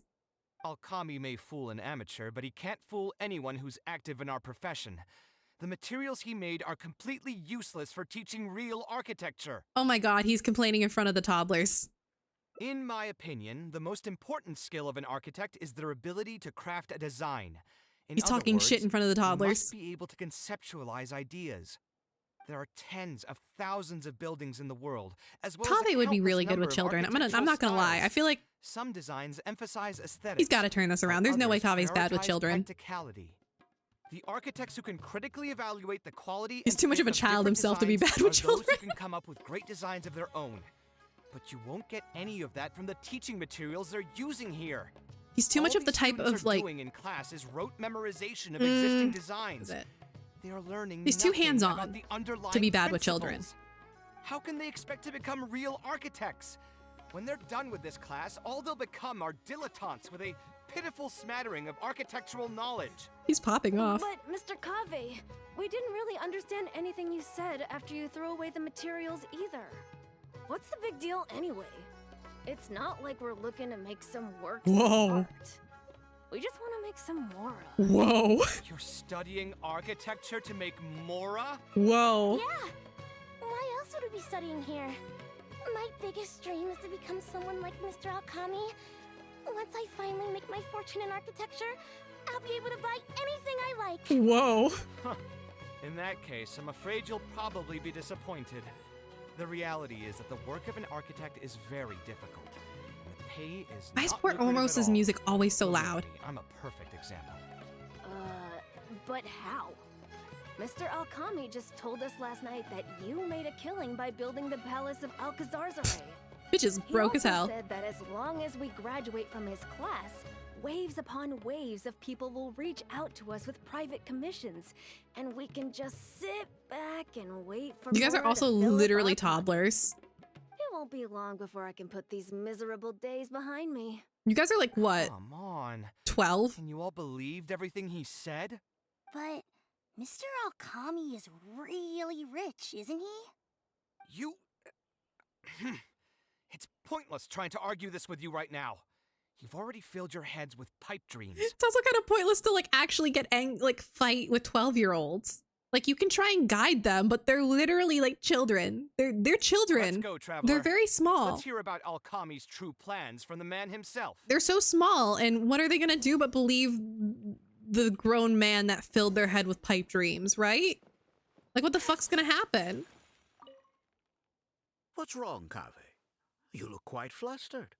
Did one of my students offend you? No, you offended Were the him. students not astute enough for your liking?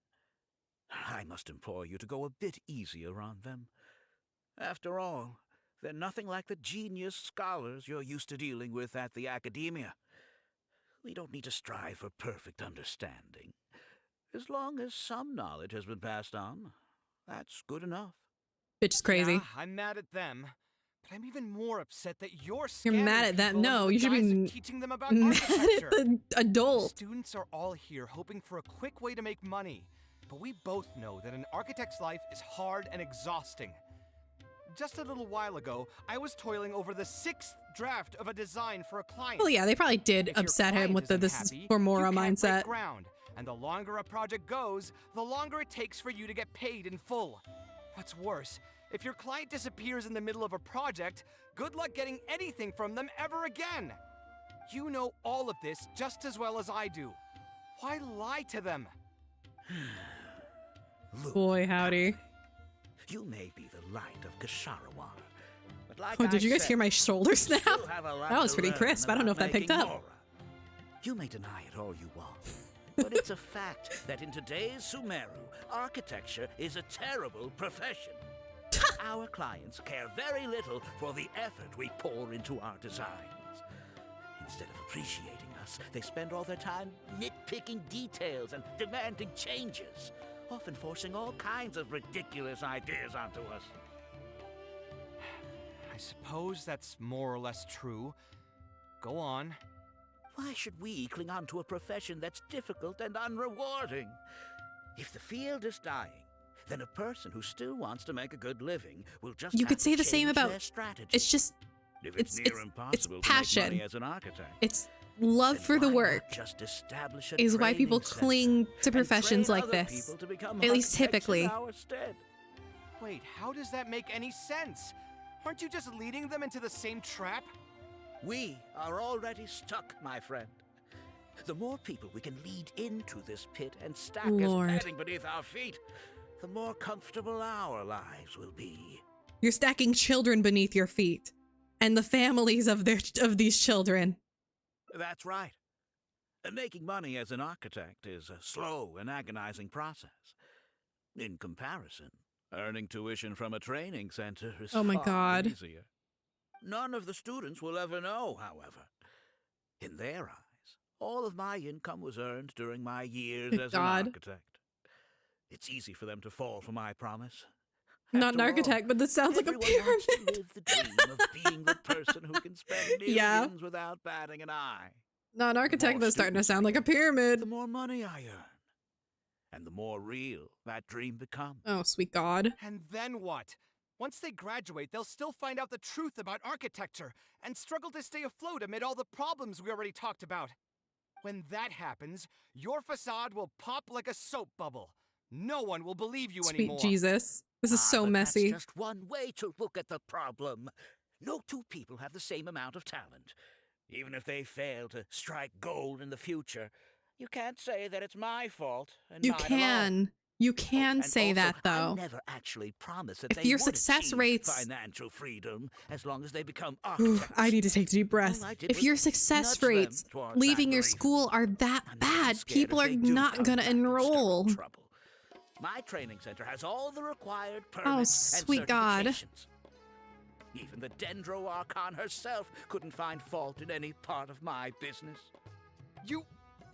How can you sleep at night? Nahida knowing that you're would doing disagree all if this? she knew the details. You clearly carved out of omitted brick and things. I stone? literally Can't literally believe that know I once God. Saw you as a decent human being. I am beyond. I literally know disappointed in God. She would not be And cool the with same this. goes to you. How many years has it been since you graduated from the academia? If you still can't accept something like this, do you just plan on keeping that worthless naivete of yours until the end of time? Oh my God. Only Oh my God. Shut this bitch up. And sacred. Someone the end, silence this art fool. is just Silence another this business. clown. Being successful at running a business is an art form in itself. I mean, urge you yes. to think about what I've said. Being successful in a business is an art form in Offloading itself. your pain onto But others is the only way a person God. can live comfortably God, in this Jesus, Lord. As the light of the Everything else you say is wrong. accumulated plenty of fame and respect. It's high time that you use those resources to improve the circumstances of your own life. This is a man who would make an Think it art over, bot. Kaveh. It is. I still believe is a our man that would make collaboration an could art be bot. very fruitful. God, and would sell it too. Would sell like physical prints of the fucking shit the AI art bot made. Oh my God. He's gone. I'm so mad. I feel a headache coming on. There's nothing more I can say to him. I'll resign from my position as instructor. Of course. I'm sure you've realized that as long as I remained at this center, he would be able to use my name to advertise this place. Yep, he will. Even if I just sit back and do nothing, Yeah, Fred, you can stab others him. will be deceived and suffer because of me. He is right about one thing, though. These kinds of training centers are everywhere. And even if the academia was to find out about it, it's unlikely that they would take any real action against it. The most that they could accuse him of is false advertising. And even that would be hard to prove. Yeah. Oh? Did you notice something else? Some of the students don't appear to be very wealthy. Yeah, not everyone should be able to pay these fees. You've got a point. The rate he gave me was 300,000 mora per lecture. That probably came out of the students' tuition. And who knows just how much he's been charging the students for attending his classes. If you're gambling everything on making it rich as an architect, are you really going to have the mora to pay for that kind of tuition? Time to go talk to the kiddos. We should hurry. The students didn't believe a word I was telling them. They're still daydreaming about making millions. We're never going to get any information from them again if we let Okami talk to them first. Let's move now before he's had the chance to react. Time to move. Let's go. Hey, kiddo. What's up? Oh, Mr. Kaveh? What are you doing back here? Class finished a while ago, but you're still here. Why haven't you gone home? I wanted to stay for a little longer.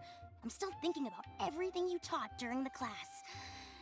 Even though a lot of it went right over my head, I still thought the houses you drew were really pretty. They are pretty. Of course they were. All the examples I drew were world-famous landmarks. Each one was the magnum opus of a celebrated architect. It's a good thing that you could recognize them for their beauty. The accumulation of knowledge is the first step to artistic expression. Is that? Instead of rote Wait, memorization, let me... you should try to relate and to understand. And after that, try to resonate with the work. Kaveh finished talking about art. Okay. Is that the Atlas Galatea? Oh my god.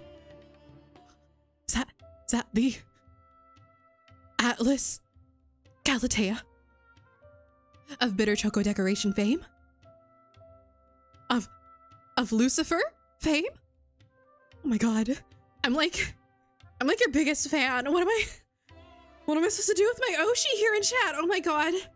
What am I? How am I supposed to handle having my Oshi in chat? Guys. Anyway, hi. You missed me. This is a 5-hour VOD and I spent most of it psychoanalyzing this blonde bitch in front of you. You missed all the good shit too. I popped off significantly and now I'm literally at the very end of the last route of his fucking hangout event. It's a 5-route event. And I'm at the last one now. He's telling some kids, he's teaching some kids how to love art. Resonate? Yes. When I first got into architecture, there were many things about it that I couldn't understand at all. I would find a building to be beautiful, but have no idea what made it so good. And for most people, just being able to admire a building is enough. To become a good architect, however, you must also learn to assess and appraise. So true. Going from admiration to assessment will take a lot of time and specialized knowledge, and I'm afraid that some superficial speed training won't be enough to take you there. Just as I thought. Becoming an You're listening, TM? Okay. As easy as Mr. Enjoy. Okami made it out to be. Enjoy your lurking. I'm sorry. I'm not trying to crush your dreams. All I want to tell you is that an architect's life is not as carefree and easy as others may make it out to be. I understand. Thank you for telling me the truth, Mr. Kaveh. I think I'll still stay here for the time being, though, since my family still hasn't paid everything off. Hasn't paid everything off? Paid off what? Sorry. I can't say anything more. Mr. Okami made it very clear that anyone who talks about it will be kicked out of the class. Don't listen to him. I am the most famous architect in Sumeru. If he kicks you out, then I'll just take you in instead. Oh, cute. Really? Why would I pull your leg? I can see you have some talent, so as long as you get your fundamentals down, you should be able to pass the entrance exam and continue your studies at the academia. Cute. Then please keep this a secret for me. Kaveh is good with kids. I'm confirmed. Kaveh knows how to handle kids. My family is not very well off. He was just put in a bad situation with the class. Really afford the tuition for this class. Mr. Okami was the one who reached out to my parents. He told them that he knew a merchant by the name of Bahar and that we could get a loan from him. He told all the students that once we graduate, people would come flocking to commission us for projects. If everything went well, we'd be able to pay off everything in just a few years, and all the more we make after that would be ours. Good God. How much did your family borrow from this merchant? I think it was several million. Million? More.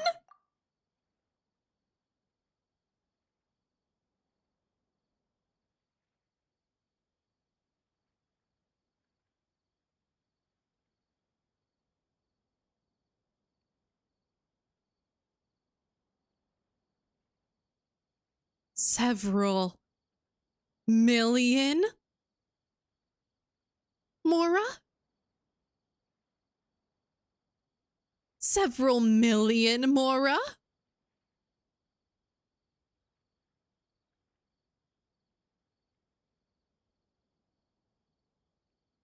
Oh my god. Oh my god. That about took me the fuck out. Oh, sweet Jesus. And what was the interest rate? What was the interest rate? I'm not really sure. My parents were the ones who signed the contract. All I know is that the stack of papers was as thick as a slab of rock. Oh my god. Yeah, no shit. Yeah, I have a bad feeling too.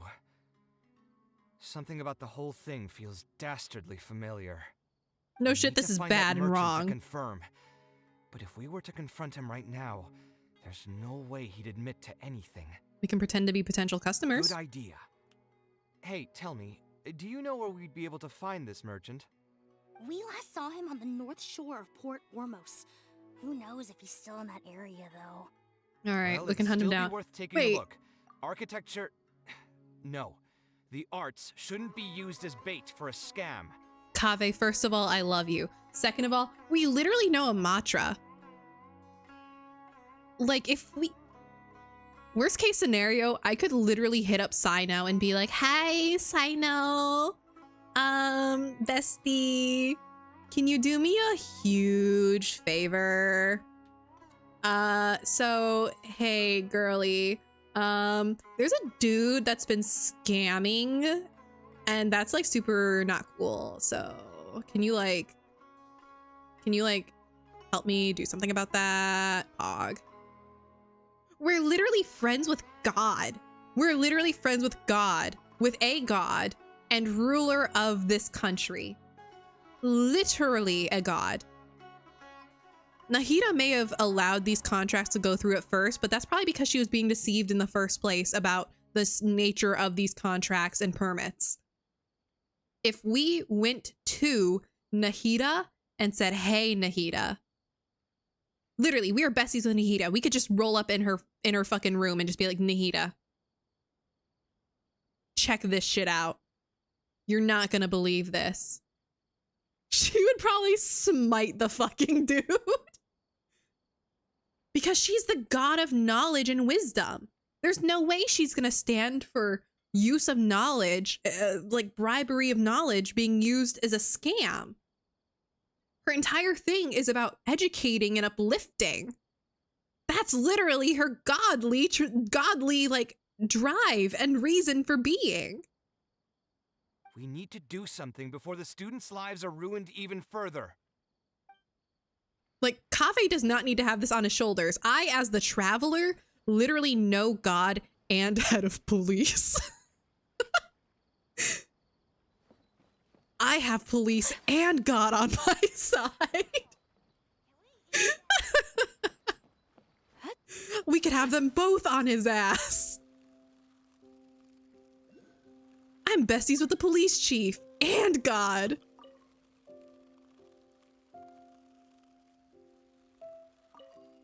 All right, where the hell? Where is? Oh, right there. Oh shit, I could probably get that. Wait a second. Let me get that. Let me get that orb. I didn't realize there was one right there.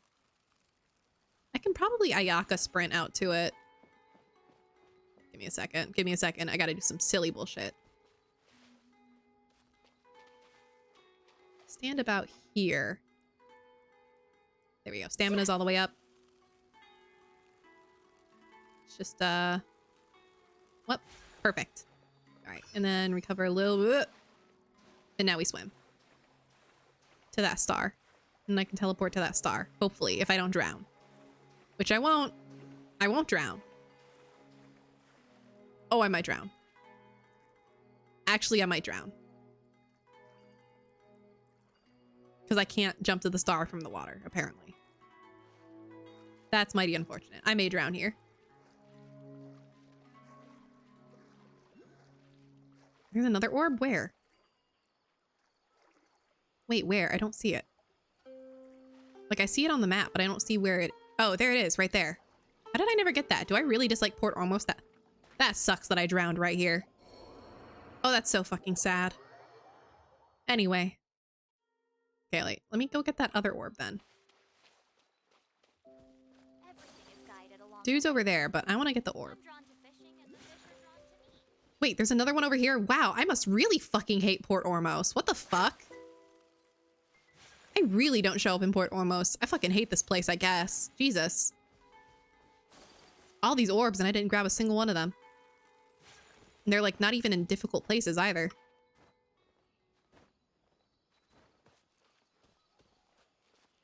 Here's this one. It's supposed to be like, oh, it's literally right there. Yeah, wait. Wow, I hate Port Ormos. I never turn up here. I never show the fuck up. What the hell? Like all of these are just, whoops, wrong button. All these are just sitting out. God damn. Fennel-Thyme, you're whoa, whoa. Ian Zens, thank you so much for the follow. Yippee! Yippee! Thank you for the follow. I hope you're having a lovely night. How are you doing? Welcome in.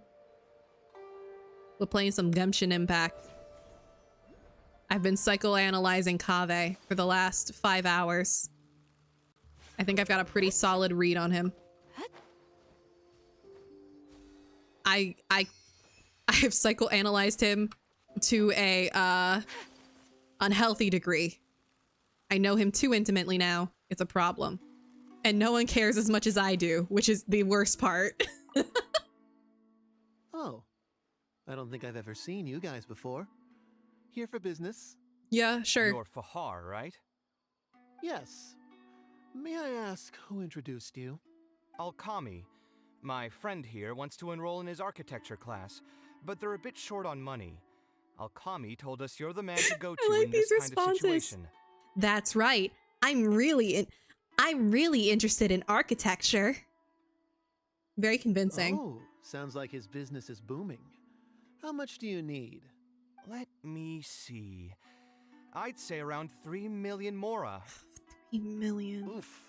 You call that a bit short on money? Anyway, since you hit me with the oof, Okami, I can work things out for you. Make sure you sign the contract, though. Lots of people are borrowing money from me nowadays. All right, what contract? Here you go. Don't worry, there's nothing particularly unusual about it. All you need to do is pay back the loan in full within 3 years. All I need to do, huh? With this long of a contract? And what if they won't be able to pay it back? Exactly, what if? What do you mean, won't be able to pay it back? Once you graduate from Okami's place, you'll be making millions of mora a Read the year. whole thing, Easy. so true. At that point, paying this off will be a piece of cake. Will it, though? And even if you were to run into some difficulties and need to delay the installments, it's no big deal. We're all reasonable people here. If you can't pay quickly, you can just pay it back over a longer period. All that would change is your interest rates would get a little higher. But what's the base interest rate? What's the interest rate? It's hard work running a business. What's the interest? What's the interest rate? It's only fair that on 3 million mora risk as well. What is the interest rate on 3 million mora over 3 years? That's a lot of mora. Through this entire game, y'all have been hearing me say like, oh, 500,000 mora, and the characters are going like, oh my god, that's so much. And then like I'm going like, oh, that's not that bad. I have 500,000 mora. Yeah, sure, you can have 500,000 mora. Like I got 500,000 mora in my fucking pocket right now. Yeah, but 3 million is insane. Anyway, there's no point in tying yourself in knots over the contract. With the way you're reading every single line, it's like you're worried you're about to get scammed out of your whole life savings. Why would I lie to you? Tons of students at Okami's place have signed the contract. The fact he says it like that. Aren't they all doing pretty well for themselves? You're reading it like you think I would scam you. What, do you think I'm gonna scam you? I would never scam you. Who would even suggest that I'm gonna scam you? That's so silly that you think I'm gonna scam you. So quirky. I think I've got like 12 million mora right now. Still though, like 3 million mora is still kind of insane though. Like think about it. Out of that 12 million, if you took 3 million mora out of it, that's not a small chunk. 500,000 is kind of whatever. 300,000, whatever. That's like nothing. That's pocket change for travelers. But like, that's a fucking 3 million's a lot. I just did some calculations in my head. When you say the interest will get a little higher, do you mean it'll get higher than 30%? Of course, the contract did a great job of trying to obfuscate that fact. It only listed the amount that you'll have to repay every day, which gives the false impression that the amount hasn't actually increased by all that much. More than 10. More than 20 even, Sean. 30. 30. More than 10. More than 20. It's 30. If you actually do the math, however, it's clear that the amount you need to pay on interest alone will amount to hundreds of thousands of mora per year. Most people can't even make that much mora in a year. Your greed really knows no bounds. Yeah, I guess the laws don't exist. Even my creditor doesn't dare to raise rates that high. Once a family's signed on to a scheme like this, there's no getting out. What are you trying to say, huh? Okay, so now is when we call in Sino, right? Now is when we call in God and the police? Is this when I hit up God and the police? Is this when I hit up God and the police, the head of military? Is this the time? I think this is the time. I think this is the time where I call Sino, who is literally all about like, who's such a fucking, he's crazy. He's all about justice. He loves justice. This is so unjust. Y'all, this is so fucking unjust. Sino's gonna have a word to say about it. You're fucking scamming struggling fammies. You're fucking scamming struggling feminies. You're going to jail, bitch. Like, no, Sino's gonna kick your ass. Sino will kick your ass before you go to jail. The Matra will be happy to answer that question. I figured something was off when two well-dressed people came looking for a loan. Think you got the better of me? I'm literally friends with God. Too many people are Try my ass. sticking their noses where they don't belong these days. Luckily for me, though, this is a pretty secluded spot. Hey, come out and teach these guys a lesson. I literally fought God and won. Try my ass. Eremites? I've already fought off more than my fair share of them when I was working in the desert. There are only a few of them, so they shouldn't pose much of a threat. Marak, you're up. I literally fought God and won. So, like, whatever. Do your worst. No, my sword. Y'all are fucking nothing. Y'all are a joke. Illusion shattered. Come at me. Three enemies. This is nothing. This is clownery. Did you see how much time that took? It could have been less if I weren't using Kaveh. Who are you and what do you want? I don't think we've done anything. I'm besties with God is who I am. So why go this far to destroy my livelihood? Because you're Debt a has the bitch. power to upend your whole life. I know very well just how miserable living in debt can be. You don't need to tell him your whole life story, My Kaveh. debts are the culmination of many different factors, and my interest rate is still somewhat reasonable. You don't need to tell him your life story, Kaveh. He doesn't need it. Situation in mind, my debts will eventually be paid off. But these students are different. They have neither the mental preparation nor the financial resources to pay back a debt like this. You sold the dreams of becoming an architect to the students as bait, urging them to take on insurmountable amounts of debt to satisfy your greed. You're right on that one. There you go. Get his ass. Everyone knows there's no such thing as a free lunch. Shut it's their up, own bitch. fault for falling into the trap. Oh, shut And up. If we're going to talk about greed, aren't those students the ones who are blinded by it? They Shut up, they're- completely ignore the risk that's right there in front of them. Those students, they're literally 12. They're actual children. They're actual elementary schoolers. They're literally babies. They're 12. They're 12. They're 12. They're 12 years old. Sir, you're insane. Ha! And here comes the silver tongue. What silver Surely tongue? You use that to reel in the students. This tongue as is well. lead. Even now, many of them are still hopelessly dreaming of striking gold after they graduate. His tongue People is grow lead. By learning from their mistakes. I hope this will be a valuable lesson to them. Let's head back to the academia and turn this guy over to the Matra. They should be able to link him with Okami's business. Good. Sino, I have a new toy for you. Bark, bark, grr, bark, bark. Eat him.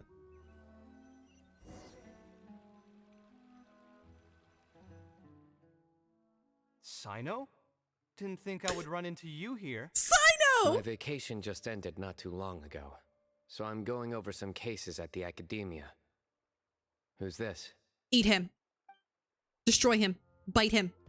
Bite his arms off. I see. Charging an interest rate over 30% indeed constitutes a crime. As it is highly likely that Okami is also benefiting from this scheme, the Matra will open an investigation on him as well. The training center will be closed until further notice. Any funds we manage to recover from the suspects will be returned to the students. It's unclear how much we'll be able to get back, however, given their extravagant spending. That should still be enough. Once the students realize the error of their ways, they won't fall so easily for such traps in the future. So we pray. Anyway, thank you for your help. I hope this won't be too much trouble for you. It's literally his job. It's no trouble. Just another day at work. How did you two get tangled up in this anyway? Yeah, it's literally his job, Kaveh, so don't worry about it. Did you accept any more of He is head of the military. He promised police to pay and me military. 300,000 mora per lecture, but I resigned as soon as I finished the first session. I didn't take a single coin. Ah, that's good. What do you mean, that's good? Would you have taken me into custody as well if I had actually accepted any mora? I wouldn't have gone that far. But, had he insisted that you were also an active participant in his schemes, under our rules, we would have been required to open an investigation on you as well. Lamau. Either way, though, I believe you are innocent in all of this. Had you actually been alright with making money through less than noble means, your life wouldn't be the mess it currently is. So true. Hey, call him out. What do you mean my life is a mess? Get his ass, Sino. Get his ass. Get his ass. Get his ass. Fuck him up. If you weren't such a gullible, giving bitch, you wouldn't be in the mess that you're in.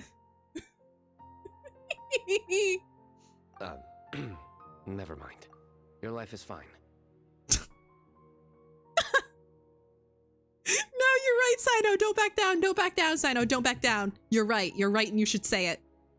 Poor Kaveh just gets bullied. He deserves to be bullied. He needs to be bullied until he believes and realizes that he is actually a hot fucking mess.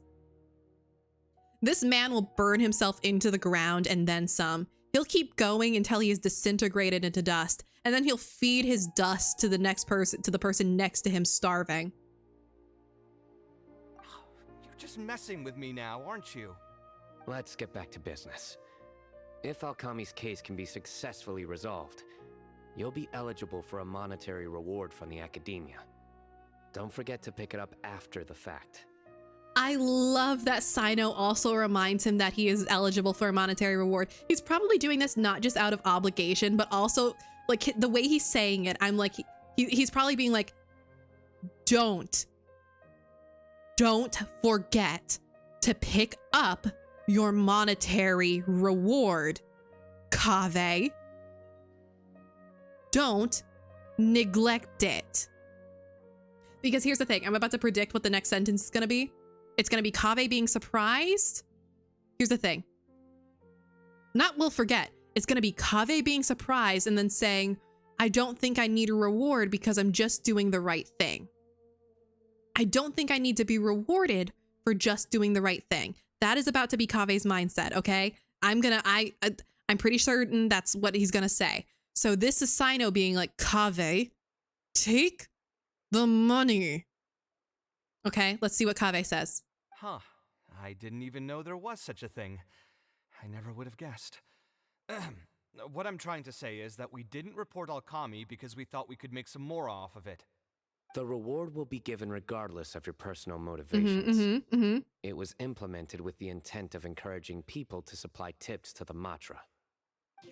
Fine. Oh, wow, he actually gave in. Oh, he took it. Is there anything else? Whoa. Kaveh. Accepting a reward for doing the right thing? Since when? Improvement? Character growth? Character growth? He's accepting money? I want to go back to the training center one more time. and talk to some of the kids. Sure, but you should wait until tomorrow. My subordinates will shut down the center today, and summon the students to gather information on the total amount of Mora they've lost in this Character game. growth. So what you also guys don't know who don't play Genshin is that Sino, this boy, he's really into Yu-Gi-Oh. To put it in a way that everyone will understand, he's really into Yu-Gi-Oh. Like, he's really into Yu-Gi-Oh. And so one of the events Kaveh was participating in for the academia was a contest, and the winner will get a bunch of money and then also a limited edition Yu-Gi-Oh card with a holographic print. And spoilers, I guess, Kaveh wins the event, but then he gives away all of the money to a charity instead of keeping it for himself to pay off his debt. He keeps it for he gives it away, all of it, every single dime, to charity instead of using it to pay off the debt he has had for the last 5 years. Anyway, it's more like Magic the Gathering. That's fair, but like I feel like Yu-Gi-Oh puts it like into perspective pretty well too. But yeah, he's really into Yu-Gi-Oh.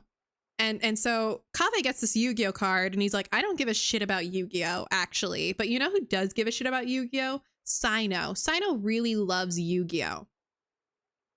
Sino had to fucking fight Kaveh to let him pay Kaveh for the card rather than just taking it. Because Kaveh offers him the card and he's like, you can just have this. I don't really give a shit. Sino has to full on argue to get Kaveh to let him pay him. Like fully fight and argue about it. Because this is a limited edition, special event, holographic print, fancy ass card that is of value to Sino, a hardcore Yu-Gi-Oh collector. He was willing to pay significant money. And also Sino, as head of the entire military, is not exactly short on money. And also he has really good financial habits. So he has plenty saved for like his collecting. This card collecting, Yu-Gi-Oh is kind of his primary hobby. So he's really good spending habits about like setting money aside specifically for his hobby. So he was perfectly ready and willing and entirely able to spend a considerable amount on this card. I think he offered 300,000 Mora, which is not a small amount by any means, and was willing to give him more, but Kaveh wouldn't let him give him more than 300,000. Kaveh was like, you fucking dare, you can't give me more than that. What made him like this? Sino or Kaveh? Sino's just a silly little guy. Sino's just kind of silly is the thing. He's very about Kaveh? What made Kaveh like this is that his dad died and he blamed himself, and then his mother remarried and moved to UK, moved to Britain. And he took all of this personally. He took all of it personally and internalized all of it. His dad died when he was 10, and he blamed himself for his father's death, even though it was just an accident, straight up. And not even an accident he was directly related to.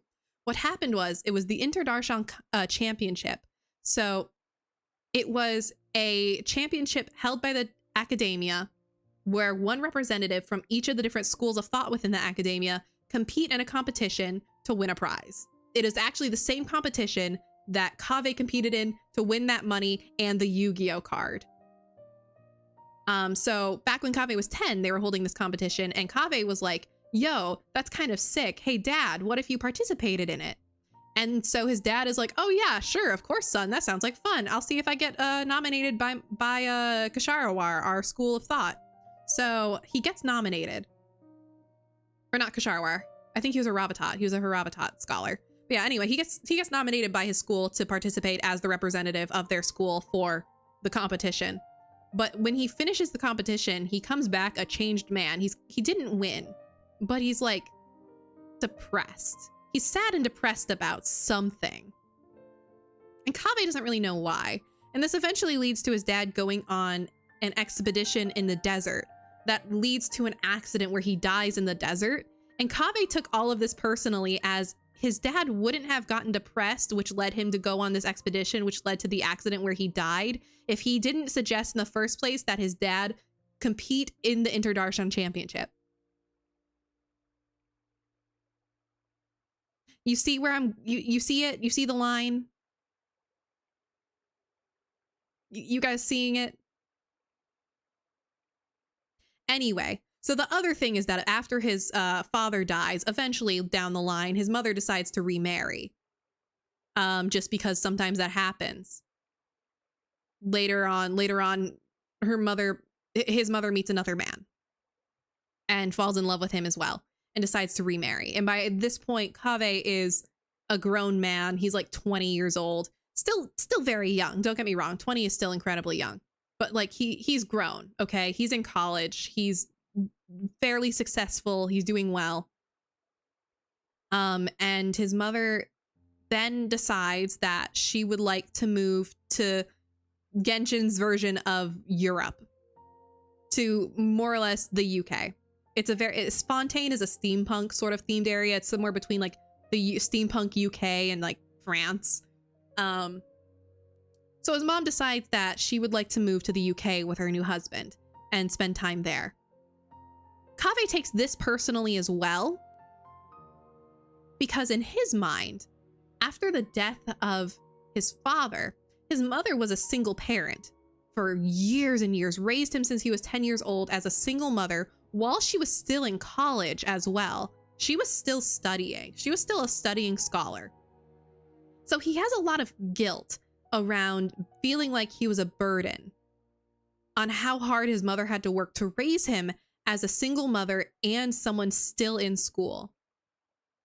So he feels like when his mother remarried and said that she would like to move to Fontaine with her new husband, he didn't tell her this because he never would, because he's scared of being a burden, but he felt like this was her way of trying to get away from him after he took so much of her life away. Again, there's the other line. Mind you, all of this is his own fucked up complex and delusion because his mother loves him. His mother loves him so fucking much, but he won't fucking talk to her because he thinks that she left to get away from him. Also, he's insane for thinking that his father's death was his fault because he was 10. He was 10 years old, and all he did was suggest to his dad that he compete in this championship. That happens every year in the academia. He was like, "Dad, that tiara." So part of the competition, one of the prize winnings was a tiara that was, but literally a tiara that was like gifted to the academia to be a prize in this competition. Kaveh saw that tiara and was like, "That's kind of a sick ass tiara, Dad. I think that's really cool. Why don't you enter the competition and win that tiara? I would love to wear it." And his dad was like, "Yo, Kaveh, that's a great idea. I would totally let you wear that tiara if I win it for you. I'll go enter the competition and see if I win, and then I'll give you the tiara if I win. That sounds great. I love you, Kaveh. I love you too, Dad. I look forward to having that tiara." His dad doesn't win. His dad gets depressed for reasons that are entirely out of Kaveh's hands. We now know in hindsight, actually the tiara was cursed. Essentially, not literally cursed, but this is me summarizing it for people who don't know anything about Genshin. The tiara was cursed haunted. The tiara was super duper haunted, and actually the depression has nothing to do with being unable to win the competition, leading his father into a depressive spiral. The tiara was super haunted, and the ghost haunting the tiara super fucked up his dad's mental health. Like something severe. The ghost gave his dad some terrible brain worms and made him very depressed. And that's what led his father to being depressed. And then that's what led his father to going on this research expedition in the desert, because he was researching something related to the tiara. And that's when the accident happened, unrelated to the tiara, just only related in that he was doing this expedition because of the tiara. Because curiosity and things related to what the tiara said to him. And then he died. Kaveh still blames himself, though. I love this boy, but he's so mentally ill. All right, then I'll stay out of their way. I can talk to the kids tomorrow. Yeah, let's talk to the kids tomorrow. I have a few other things to take care of, so I'll be off for now. If you want to follow up on this case, just come find me again. Or ask one of the Matra. No problem, Sino. I love you. That should finally be the end of that. Oh, who would have thought it would turn out like this? All I wanted was to find a new gig and earn some mora. Because you're gullible. And you can't read signs. You don't realize when people are playing you. My sweet beloved Kaveh. Can't wait until it's released that Kaveh knew the tiara was cursed and that's why he blames himself. No, actually, so here's the thing. We know that Kaveh didn't know. Sink this low. It still makes me We really know upset. Kaveh didn't know because that was the entire point of Kaveh's event right before he was released as a playable character. Or no, was the event released before, right before, or right after he was released as playable? I can't remember. But this event was an event that was focused around Kaveh anyway, where he applies to participate in the Interdarshan Championship. Because first of all, he needs money really badly. But second of all, it was a championship that his father took part in, and he's really bad about living in the past and things haunt him significantly. So he applies and is nominated by his school of thought as the Light of Ksharawar. He is Kshaраwar's golden boy to participate. And when he wins, he meets the tiara. And he talks to the ghost of the tiara. And then he realizes why his father got so mentally ill. But he still blames himself. Do we know how much debt he has? No, just enough that it's kind of world ending. Still, I think I feel a little better now than when you found me back at the tavern. It's a little ironic, but you could say it's because I've realized that there are many circumstances in the world that are even worse than my own. Now that I've seen such things firsthand, I suppose I've earned a new sense of appreciation for my life. I mean, yeah, you could be in a worse financial situation, but you are still extremely mentally ill and need significant therapy. My beloved How should I Kaveh. put it? I'm pretty stubborn when it comes to my profession, so I often argue with my clients. The arguments are usually extremely frustrating, and every once in a while I'd wonder if I only became an architect because fate wanted me to pay for some sins I'd committed in a previous life. You're so dramatic. I love you. Okami's suggestion would have allowed me to quit my life as an architect and earn money solely from my reputation. But now that I've experienced that for myself, I can confidently say that I'd never want to do it again. And that's why he thinks you're too rigid. That's not the part that Okami was wrong for, though, Kaveh. You're getting the wrong lesson from this. He was right that you don't know how to make mora. He was right that you don't know how to use your fame to leverage yourself out of the situation that you're in. You're too flimsy and yet too stubborn at the same time to save yourself from yourself. You are your own worst enemy. Every scholar has their own sense of pride and a line that they don't like to cross. Of course, when faced with the vicissitudes of life, some Another will surrender $5 these words, things to Kaveh. seek It's a almost more like you have a comfortable minor in life. philosophy. I can understand that. He has a major in architecture and a minor in philosophy.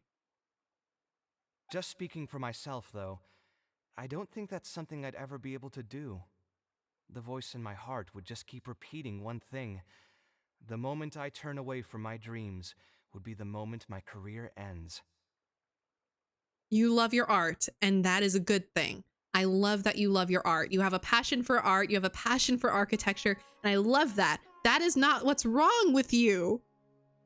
What's wrong with you is the way that you let your guilt haunt you over things that never happened.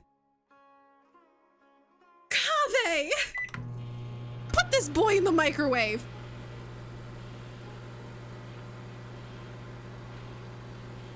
Good, I'm cooking him too. If I stopped devoting everything to my creative activities, I'd be able to lead a more comfortable life. But at the same time, my sense of intuition and understanding for the arts would also begin to degrade. At that point, any materialistic ease I may have gained in life would just become another form of torment. In comparison, my current life comes with its share of difficulties, but at least I'd never have to deal with that kind of existential reckoning.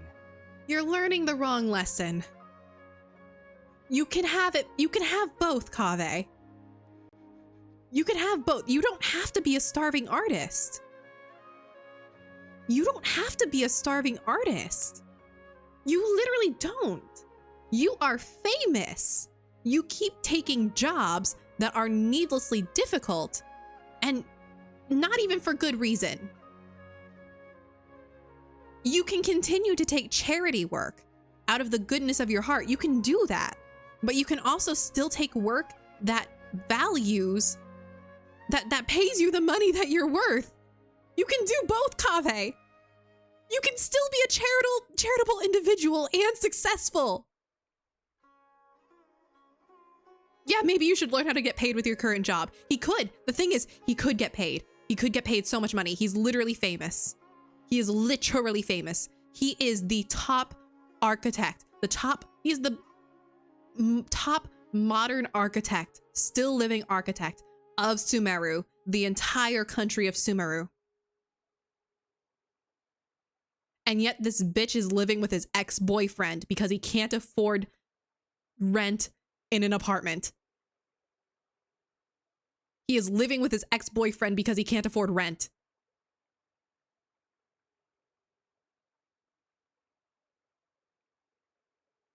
I'm insane. I'm insane. I'm going insane. I love him so much, but I'm insane. I don't understand that. I don't like either answers, but I'm just answering. You may call me conceited for this. You are but conceited. I would also like to think I'm talented enough to be able to lead a decent life without Actually, no. compromising my You're pride. not conceited. The problem is you're not conceited enough. You need to have a larger ego. Your ego is too small. Your ego is too small and you carry too much guilt, so you're not willing to actually value the work that you produce. And so you get paid little to none. You allow yourself to be paid little to none. And also, you're extremely gullible. You don't trust your friends, but you'll trust strangers because you assume strangers have your best intentions in mind, while your friends know you too well to have grown to dislike you. That is your problem, Kaveh. You trust strangers because you believe in the goodness of others. And yet, you don't trust your friends because you think your friends know you so well that they have the ability to dislike you. Because they know you well enough to have formed an opinion, and that opinion is that they don't like you, which is fucking stupid because they obviously like you. They obviously love you so much because they're always trying to help you, but you push them away because you don't trust them. And for what, Kaveh? And for what? What, may I say? It's certainly not easy, but I want to keep at it. My thanks again for being such a great help throughout all of this. I'm planning to pay another visit to those kids tomorrow. Want to come with me? All right. I will come see the kids. Yes. Get some good Mostly rest. because I need to see the end of this event, or the end of this hangout. This VOD is nearly 6 hours now, and this is the energy I've had the entire time. This is exactly how I've been talking to this bitch the entire time. What is it, 8 a.m. the next morning? 8:30, good enough. I'm going to go crazy over this. Good, I'm infecting you with my mental illness. I'll infect you with my mental illness and all the feelings and opinions I have about these dumb bitches. These dumb fucks. Heart emoji. Alright, back to Port Ormos. I will infect you in a way where you don't ever have to play Genshin yourself, which is good. You should never have to play Genshin yourself. I will give you all the parts that matter. Do I have a key? No, I don't. Damn it. Let me put this Celia away and then I can go to the quest. I gotta take this boy home. Let me get this little guy home. Where are we heading? Where are we going, bud? Oh, right here. Here it is. Settle in. There we go. I did play Genshin at some point, but I stopped. That's so fair. You never have to play it again. It's okay. I'll give you all the parts that matter. And the parts that matter are mostly me talking about the same 4 characters. 3 or 4? 3 or 4 characters. Kaveh, I'll hate them. Baiju, sometimes Hu Tao. No, 5, because I also talk about Scaramouche a lot too. So I have a lot of opinions on Scaramouche. There is no escape. I've been meaning to do stuff this entire time, but my mental illness has been too comfy. So true. So true and valid. Mind the side effects. I love you, Baiju. I'm gonna kiss you straight on the face. I'm gonna kiss you straight on the face and tuck you into bed and tell you to stop hurting yourself. But a momentary distraction. Okay, anyway, Port Omos. I'll talk about Keqing and Kazuha. Hell yeah. I do want to know more about Kazuha. Does Kazuha have a hangout event? Wait a second. Did I just overlook a Kazuha hangout event? There's Heizo. Bennett. Toma. Have I just... How do I know more about Kazuha? How do I learn about Kazuha? Where do I look if I want to know Kazuha? Because I feel like I don't know the boy. Maybe it's just your mental illness infecting me, but I feel like there's so much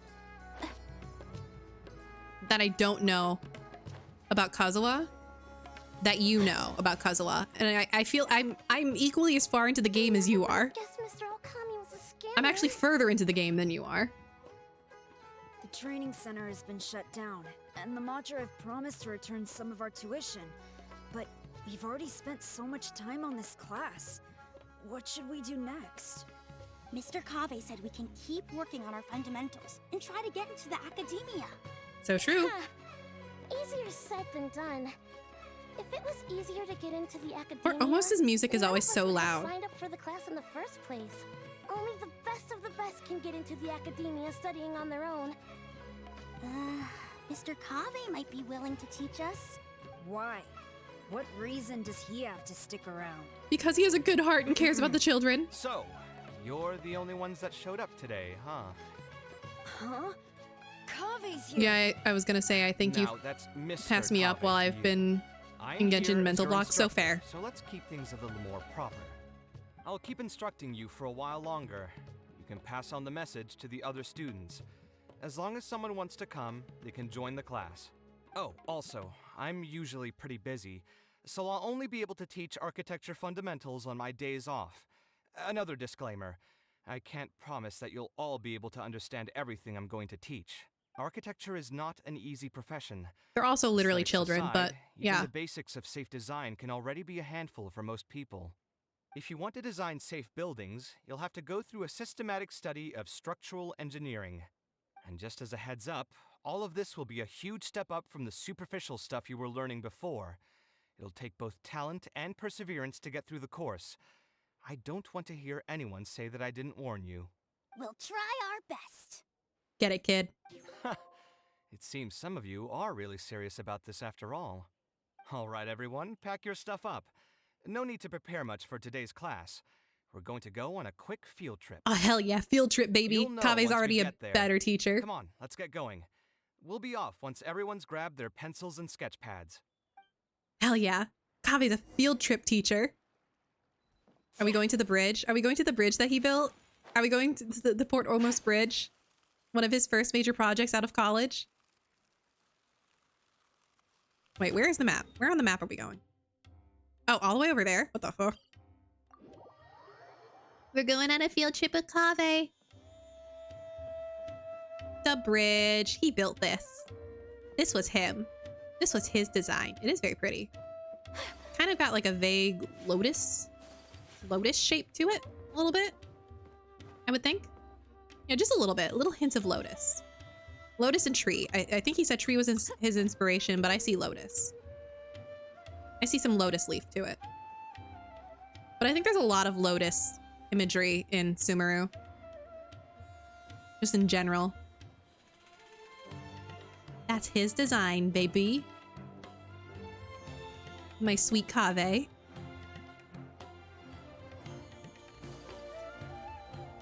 Where are we going? Future Kaveh, where are we heading? Going to the beach? Oh, over here.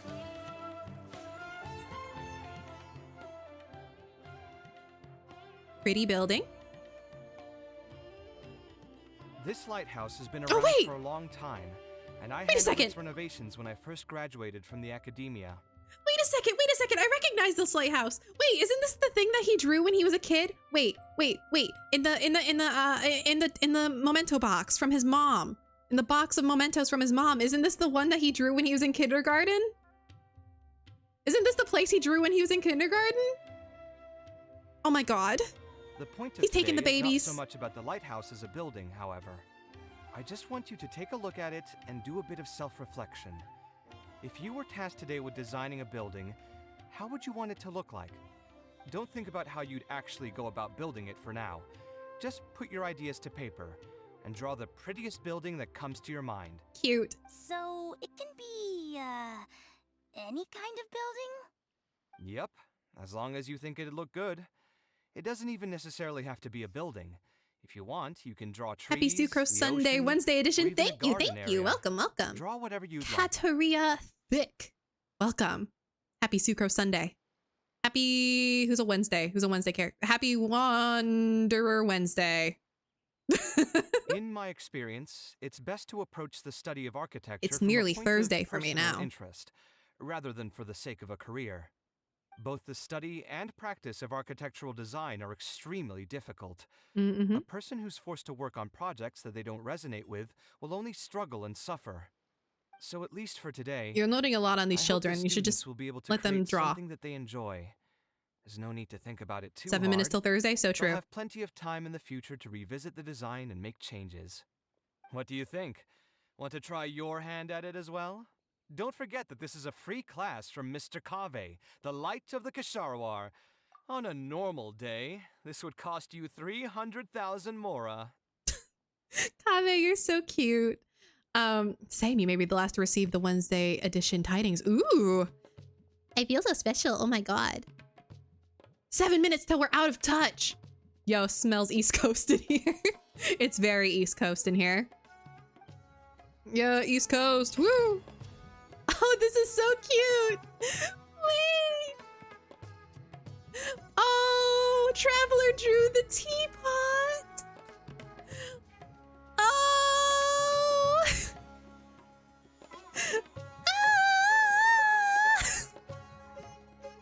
I'm about to become the teapot myself. Oh, my sweet god. Oh, I'm dying. That's so cute. Okay, I'm fine. I'm normal. I'm fine. I need to get out of Port Ormos. It's so loud. Whole endings reach. It only took 6 hours for us to reach all 5 endings because I'm very mentally ill about Kaveh. I'm very mentally ill about Kaveh, so it only took us 6 hours to complete 5 endings of a single hangout event. Smile. Let me take us back to Leeway, because Leeway's kind of my home base. I fucking love Leeway. I just chill here. Leeway is my sweet beloved home. Pretty average for a hangout playthrough, honestly. I'll be honest. I don't play that. Like, normally I blast through hangout events. Like, they take me maybe like half this time. They normally take me half this amount of time.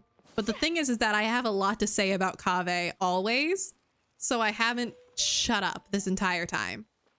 I had to keep pausing to cut in and add comment. Because God knows I have comments to make about this dumb bitch. Oh, wait, I actually wanted to dress up my Kaveh. Wait a second. What's the Kaveh build? What's the Kaveh build these days? Where did I put him? Hi, Ayaka. I love you. Kisses. Anyway. Oh, I need to fight the square. His missing keys that I'll hate them stole by accident. Not again. You're so silly. I love you. Kisses. Smooches. I love you. I love you. I love you. I love you in your stupid little face. Weapons. I wanted to give him... I have the Favonius Greatsword on him right now because that's technically what I guess is by stats best. But I want to give him the Pretty Sword because I've been seeing people give him this one and I kind of love that. I don't care if the stats are not the best for it. I just like that it's pretty. Am I really not? What's today? Wednesday? I have a little bit of time. I can do some farming. Let's go. I don't really go. I'm also very mentally ill about sucrose. Understandable. I could never get that, like, into sucrose. Put me at gunpoint and I'll do cube runs with you. I actually don't mind the cube that much. Like, cube is super easy for me. So it's all good. I don't need to hold you at gunpoint. You're chill. You're safe. What is this one? I don't really tend to do these.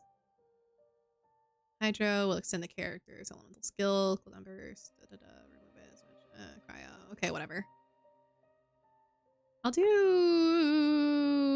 59 recommended. Probably gonna be way too easy. Wants me to have fire.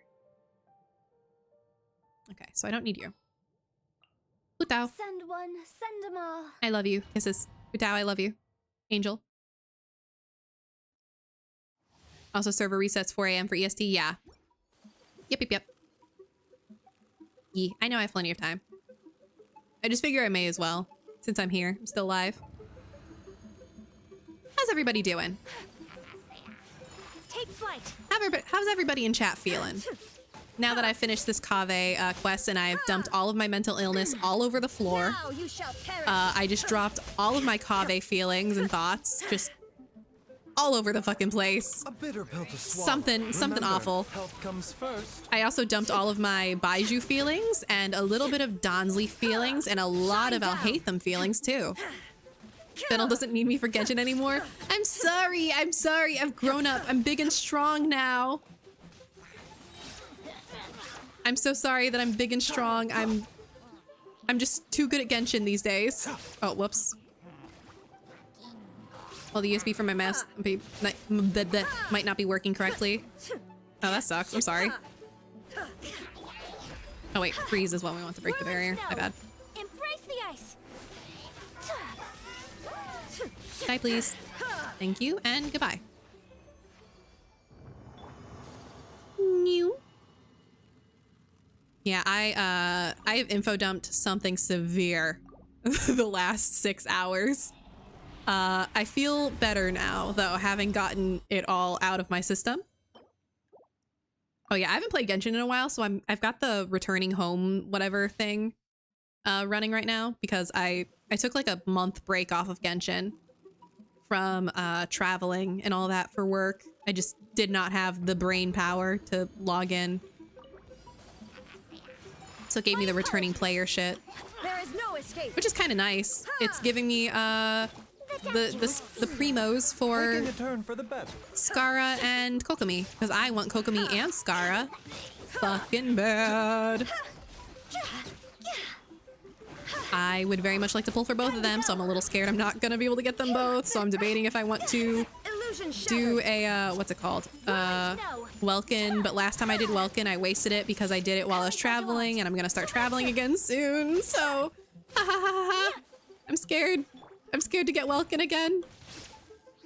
But it's only $5. But I just wasted nearly $100 in ADHD tax for getting both rats in the freezer. So, I don't really have any dollars to spare right now. I have a bunch of rats rotting on the floor that I gotta go deal with right after I finish stream. Maybe that's why I'm avoiding ending stream, so I don't have to deal with the rats rotting on the floor. Smile. Haha. It's fine though. It's fine though. I'm fine though. It's fine though. It's fine though. I'm fine. It's fine and I'm fine. It's just, you know, $100 as an unemployed person down the drain.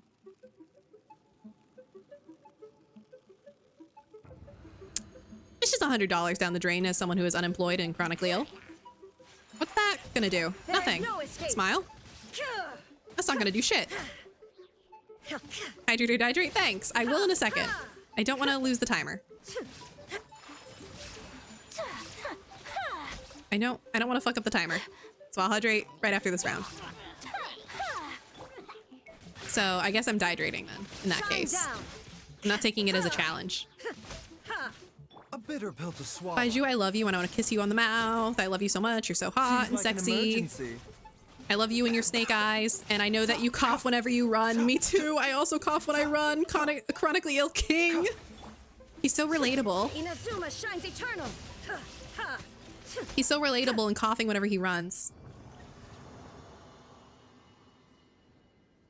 Your dye straightening? Oh no. Do I become straight when I die? Never mind, I can't die. Ew. My gay ass? Straight? Can you imagine? Some fucking hell-ass mirror dimension? Where I'm not the queerest fuck you've ever met. Alright, leave domain. Guess you gotta live forever. So true. I guess I do. Sounds about right. I think I can do that. Alright, let's go to characters. Let's go to Kaveh. Let's go to weapons and enhance. Augers. Auto add.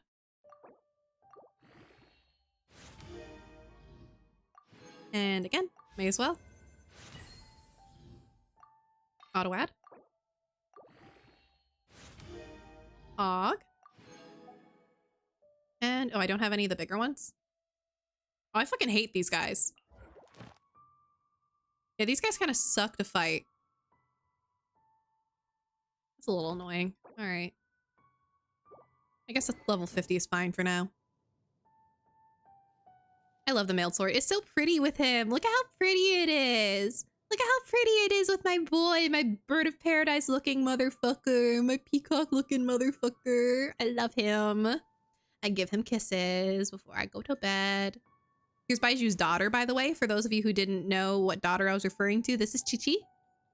This is his baby daughter. Not by blood, but he raises her. He takes care of her and he loves her. Baiju, you're so sexy. Anyway. Let's see. What do I need? Homeward path shit. Yeah, Mondstadt hash brown. Let's see. How many? What are my wishes looking like right now? Not bad, but not great for pulling 2 5-stars. Definitely not ideal for 2 5-star pulls. Little unfortunate. I won't pull for Kazuha. I won't pull for Kazuha. I won't pull for Kazuha. I won't pull for Kazuha because I want Scaramouche and Kokami. I won't pull for Kazuha. Yeah, he gets her milk from the Cocoa Goat. It's just coconut milk, Your Honor. She thought it was Cocoa Goat milk. She doesn't know. She didn't understand. That's my boy. I know that's your boy.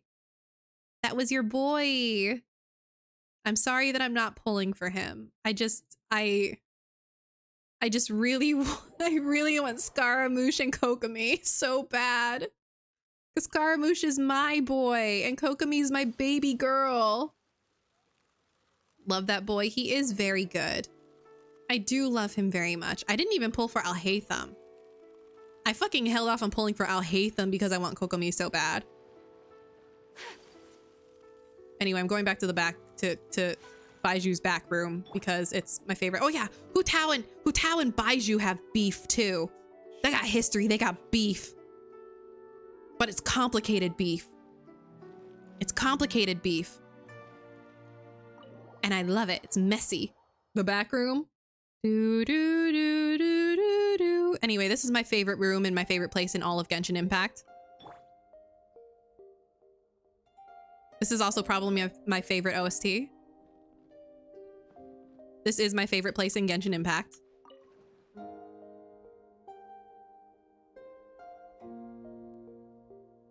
It's just so good. Look at him, look at him, look at him, look at him, look at him, look at him, look at him. Look at him. What? This room is just so warm and so sweet. Baiju spending, I can envision in my mind's eye all the late nights Baiju spends back here, working on his scripts and studying. All the hours Baiju spends laying in this bed until he has to get up again when a patient arrives, pretending that he's totally okay when he's not okay. Because he's so fucking chronically ill. All the hours he spends back here until Chi-Chi tells him that someone's here to see him. And he sits here next to his incense burner.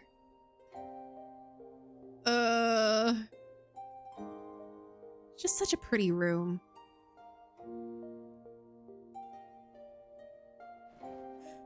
Local funeral home director hates pharmacy staff for this one weird secret, not clickbait. Literally though. Hu Tao, oops, that's not Hu Tao. Hu Tao is director of a funeral home, a multi-generational funeral home that also specializes in exorcising evil spirits. She literally sees ghosts, okay? She's very quirky about it too. I fucking love Hu Tao. She's so silly. Baiju, meanwhile, is a person seeking immortality, which obviously goes against everything of a funeral home director.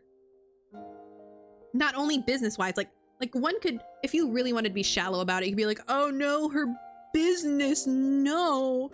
But like literally, Hu Tao's whole philosophy is that the beauty and importance of being alive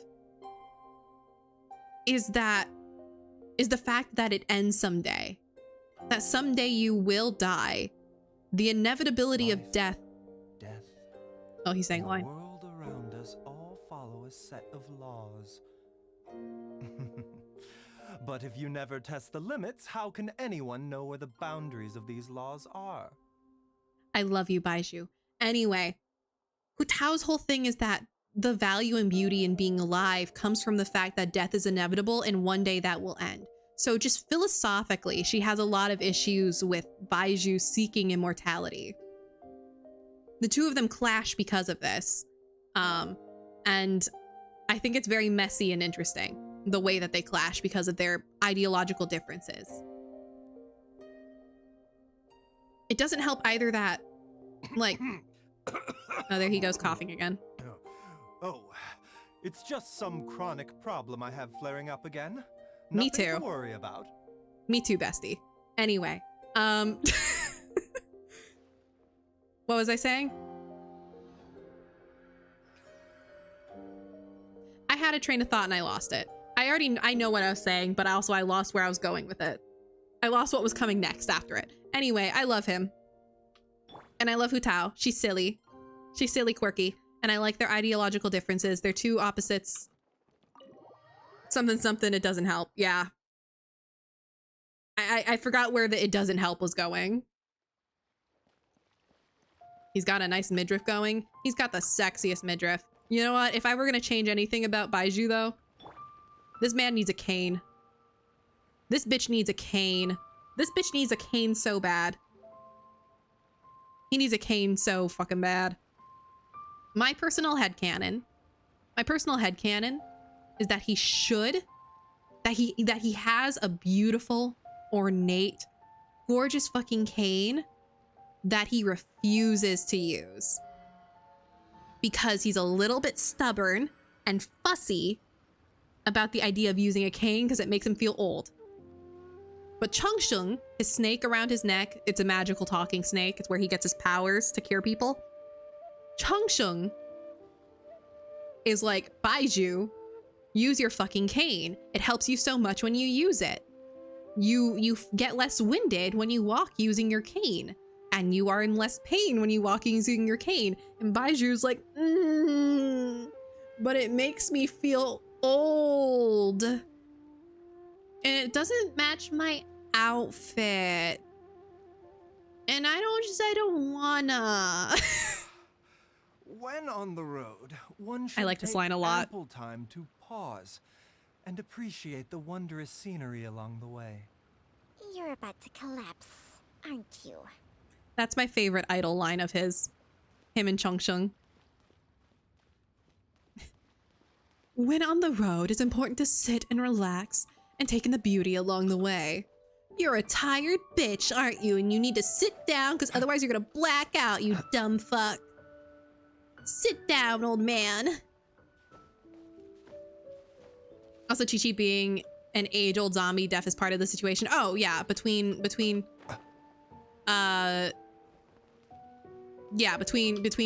and Hu Tao for sure. Yeah, Chi-Chi is a zombie. Chi-Chi is a zombie, and that is also an ideological problem for Hu Tao. Because Hu Tao is like, literally, this girly should be dead and should be passed on to the afterlife. What the fuck? What the fuck? What the fuck? And Baiju's like, hee hee, eto bleh, eto bleh. That's my baby daughter. What do you mean? Eto bleh.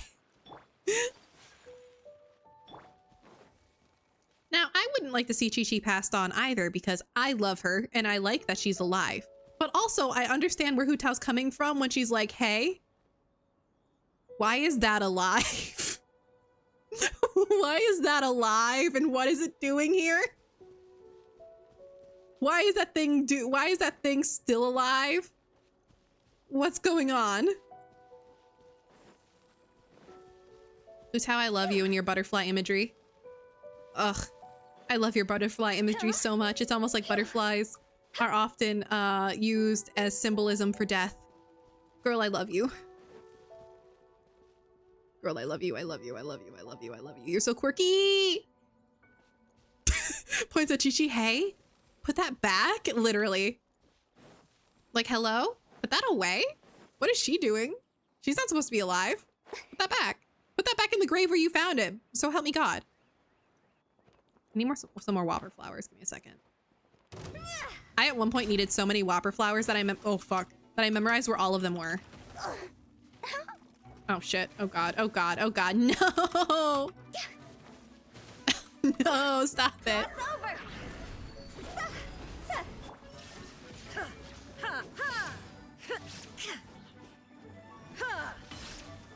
Fuck, stop freezing me. Where?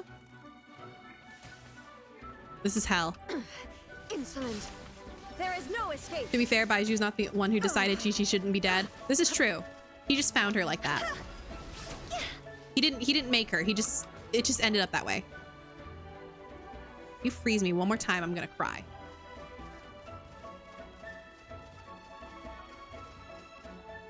Fuck you.